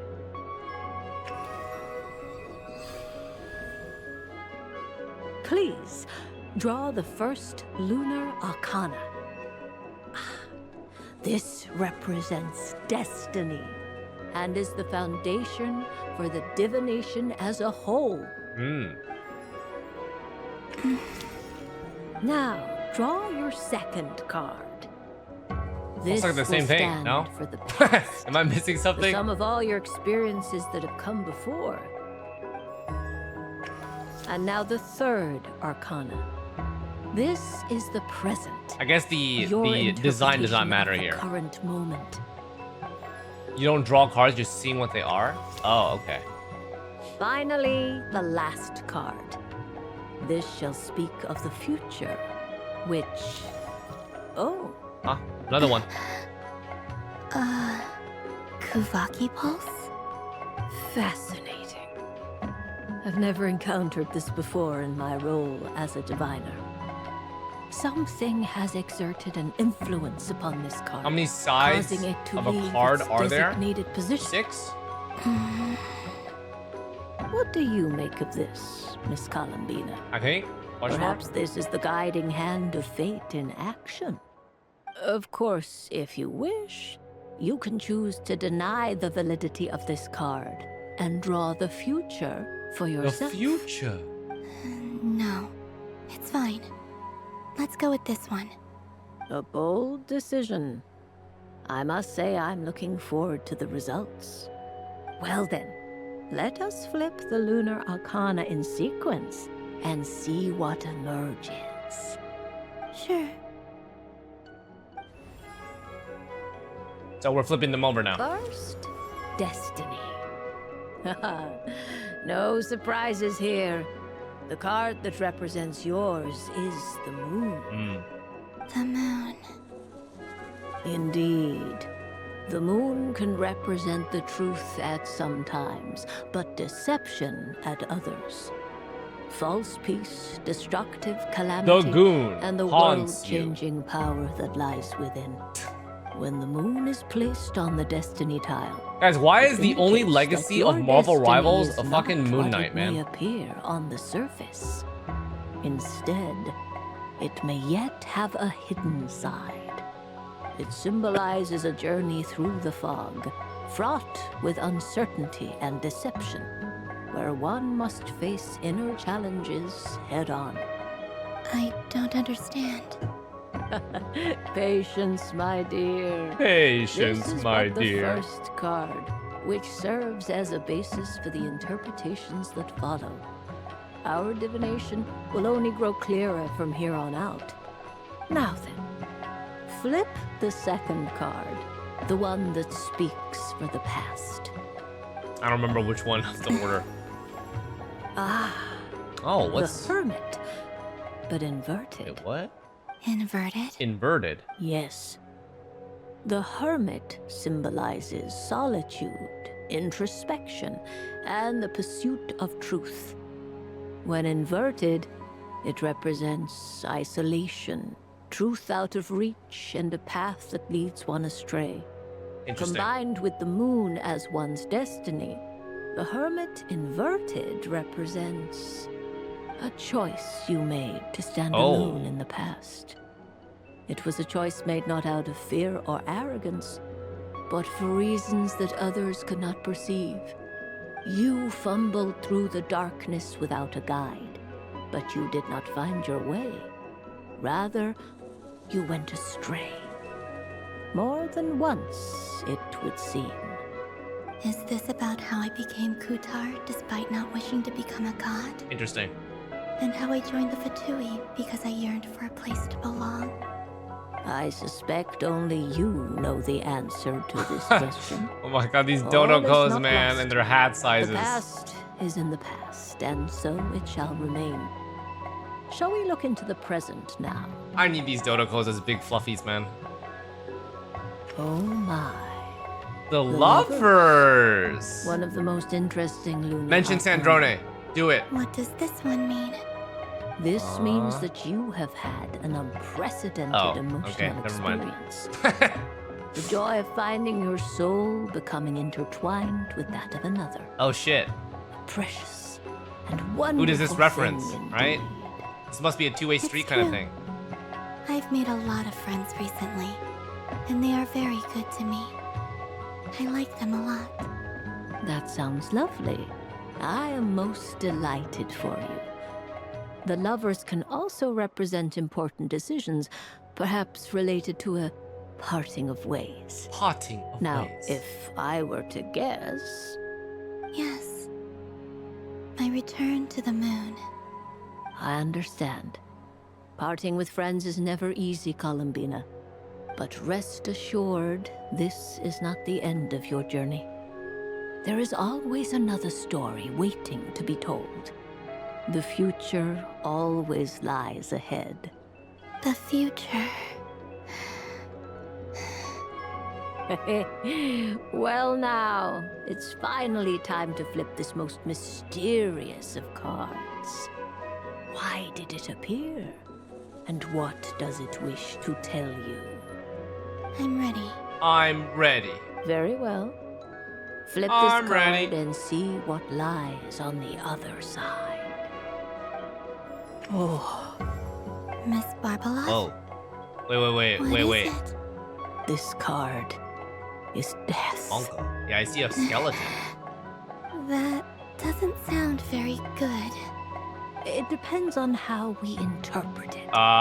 It is true that it can represent an agonizing death, a complete and utter end, but at the same time, it can also represent rebirth. Do not I don't know if I forget see that rebirth in your that card, destiny though. card is the moon.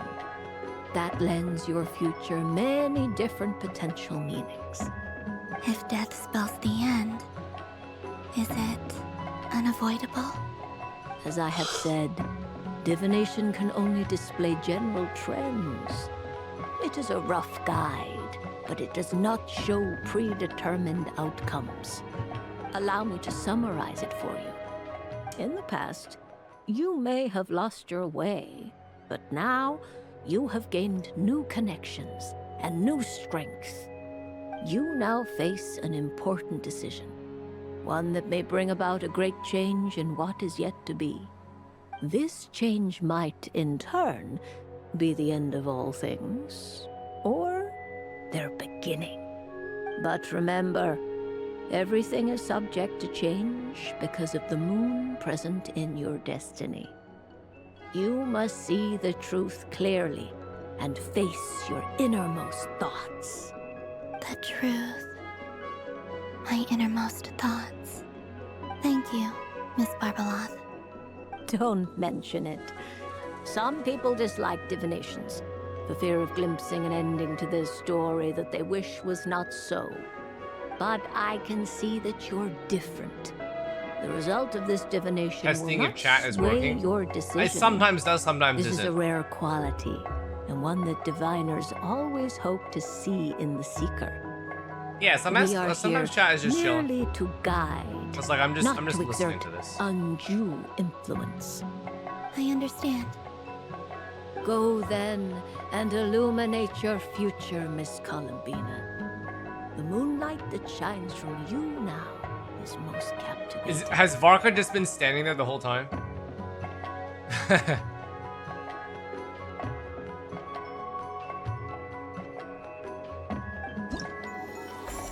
Okay, 3 Witches Festival booth. Albedo was there. Hold on. I've never talked to Albedo though.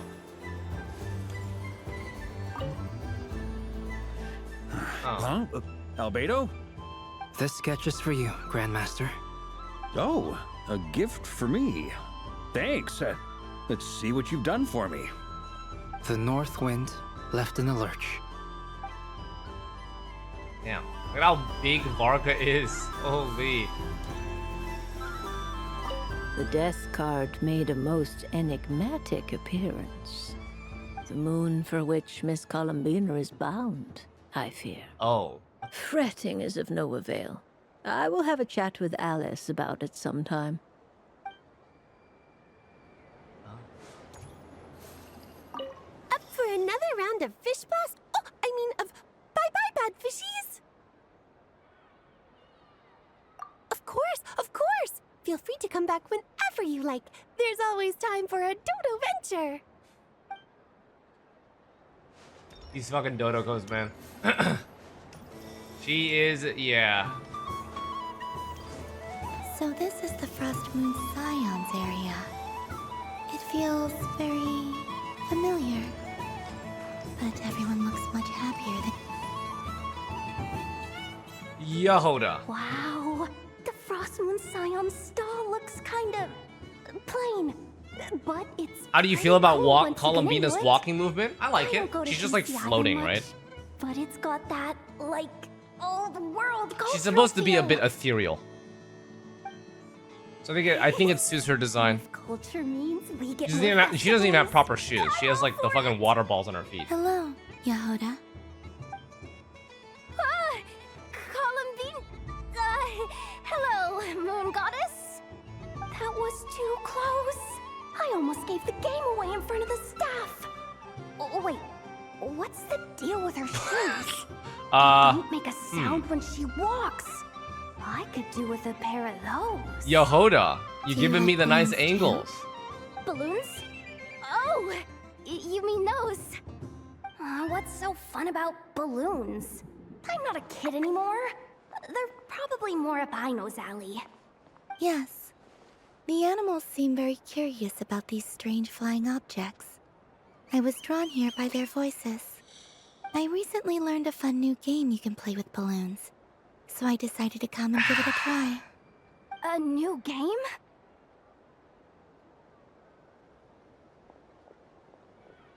Hello.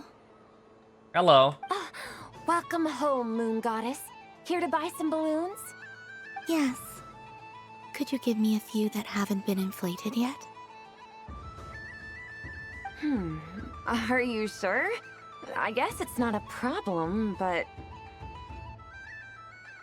Yes, please. Thank you. Uninflated balloons? But those are just little rubber pouches. What does she want with those? Would you like to play the balloon game, Yehoda? Balloon game? Huh? Sure. I guess. How do you play it? Wait here a moment.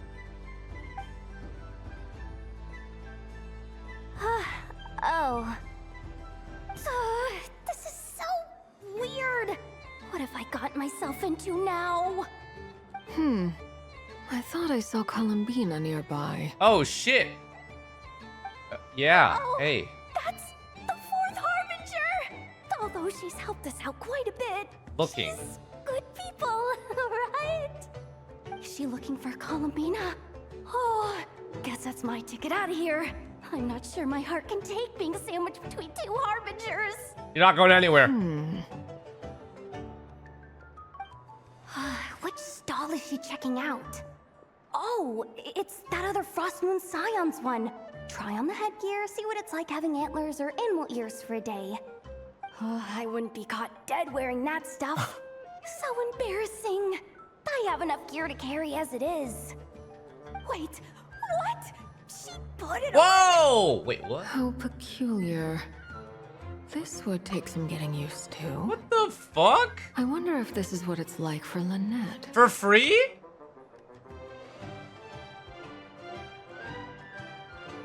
Cat Girl Arlecchino for free? Wait a minute, guys. I never expected them to willingly put this on her. It actually fits her quite well, too.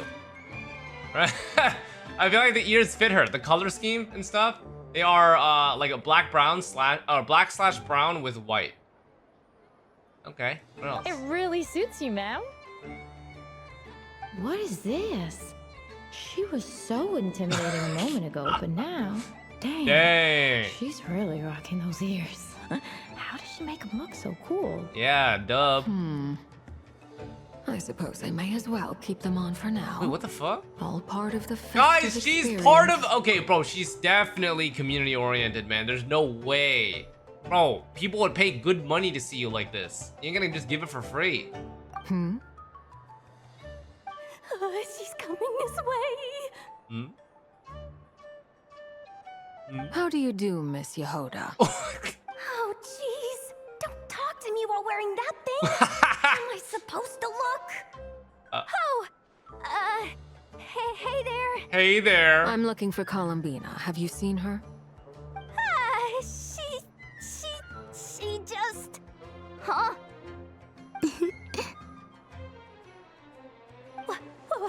Wait, is that what she meant? Wait, by is she balloon gonna game? throw it? Oh, she wanted a water balloon! Yeah. You're gonna throw it! Like she... Oh, shit! Huh? No fair! How come I get caught in the crossfire? W. An ambush from the rear? Is this a declaration of war, Oh, it's because she Columbina? saw this while she was... Oh my god, I remember this. Seriously? Are they gonna start some beef right here, right now? Do it. Gladly. That said, I believe there is another who would like to join. Wait, what? Oh, shit. Boss Nev! Thank goodness! You've gotta get me out of here! Things are kicking off big time! Hello there. I'd like 10... no, make that 20 balloons, Holy! please. Uninflated. 20! What? It's time. Miss Moon Goddess, I hope you're prepared to pay the price for assaulting my employee. How did it get to this, guys? Welcome to the game, Nefer. Just to be clear, let's keep this a fair fight, okay? No strange powers, please and thank you. Naturally. Don't just stand there, Yehoda. Aren't you going to team up with me? Huh? Do I have to? Damn. Of course. Don't forget, the Curatorium has a reputation to uphold.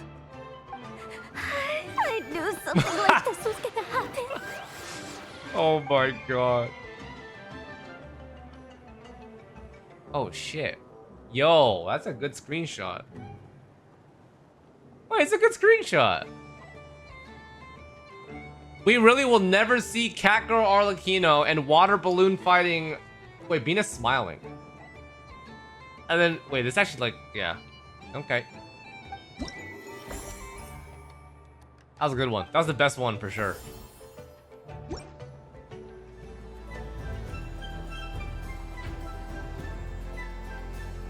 Oh my god.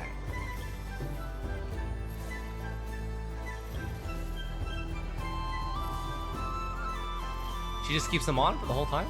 For free?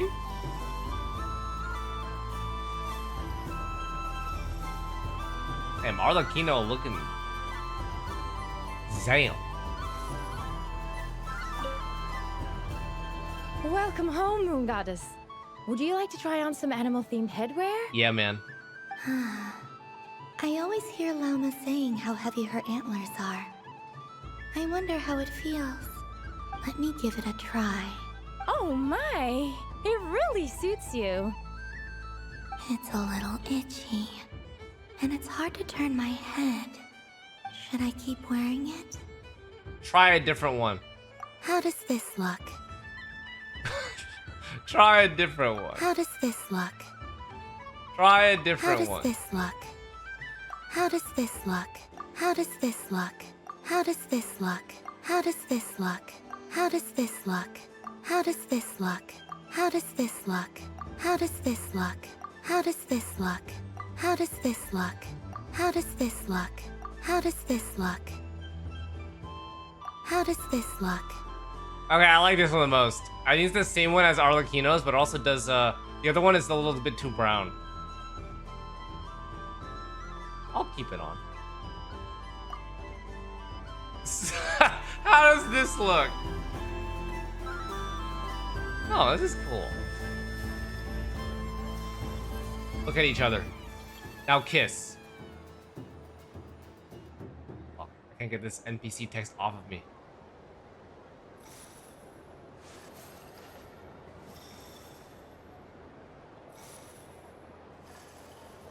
I can't get a good...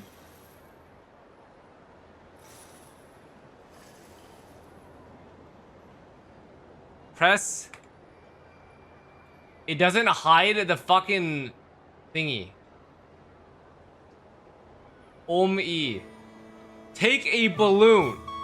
The name. Oh, fucking hell. What did I put it over here? That didn't work.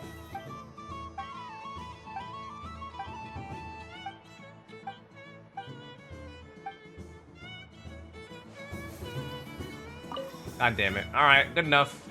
Where are we going next? Talk to father? I've seen Lenny and the other children play this game before. It would seem that it's not a bad way to relax, once in a while. Oh, I like this. That was a cool interaction. Oh, there's more back here. There's a llama one. What's this? Can I spoil or you don't know what's gonna happen next? Brother, does it make you happy to spoil for other people? Like, do you feel like people view you in a positive manner when that happens? Like, I genuinely want to ask.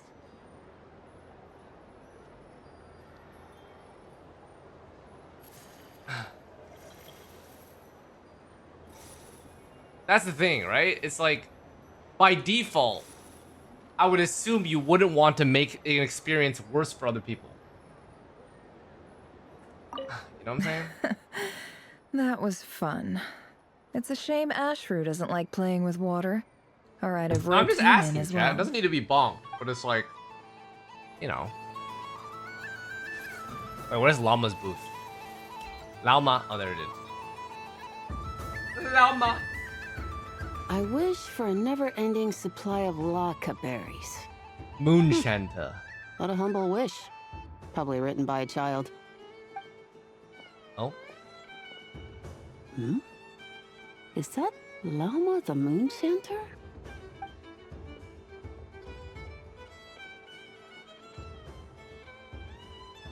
Oh, is she granting wishes?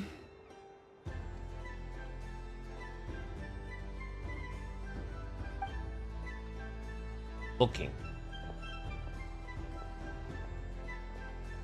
I wish that the long plume ibises would stop biting me. Oh dear, poor Llama. All right, I'll write that one down for you. I got it. While everyone else is celebrating Moon Prayer Night, you're as busy as ever. I don't mind. It's rewarding work. A good kind of busy. My antlers are at their heaviest tonight, and the Kuvaki waves are especially strong. But as I help these dear friends hang their wishes up, I feel a great peace within myself that is hard to describe. You see, they are all such beautiful wishes, and they are ones that we can fulfill by our own strength. I like how the minute that Llama appears, you guys are all just thirsty as I want to hear fuck. your honest answer. It is by the help of so many people that I can return to the moon. But I feel as though I've hardly done anything in return. You've done plenty, Columbina. I say this in earnest, both as someone who knows your history, and also as a friend who has seen what you've been through. What about as a moon chanter? Holy Sam. I feel proud to honor our moon goddess's wish. And I'm sure any moon chanter in history would have felt the same way. Thank you for your kind words, Llama. But... Since you asked for my honesty, I won't lie to you. My feelings are mixed right now. Besides pride, I also feel... I suppose it's a reluctance to let go. Saddies. Once you return to the moon, we will be far apart and separated by a false sky. False sky. I'm sure those of us left behind Despair. will gaze up at that sky, yearning for the moon once in a while, just as you used to do. I will miss you, Llama. I will miss you all. I hope to stay in touch.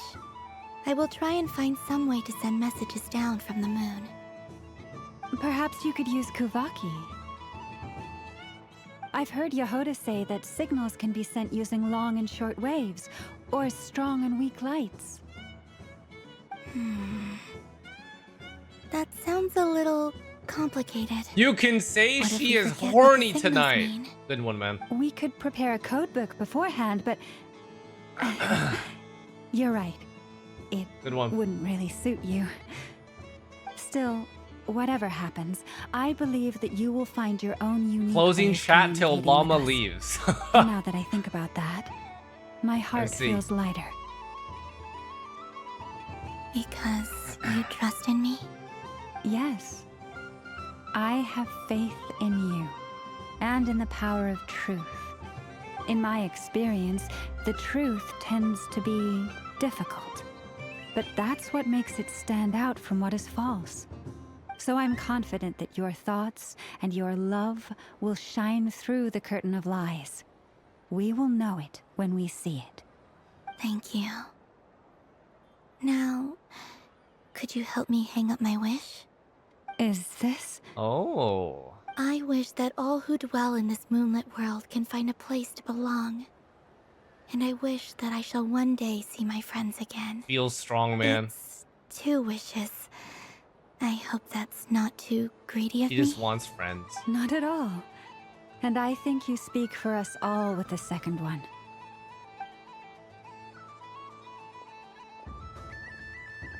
I shall continue to pray until the day that all of these wishes come true. Whoa! Almost so pretty.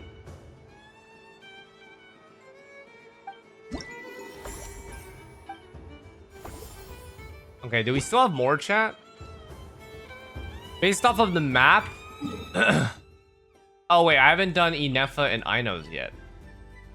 I also have not done Flynn's yet. The fuck? Where's Flynn's at? Somewhere here? Oh, here.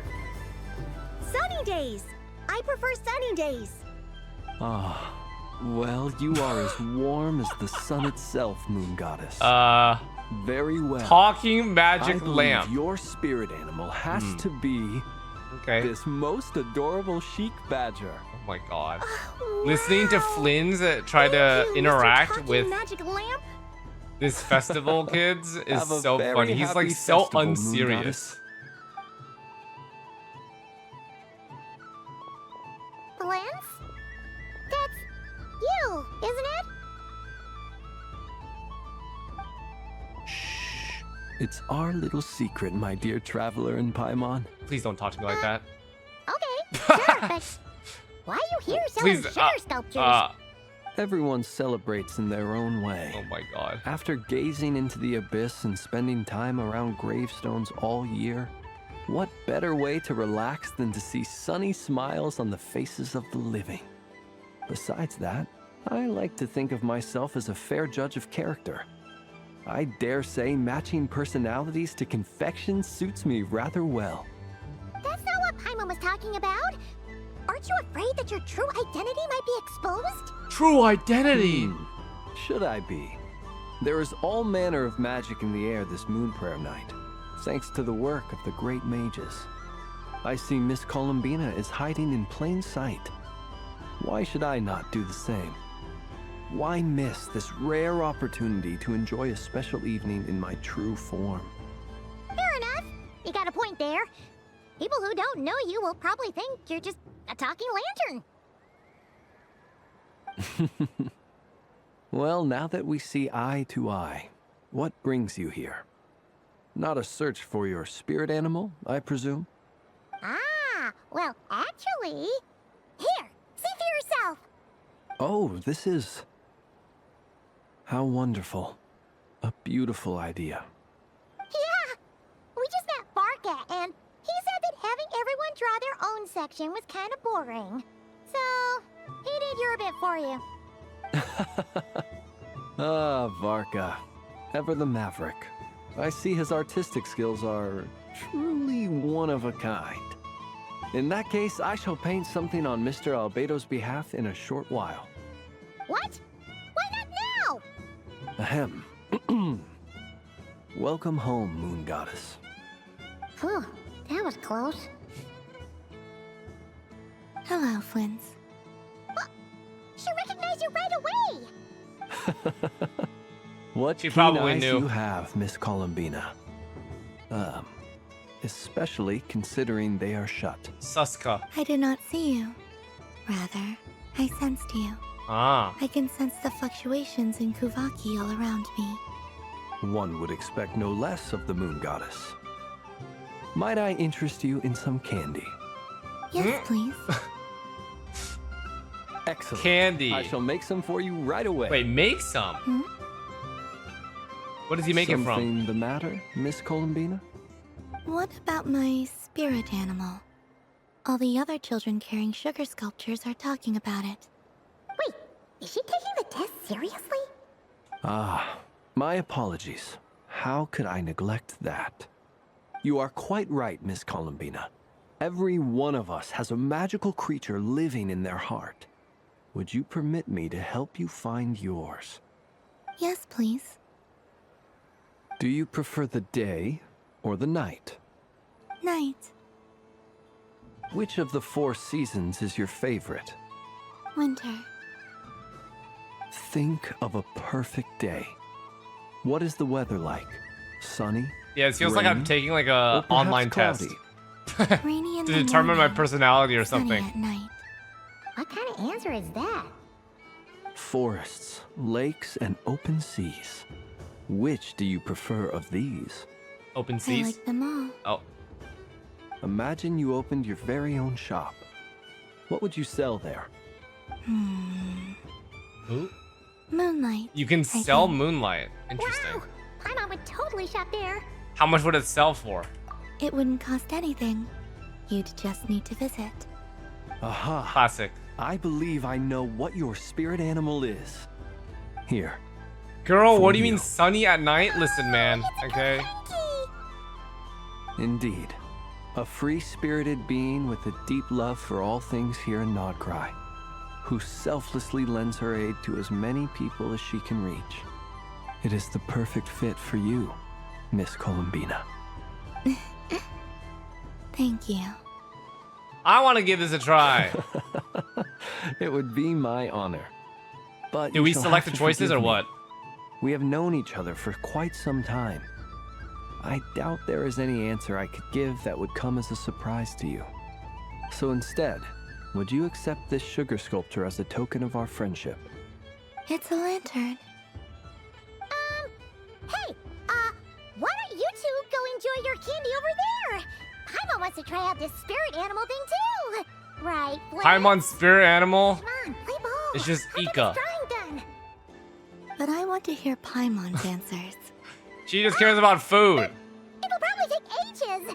Paimon's a complex soul. Complex soul. We don't want your candy to melt while you wait, huh? Oh. Okay then.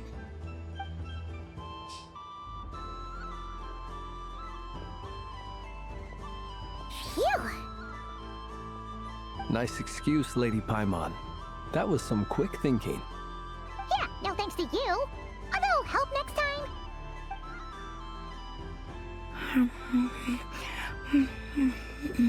Okay. Eating ASMR. It's sweet. Is that Lockaberry? I wonder what flavor the traveler got.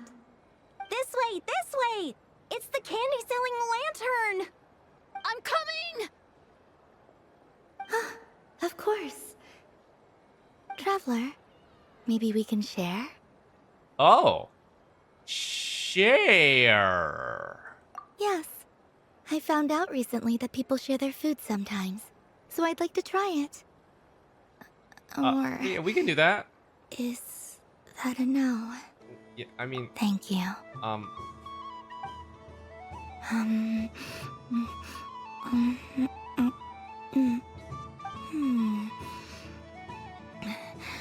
Yours is a little more sour than mine.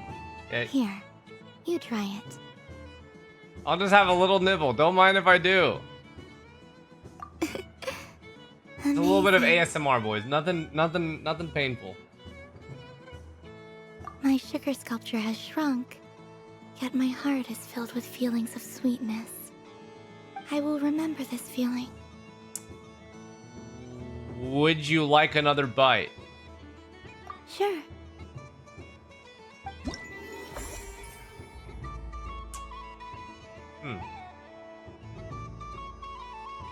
Interesting. A lot of nice scenes here, guys. A lot of nice scenes. Alright, give me 1 second, chat, and you take a quick restroom break. Be leaving Sandrones for last. Let me first do this one.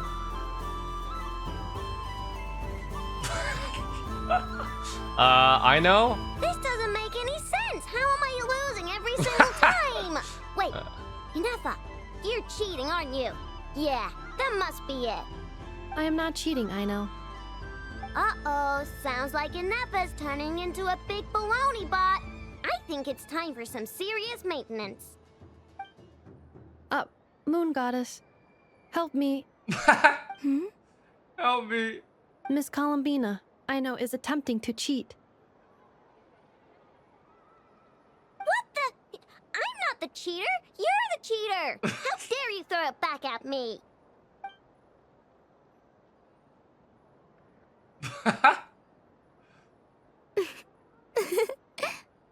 Alright, fine. Let's all laugh at I know.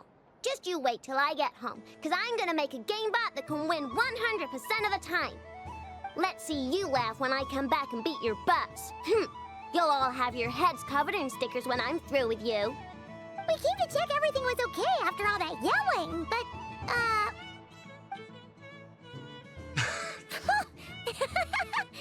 What are you playing? Whatever it is, it sounds like cheating is allowed. Kuhenki Wait. concentration. Hmm?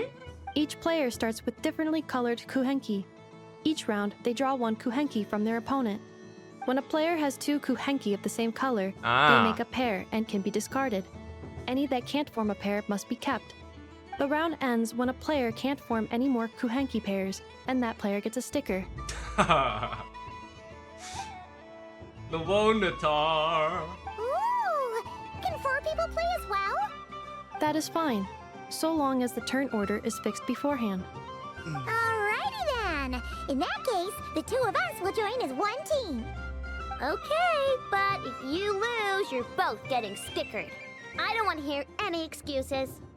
Sure. We don't lose. If we win? If you win, only one of you gets to sticker someone else. Damn. I have taken to calling this. I know logic. I know logic. Hey, lay off me, all right?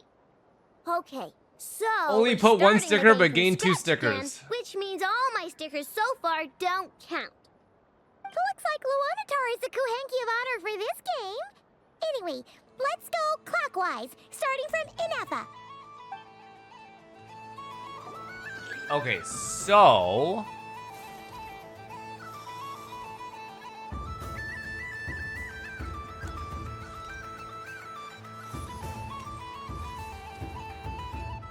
Paimon, can you...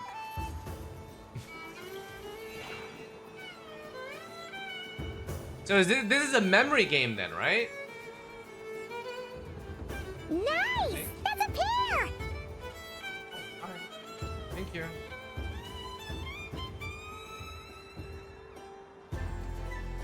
Go, go, fly! Is it my turn?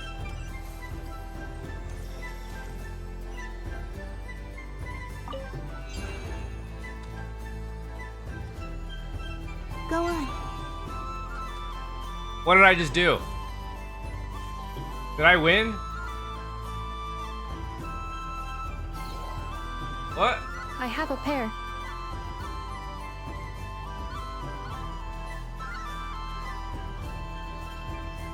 Not really understanding what's happening here. We gotta pick up the pace!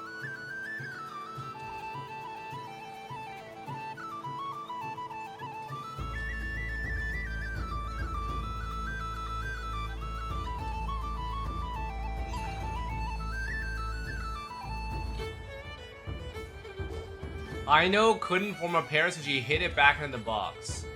Now it's my turn.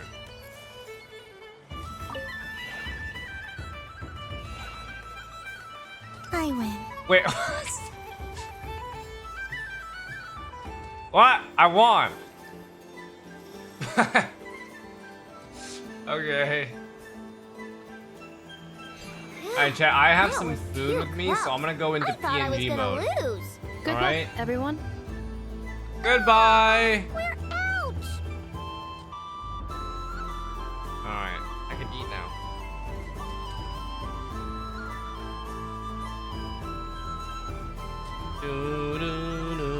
Let me pick a good one. What's it gonna be? You're looking very pleased with yourself there. What happened to being a huge Grumposaurus? I won. Duh. Duh.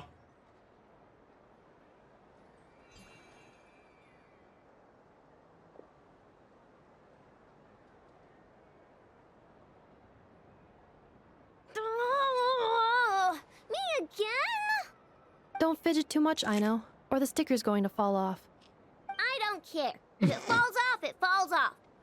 If a pair of Kuhengi get discarded, why not a pair of stickers? Huh? Huh?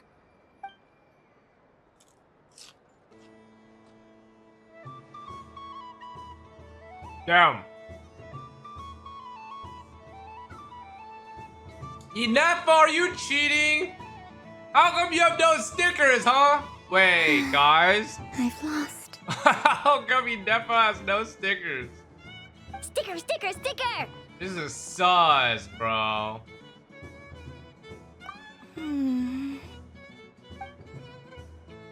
Pop. Cute! You think so? Shame. I can't see it for myself. You always look cute, columbina. What did Luanatar say? She said it looks so cute that she wants me to lose a few more rounds. Classic.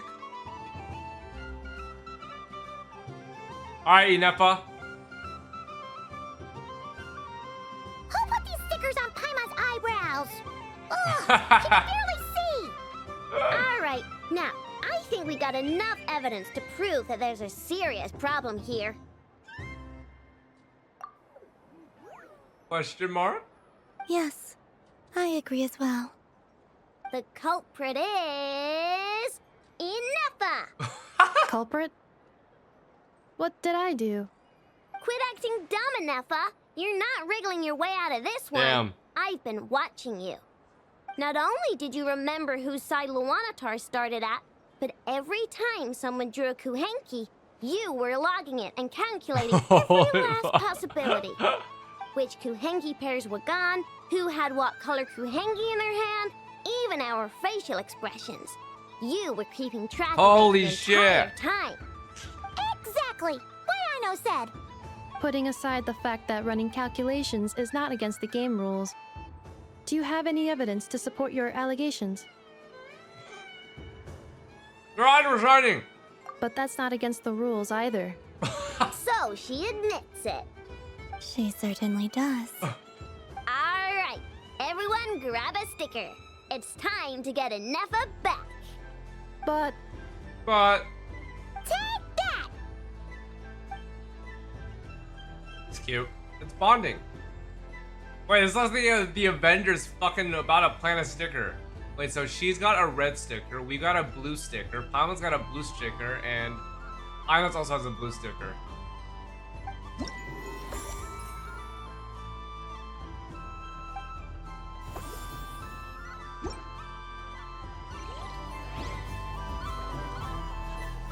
So I have one more before Sandrone. But I can't tell which one's which, because this is Limpu and this one doesn't have a name. So how do I tell which one I'm missing, guys? We thank you for your patience.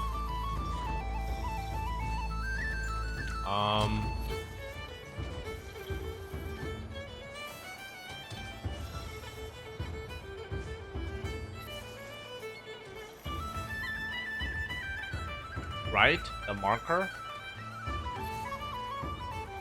Right here? Oh, okay. Moon Prayer Candy! Beautiful, tasty Moon Prayer Candy! Buy a whole box, share it with your friends and family! Candy? To share?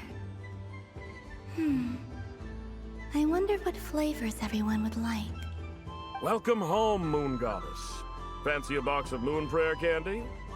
Sure. I knew you would. Now, what flavor would you like? I'm not sure. What flavors do you have? Is this for yourself or as a gift? A gift for my friends. Ah, I see. In that case, I'd recommend apple, lockaberry, or midsummerberry. Those are the most popular. Do you have nocturnal blossom flavor? Nocturnal Blossom? What is that? I've seen couples give those as gifts before, but I did not know they were edible. No? Okay then. Moonfall silver? You did say this was for friends, right?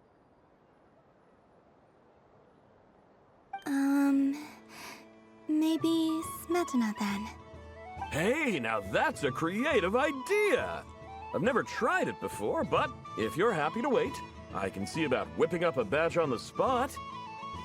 While we're at it, you got any other ideas? Green grass from Kake, extra strong coffee, Columbina describes the flavors that come to mind. The scent of exotic candy soon draws over the nearby children who are excited to form a line. Before long, everyone is brainstorming new ideas for flavors. Smoked fish steak, berries and fried meat, rain-soaked moon prayer blossom. Guys, I don't know if I want a steak-flavored candy. What the fuck is this? The stall owner, Pepper, with expectant gazes on either side, lets his courage soar free, and colorful candies are placed in the box one after another. Here you go. Every flavor you asked for is in there. Holy. Nice. Thank you.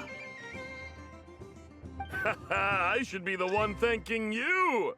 You brought me a whole bunch of new business. It's like a genuine blessing from the moon goddess. I hope you and your friends have a lovely night. Oh.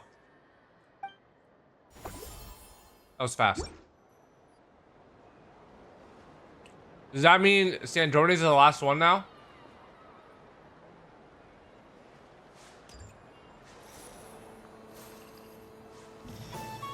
Okay. Let's see. Well, well, look who it is. I heard someone went and disappeared on us the moment we let her out of our sight. They looked all over for you. Frankly, I didn't think you'd be back for Moon Prayer Night. Were you worried about me, Sandrone? You'd like that, wouldn't you? Do you even hear what you're saying?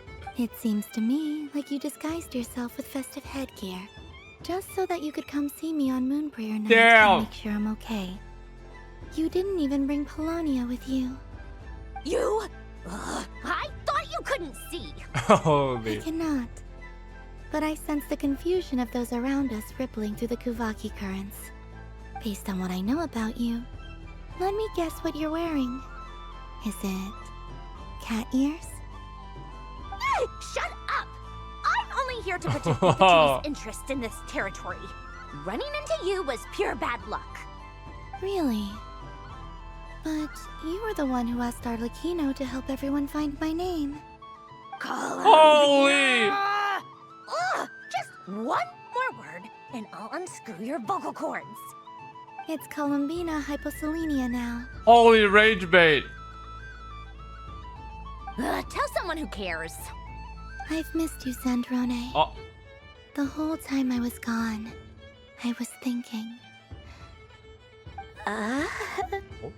Wait, she's blushing. I hope I get a chance to say some ugly words to you. Is that supposed to be a joke? I mean, she's learning. Anyway, let's go play that game. What? You mean that frostfin whale? Yes. It's some kind of game where you get bitten if you step on the wrong tooth. Seems like fun. Who in their right mind would wanna? Because you're not a scaredy cat. Damn. Holy shit. Wanna play? Let's play. Don't complain when I kick your sorry butt. Lovely. You old geezer! I'm gonna beat the pants off you! Just you watch! I almost forgot. Sandrone? What is it now? You'd better not lose, or I'm going to beat your head in. Holy fuck! What? Damn, she's learning, guys. Allow me to demonstrate since I'm feeling so nice. You just step on the teeth, like this.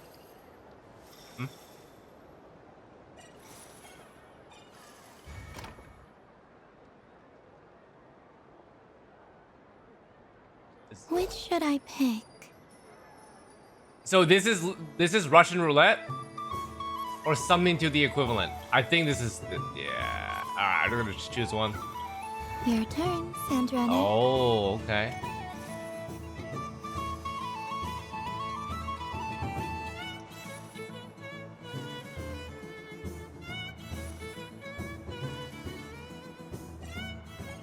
You're gonna lose. Don't come crying to me if you get bitten.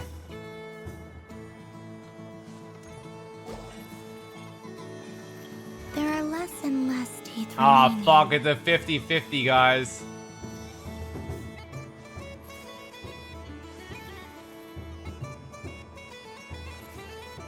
Come on. 50-50? What's that noise? Get fucked.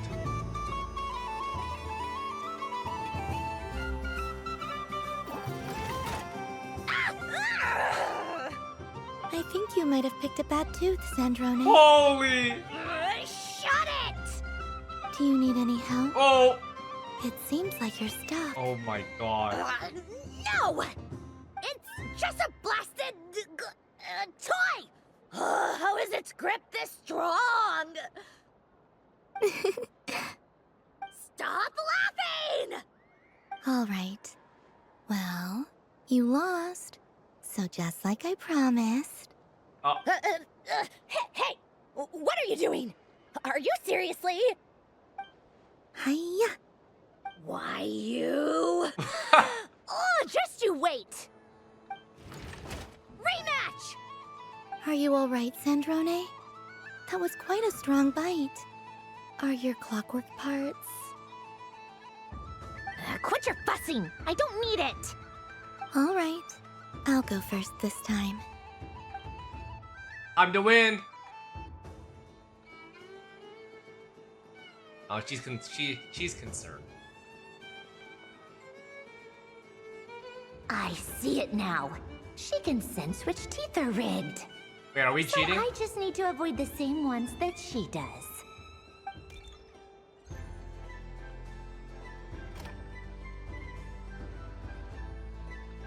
This one. Seems fine. She avoided that one then? Now I've got you. All right, my turn.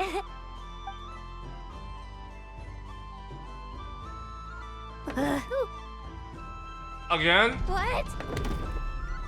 Looks like you lost again, Sandrone. Wait! There's more than one bad tooth! Bonk.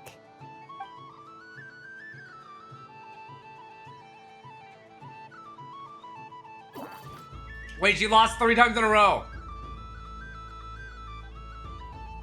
4 times in a row. Stupid game! What idiot came up with this? Are you all right, Sandrone? You said some nasty things just now. Damn. Oh, I'm peachy. Should I let you bonk me on the head as well? Ah, forget it. Come on, bonk away.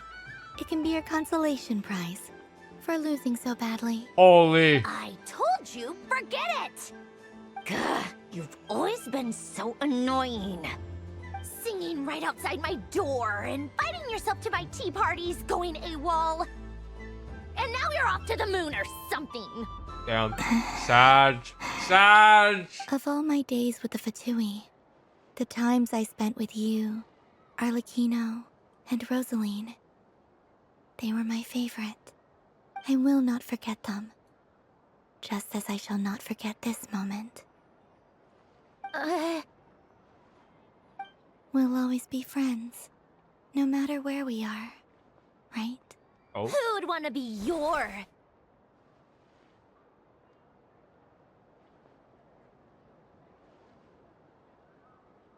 I'll miss you, Sandrone. Sag.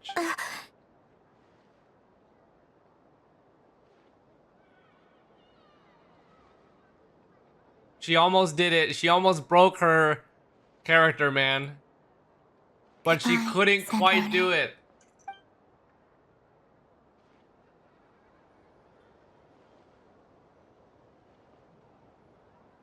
Oh.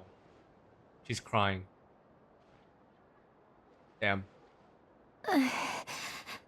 I'll miss you too, Columbina. Sorry, what was that? Whoa! Fucking fire! Oh my god. Freak out. What the fuck is wrong with you, Paimon? Oh my god. What do you want? Oh my god, ruining a fucking moment. Nice ears.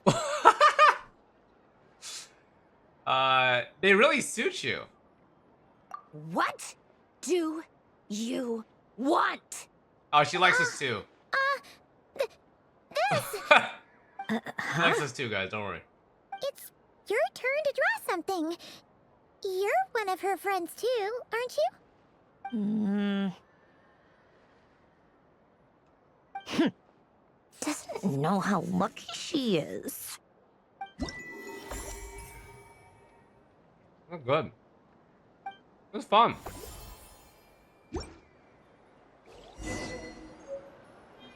Yeah.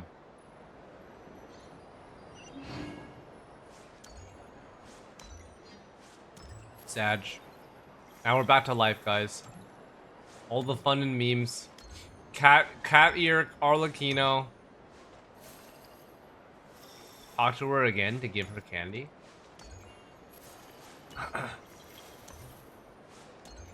Where are you? What's there to see on that moon anyway? Let her go up there and cry alone. See if I care. Damn, that's fucked up, man. Would you like some candy? You're giving me candy? That isn't like you. This had better not be some weird prank. Coffee flavor? I thought you hated coffee. Ah. It's extra strong too.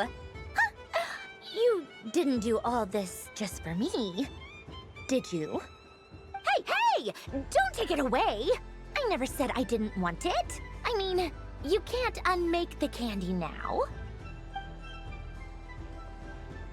I see. So when she was at the candy shop, she listed off all the flavors that everyone else liked.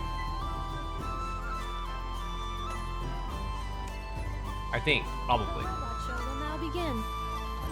Oh, I can't talk to Inefa. Inefa doesn't eat candy then? I can't talk to Aino either. Wait, is Sandrone the only one I can talk to?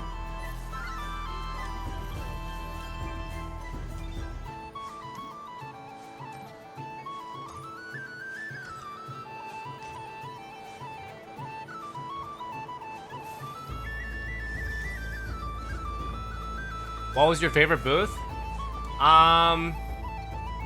Both the Sandrone one and the cat ear one.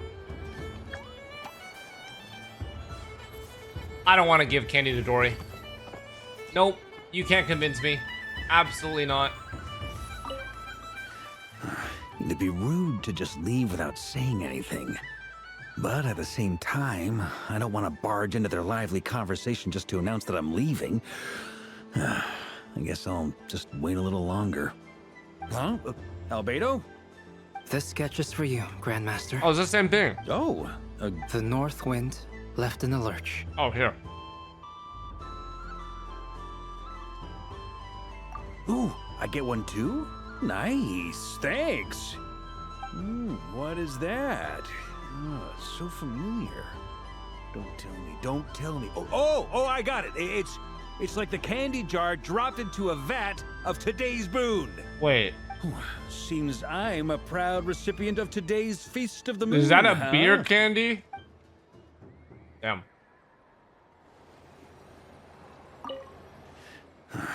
Huh?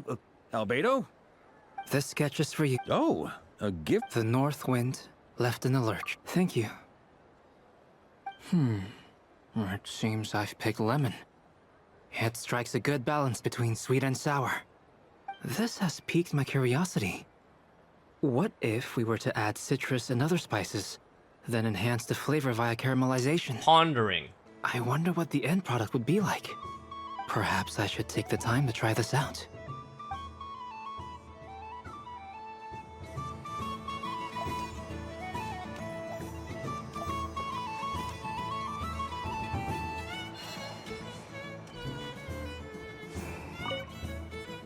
I've seen Linny and the other children play candy. Would you mind if I took a handful extra? I'm sure the children will enjoy them. I must say, Columbina, you really have changed. You never used to show this much consideration for other people, even when prompted. I'm sure Sandrone would agree when I say, I like the present version of you better. Oh, she would never say that, though.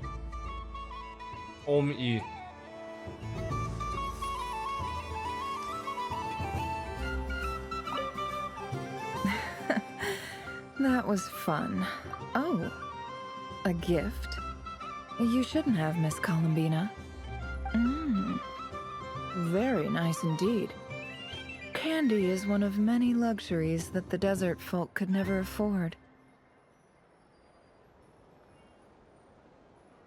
How I yearned for candy when I could not have it. Yet, now that it is readily available to me, I never seem to crave it. Adulting. May your moon prayer night be one free from regrets.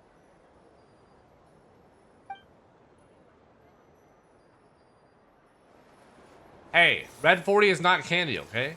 That's different. I'm chilling. Yes. May everyone's wishes come true. Why, thank you. Don't mind if I do. Oh, my. It's so sweet. I'm so accustomed to plain, simple meals that this sweet treat is quite a shock to the senses. But I savor this moment in its entirety because it tastes like true friendship.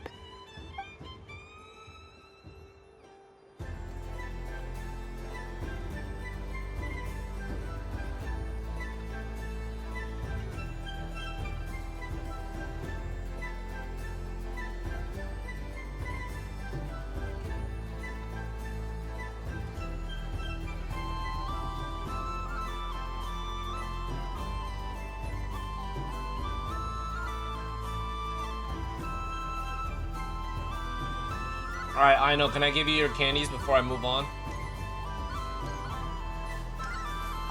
Something about festive lighting always has a way. This is most thoughtful of you, Miss Columbina.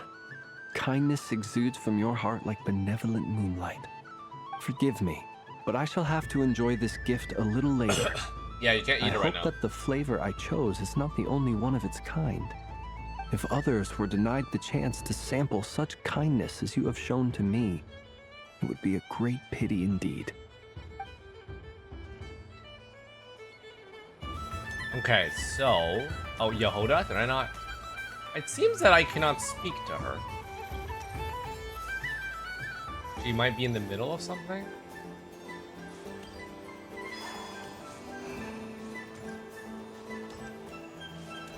Arlecchino, Nefer, Lauma.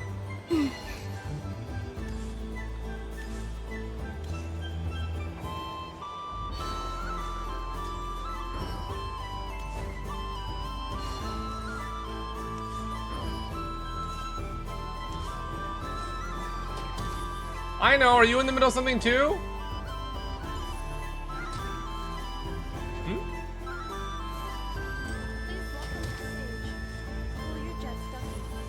Oh, they're still in the middle of their performance. They're about to be over by now. With water cooling technology. This high-performance sprinkler fires powerful, controlled balls of water for up to 14 seconds at a time.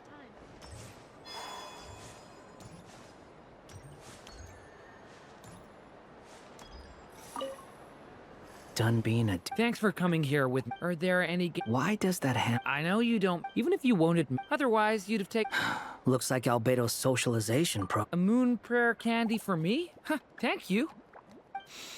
It smells like... baked apples and butter. You gotta wait Reminds there? Me of Good Oh, Hunter, fuck. a restaurant in Mondstadt. I always have to resist the temptation to go there Like, unless can I just I'm leave? ordering food. I understand your homesickness, Miss Columbina. I have a double dose of it, because both Simulanka and Mondstadt are my home.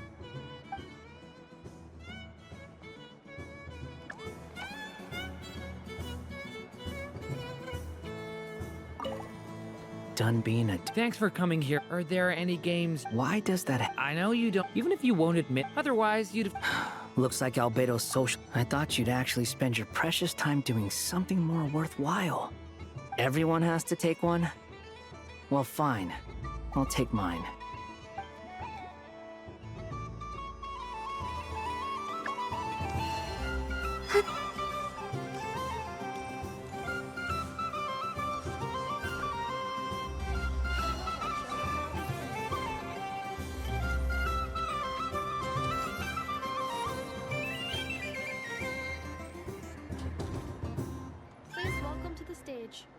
cool your jet's ducky.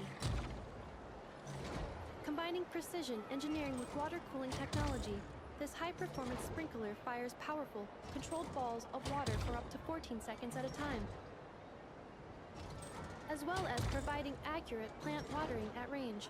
It can also be used to clean those tough-to-reach areas of the house that Aino cannot get to, no matter how high she jumps. Show us what you can do, Cool Your Jet's ducky. Now that's what I call true power. What a demonstration.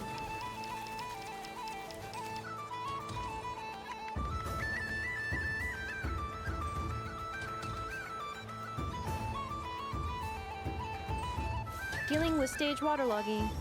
Task complete.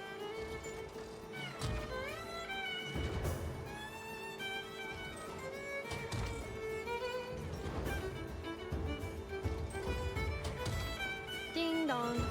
You ready? The next robot show will start in 5 minutes. No, I need to give you candy Aino first. is throwing a tantrum again. I believe it will take scanning candy composition and ingredient ratios. Selection confirmed. I would like the crumb cookie flavor. Flavor profile simulates real crumb cookies with 27% accuracy. This is a non-viable Damn. substitute for Aino's afternoon snack. Only 27%. 1 moment, please. Wait, is she Done. gonna... Please sample this freshly baked crumb cookie, Miss Columbina. Oh, shit. Ding dong. No! No! We thank you for your patience. What do you mean? Now begin.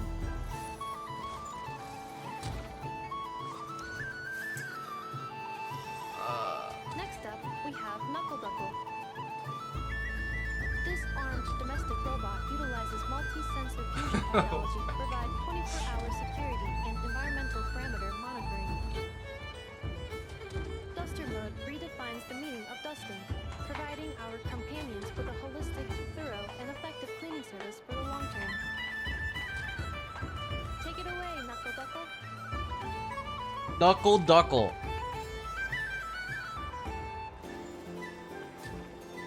Now that's what I call true power. What a demonstration.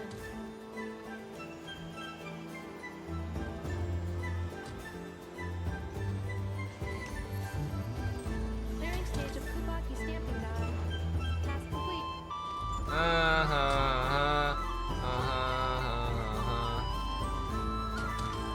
He has to walk all the way back, I think.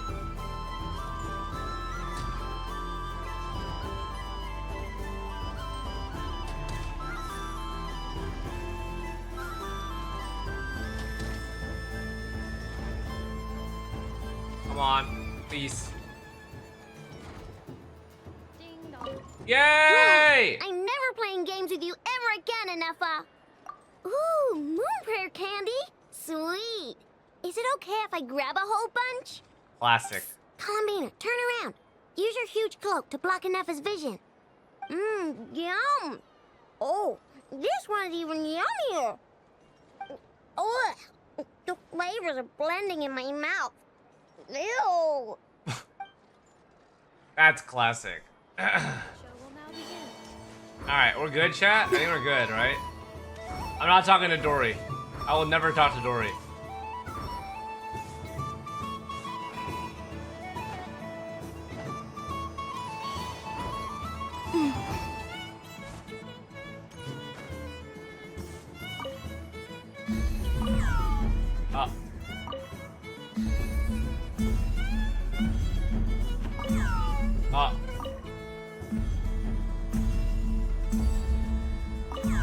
What?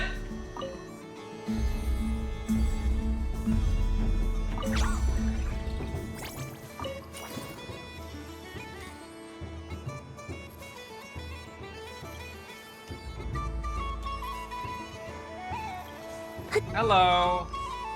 Yehoda. I thought the performance was enough. My Twitch chat told me the performance was enough.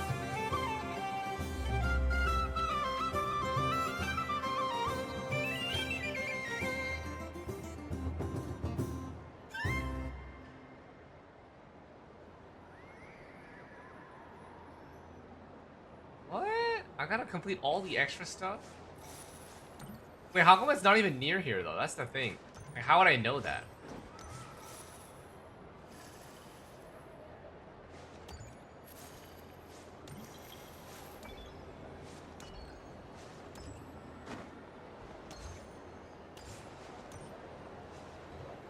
Not the mages.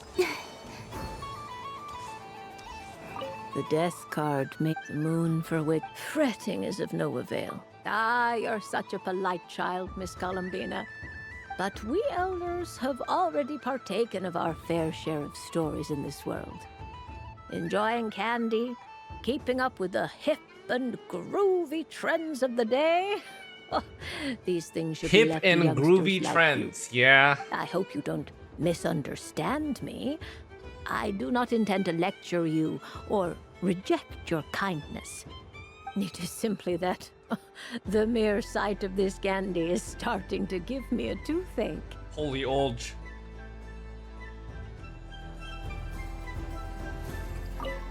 I don't suppose you'd like to play again, by any chance? I'm gonna give Don't you get me candy. wrong, once is plenty. You're under no obligation. Oh, I love the color of this wrapping paper. But the bow on that one is just so perfect. Oh, this is a tough choice. Yeah, man. This I is know definitely the a wrapping beta paper doesn't account. affect the flavor, Absolutely. but it does set the first impression, which can influence No, this is a your mood as secret you private eat it. account. And actually, that does affect the flavor. I have to listen to my heart and pick the one that I can really build a bond with. It's the only way to eat candy. Oh, but look at the shape of this one. How lovely. Oh, this choice is Oh getting shit, harder and hide the harder. UID, guys. Yeah. I'm streaming the secret stuff right now. With a exposed visible UID. Up for another round of fish balls? Oh, bless my fluffy tail. Dodoko has never seen candy shaped quite like this before. Why, it shines like a lovely crystal. Let the feasting begin. Oh, sweet as a tomato bathed in sunlight. Thank you very much. You truly are a friend to the Dodoko. Please share the rest with other people. I am sure everyone will fall in love with the taste of pure joy. You are oh so M. OSM. Guys, can a zoomer translate what that means? What does OSM mean?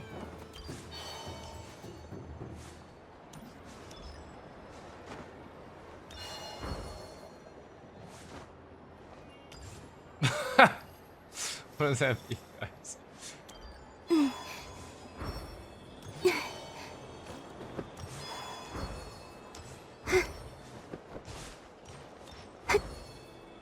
Awesome! Wait, really? You use shorthand awesome to OSM now? Awesome. Oh, interesting. Wait, is this the Pokemon? What's the Pokemon thing? By the way.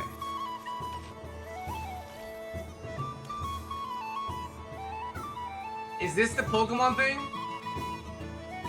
What is going on over here? It looks like fun. Hold it right there! You can't run away from me, Moon Goddess. Wait, what? Are you talking to me? Of course. Do you see anyone else here dressed up as the Moon Goddess besides me and you? Hey, come on. Call me by my title. Happy Moon Prayer Night, Moon Goddess. And the same to you. Anyway, there's no time to waste. Get ready for the duel of a lifetime. Duel? Meet my partner, Stacko. Stacko. Come on out, Stacko. Oh shit. It's a Don't just 1v1. stand there. Let's see your partner. Partner? Huh? Oh, what the fuck? Our partner is Yehoda. So I need to select a partner and command them in battle. Partner. I need a partner.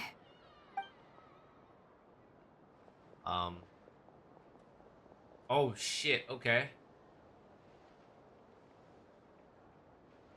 we've got the Rhymehorn deer. Whoa! Am I seeing things? Where'd you get a Kuhenki? They're super rare. That's great. But you can only bring one partner to battle against me and Stacko. No ganging up allowed. They all look so eager to be picked. Which one should I choose? I'm taking the Kuhenki, man. I chose the This Kuhenki. one usually lives in Nasha Town. She likes falling asleep to the sound of striking hammers.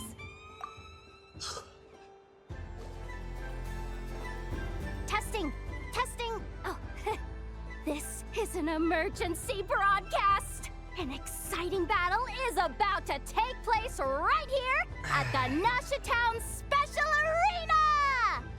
In this corner, we have the Moon Goddess and her robot partner. And in the other, we have the Moon Goddess and her Kuhenki partner. Only one Moon Goddess can be victorious in this ultimate battle of destiny. All right, so what am I doing? Who will it be? There's only one way to find out. Now, without further ado, let the Battle of the Moons begin! I don't care who we're up against. Stacko and I ain't gonna lose. Beep, beep. Let's strike first. Stacko, formation shift. Ho ho ho! The robot has kicked things off with a change of formation. But how will this affect the battle? Nobody knows. Attack?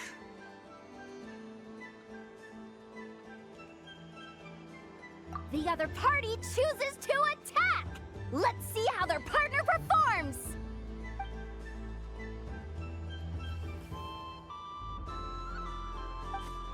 Stacko!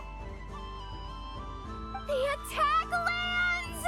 And if those sizzling sounds are anything to go by, it was very effective.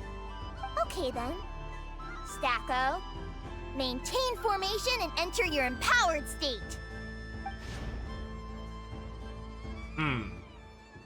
Empowered state? There we go. Now we're talking. Absorbing the immense Kuvaki present on Moon Prayer Night, this lean, mean machine has greatly increased its offensive power. Greatly increases offensive power. I mean, I guess I should defend then. Or can I just attack it? Yeah, fucking just attack it again. Choice! Buffs count for nothing if you beat him before True! you use it. Just fucking kill him right now. Boom! Oh, it's a hit! But Stacko stands firm! The battle is heating up fast!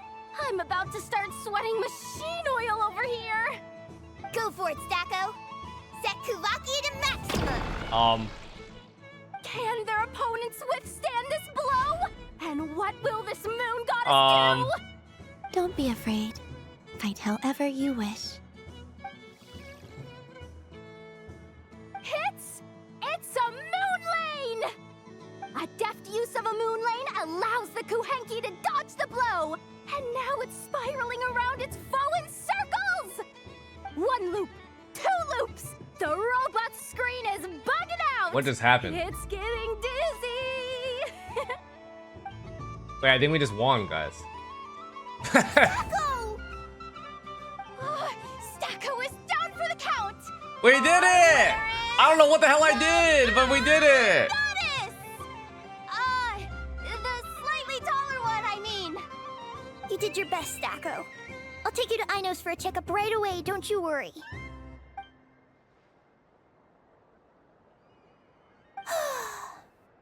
Well, you beat me fair and square, I guess.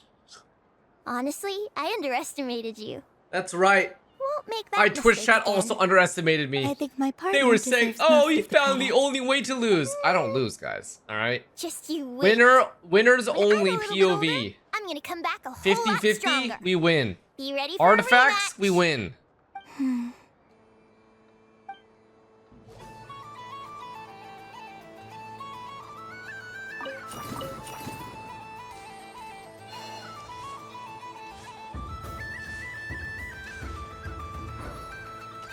Where's Yehoda, by the way? Over here, right? No.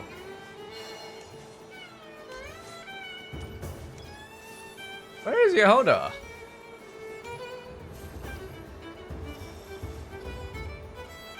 I would usually guess that she... Oh, she's here. She's here.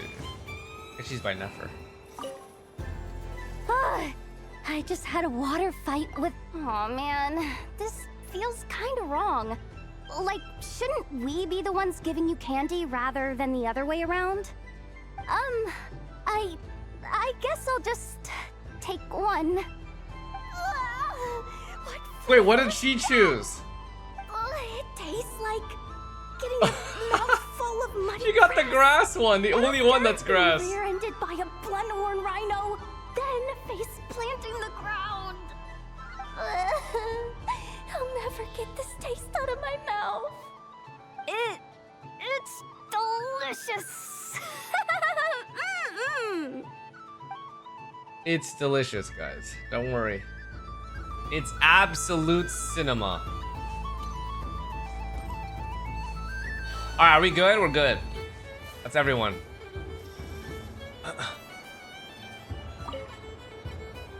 Traveler. Wait, who's Ashru? Did I miss someone? Out the festive amusements already? Are you sure you don't want to look around some Dory? more? Nope. You might not get another Nope. opportunity Nope. like this for a while. Oh, Ashru is Nefer's cat. You can talk to the cat and give it candy? What I'd like to do is... Would you like to have some Moon Prairie candy? Oh, candy for us? Thanks a bunch, Columbina. Don't mind if we do. Whoa, this one's intense. But it's so tasty. So tasty. What about you, Traveler? How does yours taste? Like smetana, I think. A very novel flavor. Oh, sounds good. Paimon's drooling now. Are there any more Smetana candies in the box? Smetana. Yes, I believe so. Okay, gotcha. Let's see. Have you eaten any of them yourself?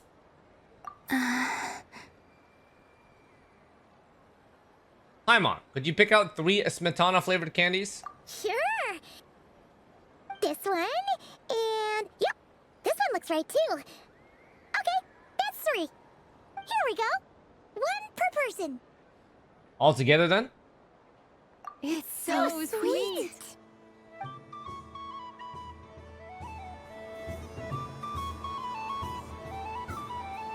Oh wait. Okay, so we're good. Wait, you can talk to Nefer's cat? Nefer's cat. Nefer's cat.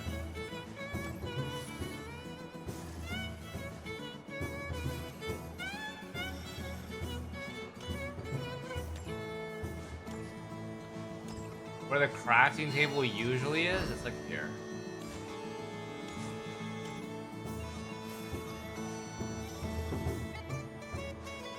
Oh, Ashru.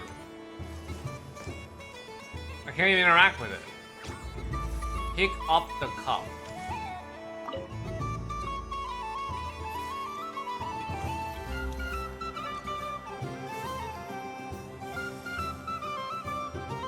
She's just gonna...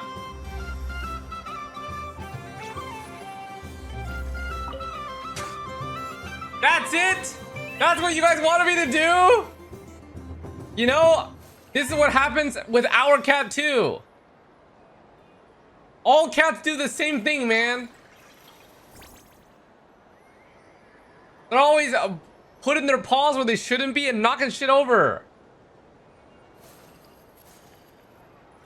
Hope you're having a good time, Ashru.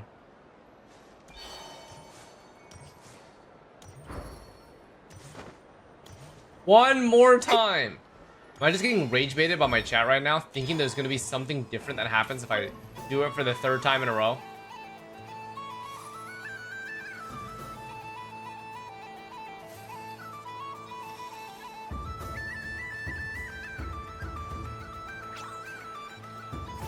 Oh. Oh wait, we got friendship points.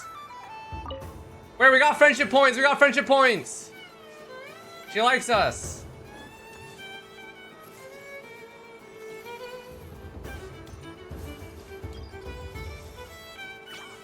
Oh wait, does it every time? Never mind.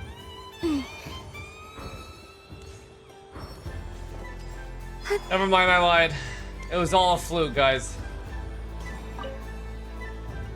Traveler, Paimon. Columbina! Finished with the festival already? Really? That's good. You're sure you don't want to have a little more fun out there? Final answer? Final answer. I think we've done everything. No Dory! Guys, I know some of you guys like Dory in chat. I really do not like Dory. Yes, I am sure. I don't like Dory. Alright, boys, I'm back. I know you guys definitely missed me. This was the most fun I've ever had on a moon prayer night. Everywhere I went, people were saying, "Welcome home," and there were friends at every turn. No. I only wish it could last longer than Yeah, one yeah, night. yeah. Your friends will always be here. Yes, you're right. Sag. The moon prayer blossoms. Ooh, look! Look! Wait, they're turning red. Moon prayer night has come. Very red.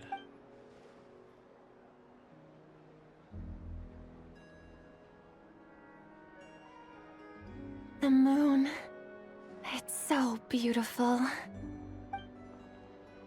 Happy moon prayer night, dear. Even couples. Happy moon prayer night.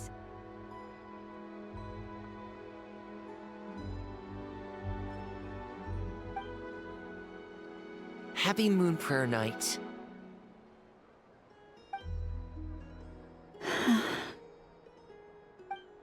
It's gonna be emotional, guys. I feel like it's gonna be emotional.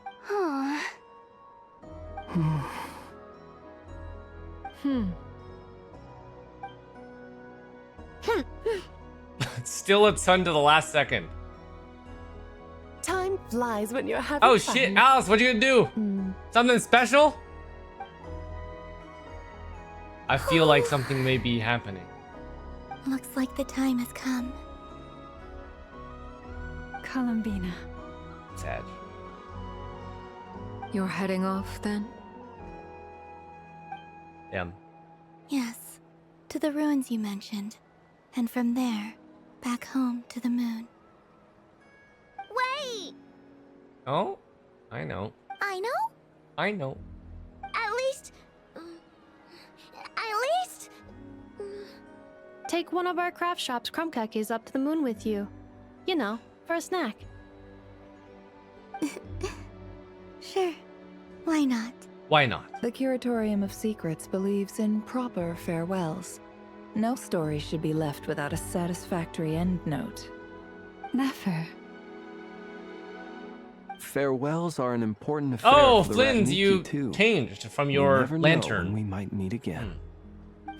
Haha! And here I thought grand farewells wouldn't suit tonight's mood. But I suppose friendly passion is not to be stopped, eh? Guys, are there really people in Twitch chat that need to be told not to spoil? Makes me a little disappointed, but if that is the case, then... What is it? A moon prayer Not a night little bit video card disappointed. with drawings by all of your friends. You did mention that you'd like a portrait done, so I took the Okay, I can liberty see of portrait creating shot. one for you. I, meanwhile, did Wait, the this is so portrait of cute. Mr. Albedo. And Mr. Varka did the same for me. Wow, what I the mean, fuck? I think my work was pretty true to life, don't you think? God damn. Albedo looks like a goddamn actual, like, you know, really high quality. Flint, what happened? What's going on here? We barely got an ounce of you. What? We barely got an ounce of you. Low-key, Barker looking kind of giga beast, though. Flynn's is actually funny, because he's like the biggest aura farmer of them all. Oh, look at Nicole has a little tear. Saddies. I like how Alice is on top of Nicole. Classic. The picture of Ashru was my doing. The two of you seem to get along rather well. Wait, was I the only one who did a full body picture? That's so embarrassing. I did pictures of me and Anefa. That's true. I did my own portrait and one for Hat Guy. Plus, there's the two mages, Arlecchino and Cendrune. So, if you ever miss us, just flip the card open and we'll all be right there with you. I don't know what to say. Thank you so much, everyone. This whole moon prayer night was more than I could have ever asked for. It is the greatest gift I have ever received. Yeah, there's a lot of people, actually. Loma, I figured it out. Figured what out? Remember how the Frost Moon Scions used to use milk as invisible ink to write hidden messages? That was a very long time ago. Oh, are you saying? Yes. When I miss you all, I shall use Moonlight in the same way, to write words that only you can see upon the moon itself. Oh. Wow. That sounds lovely. Quite. But how will we see them? Simply open your windows on nights when the moon shines bright, and the moonlight will naturally flow towards the words I have written. That sounds most fitting indeed. Very true to form. I'll try to write them in places that won't disturb your sleep. I, for one, would sleep all the better for having read one of your messages before settling down for the night. Exactly. So don't worry about disturbing anyone's sleep. Just promise you're right to let us know you're okay, all right? All right. I promise.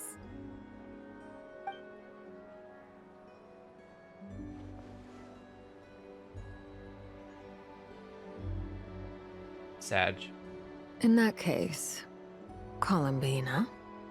I'm ready.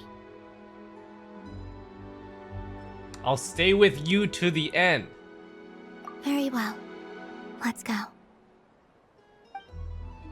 I'm guessing it's a cutscene. Or no cutscene?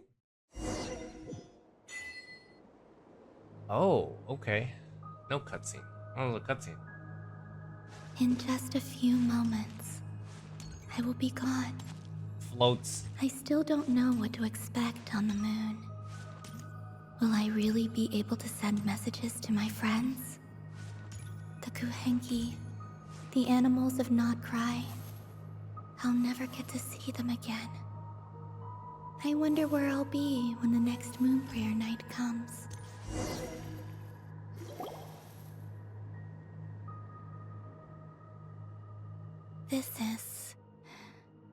This is where the people of Hyperborea used to communicate with the moons.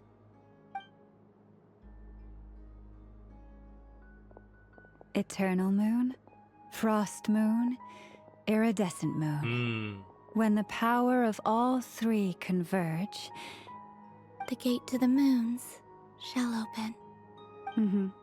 That's us, Arlecchino, Moon and marrow Columbina. preparations are complete. Only the final step remains. I'm sure Nasha Town is livelier than ever at this moment. Yeah, it's a shame you couldn't be there for it, but it's now or never, right? It's fine. I'm more than happy with this. My last piece of luggage. My only piece of luggage.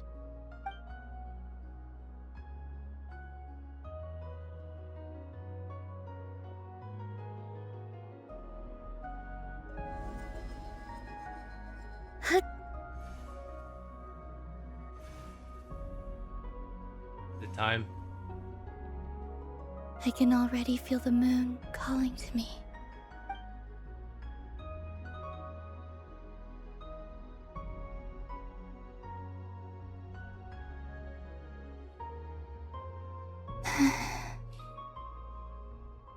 Saddy. Your home lies on the far side of this light, Columbina. From now on, we will at last have a reason to pray to the true moon. Columbina. Oh, MC's Yes? got a last line in. I'm listening. Be sure to come back and see us when you get the chance.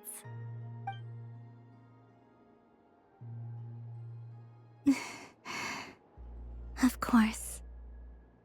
But if that chance doesn't come, then remember that you have friends on this planet. People who will miss Columbina. Yes, I will. Thank you for everything you've done for me.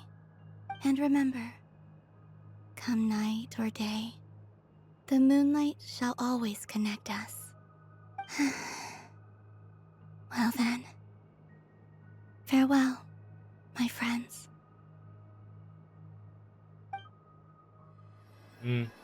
Okay. Surely something intervenes, though. Or is it actual full farewell? I can't really tell. I feel like the mages are gonna do something. Of course. Thank you. This was my happiest night in Teyvat. Farewell, Columbina. This seems too fulfilling. I don't think there's a twist with this type of OST.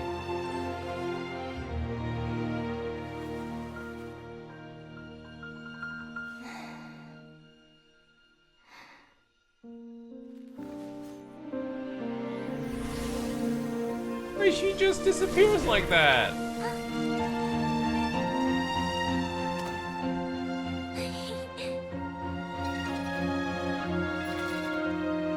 That was actually so fast. She just like instantly disappeared. The moon really is closer than ever tonight. Who's...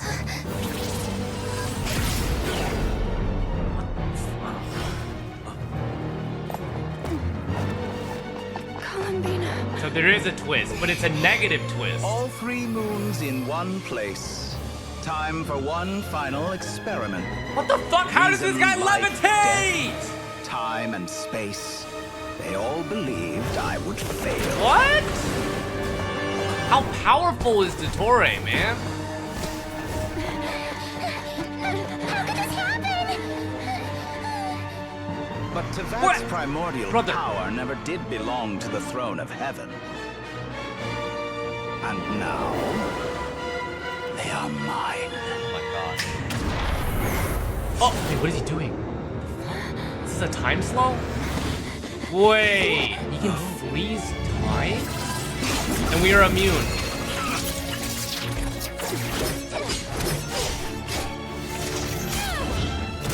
Oh shit. How much can we do?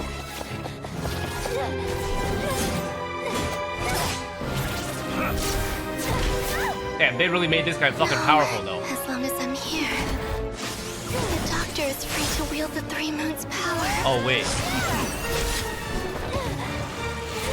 Wait, Colin, what are you thinking of doing? It's the only way. What's she gonna do? What is that? Wait, she opened up the gate? I guess I won't be going home today. Columbina! No!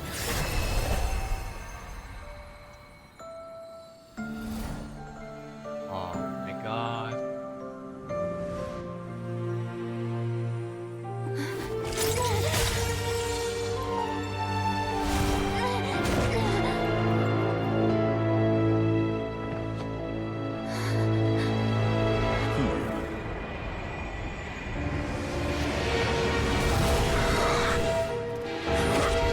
Stubborn world, do not try to control me. Yeah, what a fucking twist.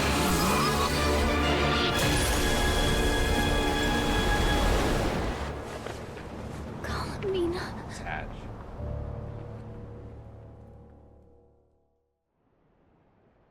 Yeah, what the fuck?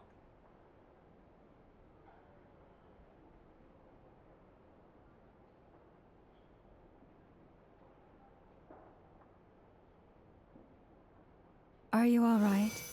Do your wounds still hurt? I had someone prepare a little medicine that could prove effective. Take it if you need to. Thanks, but I'd rather just talk about what just happened. In that case, let me relate the contents of the call we made to Alice after the incident occurred. That Dottore is a crafty one. He distracted the Hexenzirkel by creating a huge fuss at Tevat's borders. I'd assumed that the cause was an abyssal intrusion from the outside world, which in fairness is a rather common occurrence. But after learning that you managed to influence the phantoms in Nordcry, I realized that perhaps this interference could have come from within Tevat instead. How long has he been planning this? But we weren't able to change their fates.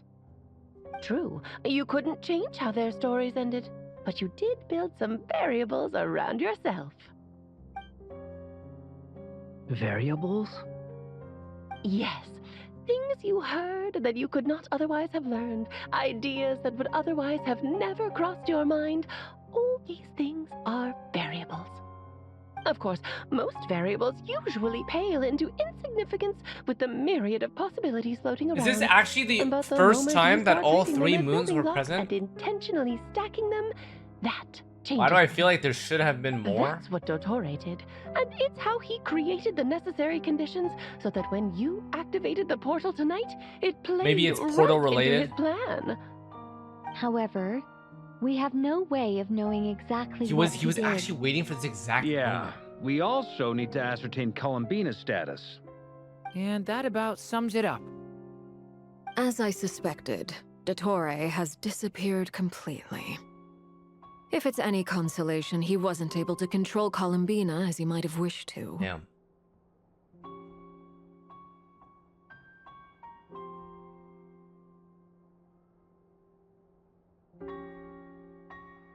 He's also a lot stronger than I expected.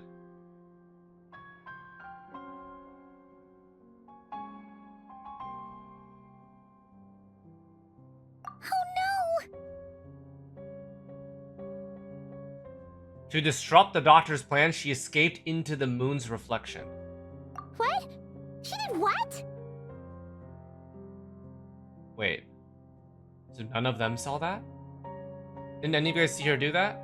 All we saw was Dottore appeared and used some kind of power. Oh, The next thing we knew, he and okay. Columbina were gone. Wait. You were falling into the sea. So time froze. We kept moving, but Columbina also did not have time freeze, and our whole fight happened. So it seems as though Dottore created like a stasis bubble, like a domain expansion, unironically.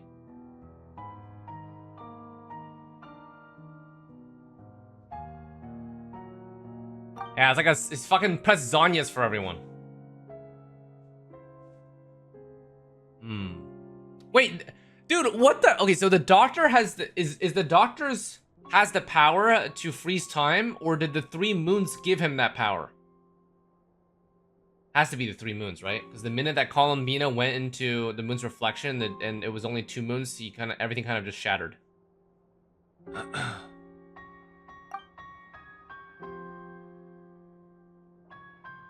Okay.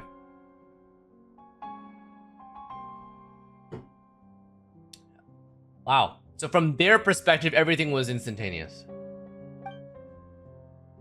So that's the power of the 3 moons. Why wasn't I affected? Is it because I'm a descendant? We're special. We're the main character. So, Columbina intentionally opened the moon gate and escaped into the same mysterious world as Rerir and Thalindus. Wait, no! Sounds like bad news. Really bad. This must be why Dottore's been lying low this whole time. He was biding time until he could execute his plan. Seen in that way, the Trilunar Syzygy and Rerir's emergence, Dottore might have been pulling the strings in both cases. According to Miss Alice, he is attempting to transcend his destiny and finish an experiment that only a Dude, god he's really might complete. fucked up. An utter lunatic. Wow. Even his even his colleagues. He'd want to be here for this. Yeah, don't really like He him. took off with a Dodo communication device after we spoke to Alice. He said he had a hunch that he wanted to investigate by himself. The look on his Dottore face is was what number of the Harbingers? terrifying. I've never seen him like that 2? before. 2 or 3? He's high up. Oh, it's 2. Okay.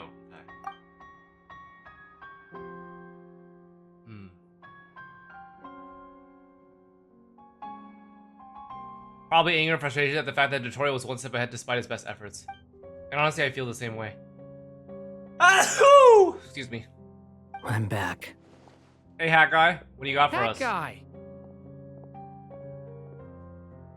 I went to look for the Hyperborean phantoms again.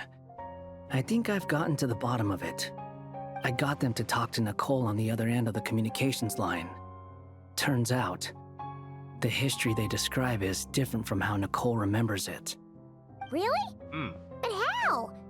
Surely Nicole can't have been wrong. Because the phantoms are the ones who are deceived. They speak of a savior who appeared in their history. One who never should have existed. This savior promised to create a new moon within the false sky.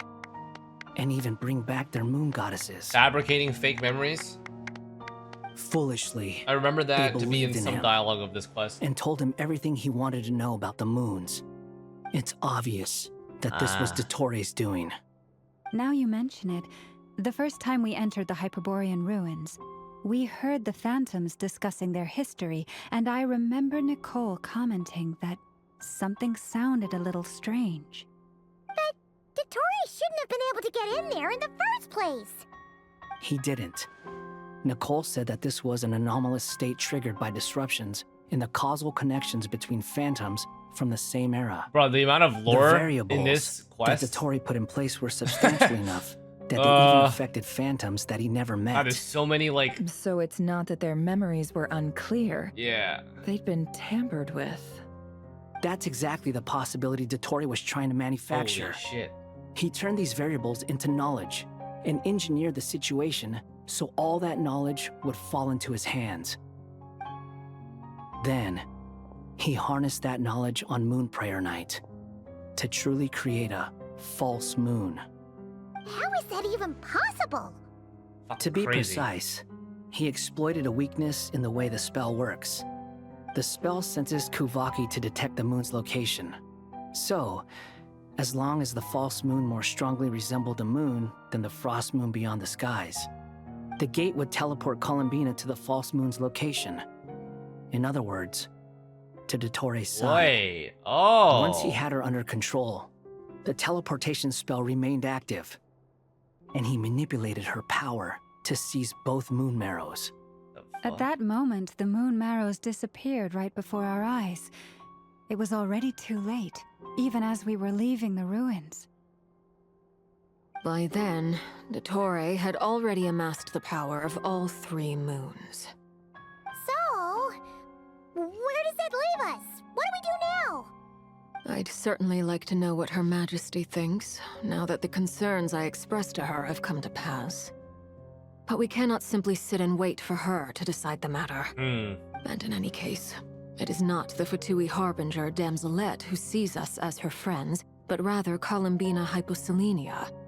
If, even in such extreme circumstances, Her Majesty will not lift the prohibition on Harbingers drawing steel against one another, then I will do as my heart demands. Oh. I will fight as Peruware instead. Peruware? Whoa. Is that her name? Well, that's what that implies, right? Does that mean Peruware is Arlecchino's real name? And she will defy Majesty's honors to fight at Dottore because she wants to avenge Columbina. Oh, okay. All the people like, you lore skipper! Bro, I promise you, even if I did all of this lore, I would have forgotten her name by this point. If it was over a year ago, I probably would have forgotten even if I did it. Time is short, so I'll make the first move.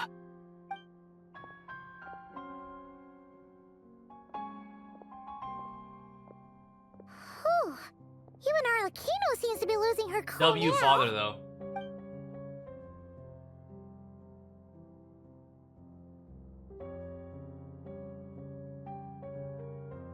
I'm sure she feels partly responsible for this, and so do I.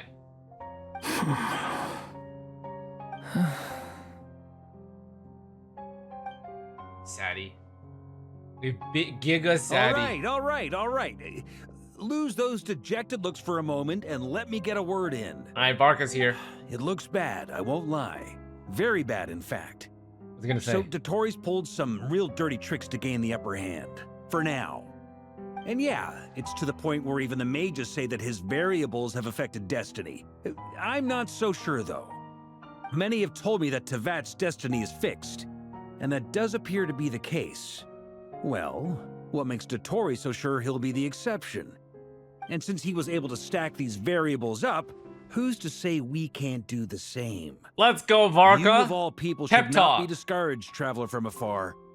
This isn't over yet. Still, I can't help but blame myself.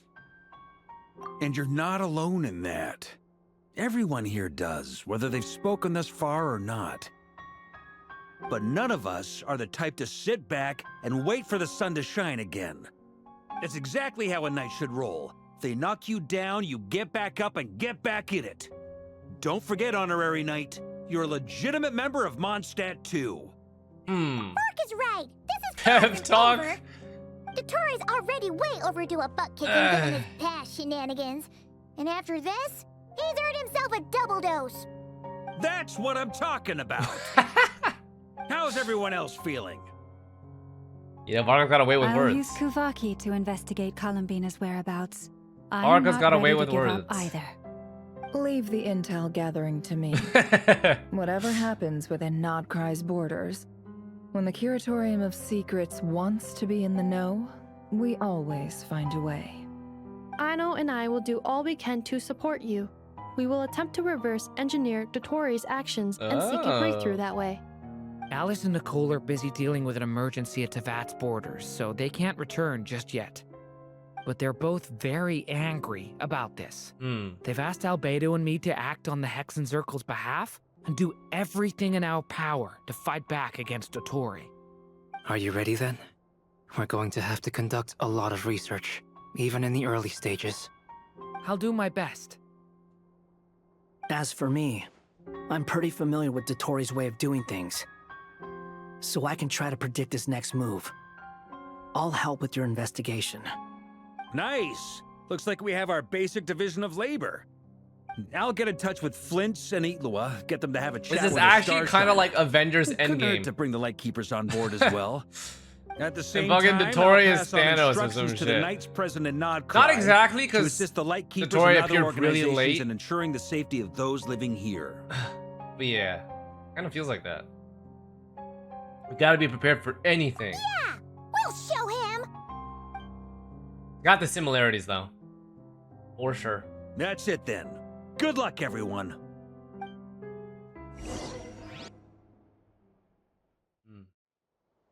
I hope we get a POV of what Columbina or where Columbina is now.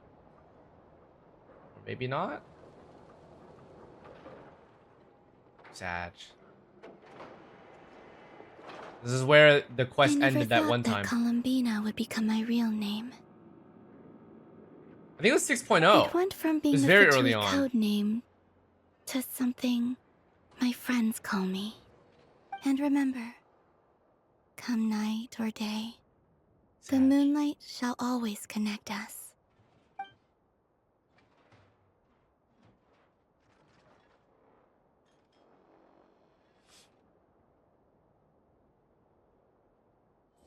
Damn, it ends there.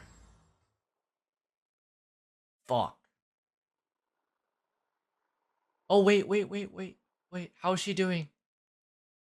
How's she doing?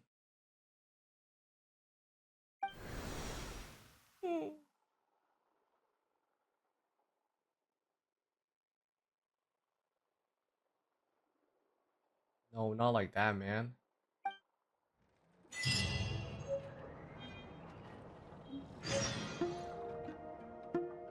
That's fucking sad.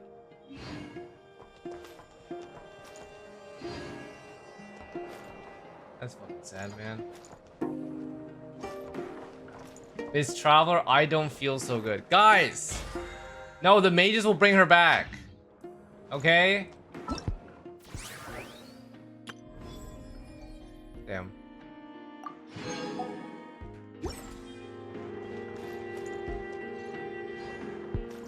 Damn, you know, this is it's so interesting that the ending of this quest is so heavy.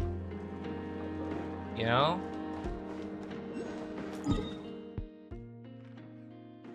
Like it was all fine and dandy. We did a lot of bonding through the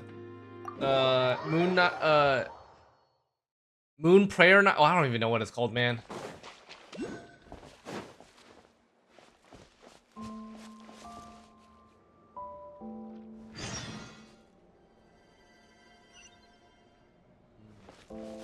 The empty courtyard.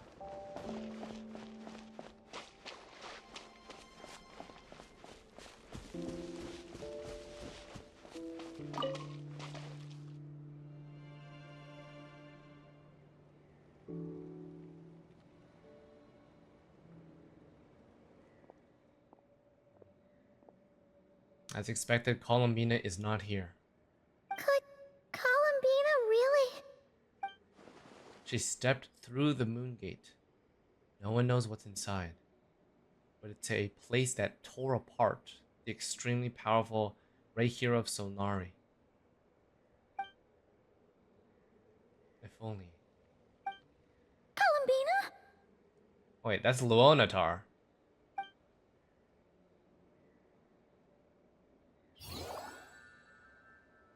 Kuhenki. Question mark? Oh, it's you. Are you Tilda. also waiting for Columbina to come back? Luonatar's here. So, you too. Oh. Their ears are droopy. Hey, come on, don't be so sad. Keep your chin up. If everyone was sad, that'd be like, oh, Paimon doesn't want to think about it. Saddy. I can't allow myself to wallow in guilt. Columbina didn't sack herself for us to end up like this, not to mention... I haven't given up yet. Columbina, all of her friends, none of them would ever just give up like this. Give us a little more time. I can't promise anything, but I'll do everything I can.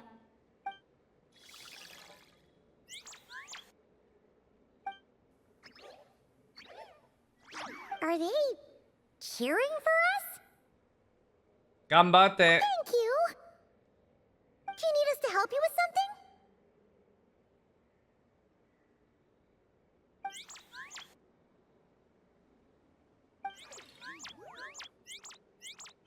This Kuhenki.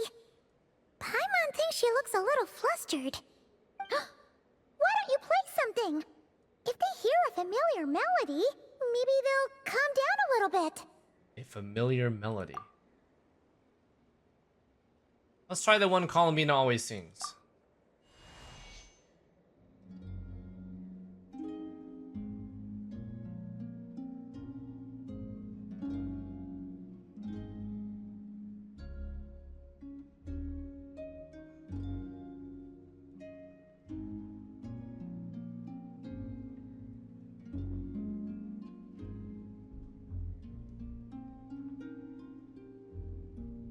Damn.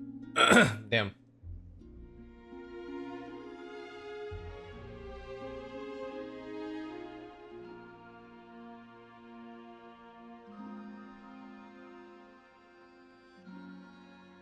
Guys, I'm believing that Columbina will be back because she's playable in the future. Right? It's not like Senora. Sleep. Looks like they haven't had a good rest in a long Nice. time. My theory. This can't be a Senora situation because she's playable. Oh, Sandrone's here. Uh-oh. Sandrone, what are you doing here? What? Am I not allowed to take walks now? She hasn't returned. Thought as much. No such thing as a free miracle, you know. Hey, which way are you headed? Paimon means we don't see much of each other. Maybe we could join you for a bit. Let's not. I'm not in a good mood today and don't have anything nice to say. Besides, comfort is the last thing this place needs. Sadie. That's her way of grieving. She still came though, right? She still was on her way. She was on her way here to check her up. Damn. Wow, chat. Alright, well, I guess Act 6 ends on a very heavy note. I feel like they invested a lot more effort to bring up the spirits and the mood a lot more in this one, and then made a big switcheroo very last bit. Wait, every song I hear now just sounds sad. What do you guys think of the overall quest? I think the naming thing was still a little confusing to me. Like, I thought she was gonna have a completely different name, but it just ended up staying the same as Columbina. I'm like, okay. Dory redeemed herself, then immediately ruined it. Yeah, fuck this Dory character, man. None of you will ever convince me that Dory is a likable character. Especially whatever the hell that she was doing during the festival, man. Scamming children. I don't think there's a single person that likes Dottore, especially considering, like, I think he's written to be disliked. And if you do like his character, then you're just into, like, really bad, possibly sociopathic or psychopathic as well. Dottore is a well-written villain, but that makes me dislike him more. I mean, I think that stories need to have jarring themes into them, especially as you get older, right?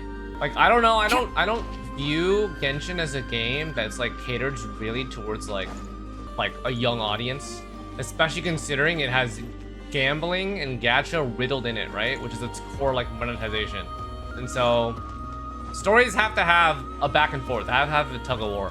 Also, I think dark themes done well make for more nuanced and enticing of a story. Like, dark themes may be uncomfortable, like, you know, trigger warning for certain people for certain subjects, of course. But in terms of, like, writing, I think it's pretty important. I don't even feel like Dottore is written, like, that negatively currently. I mean, they didn't really expand on his, like, the way that he experiments on people, question mark? I think he's that type of dude, right? Which is like, but they didn't, yeah. Dottore fans, I don't get it at all, but they're so prevalent. Well, like any villain, they're gonna have fans, but I don't think they're like enjoying the way that he's, like, undergoing these nasty things that he's doing to people. I think they just like the idea of, like, a baddie, you know, like a villain or something. I don't think they're fans of his execution of stuff. They're just like, oh my god, Dottore's so emo and goth and whatever the fuck, he's so hot, you know, like, unseriously. Yeah, I think Nod Cry's pacing is still good. You know, the interesting thing about this quest is that you could have made this quest a lot shorter, right? If you didn't do anything in the festival. Like, if you skipped all of the interactions, you essentially could make it like a 3-hour quest instead of a 4.5 hour. But I think that the Moon Prayer Night was really good at developing all of the characters. I really like the interactions, all this. I think they did the interactions with the characters pretty well. Like the Sanbina trope, right? And then also, Columbina's personality, I think, adds a lot of character to their interactions. The water balloon stuff, it all makes sense. It's not forced. It's like something that she's not usually experienced and stuff. It's also foreshadowed by the previous things that she saw while she was still invisible for a time. It built up the wholesome vibe just to get crashed by Dottore. I mean, I think that was their intention. Sanbina is so boring. All right, man. I enjoyed the banter. Should broaden their horizons. It's nice to have a friendship that's more of that friendship than of just like a generic friendship. We still gotta wait for Columbina eye reveal. Surely not hinting at something. Anyways, yeah, that's gonna wrap up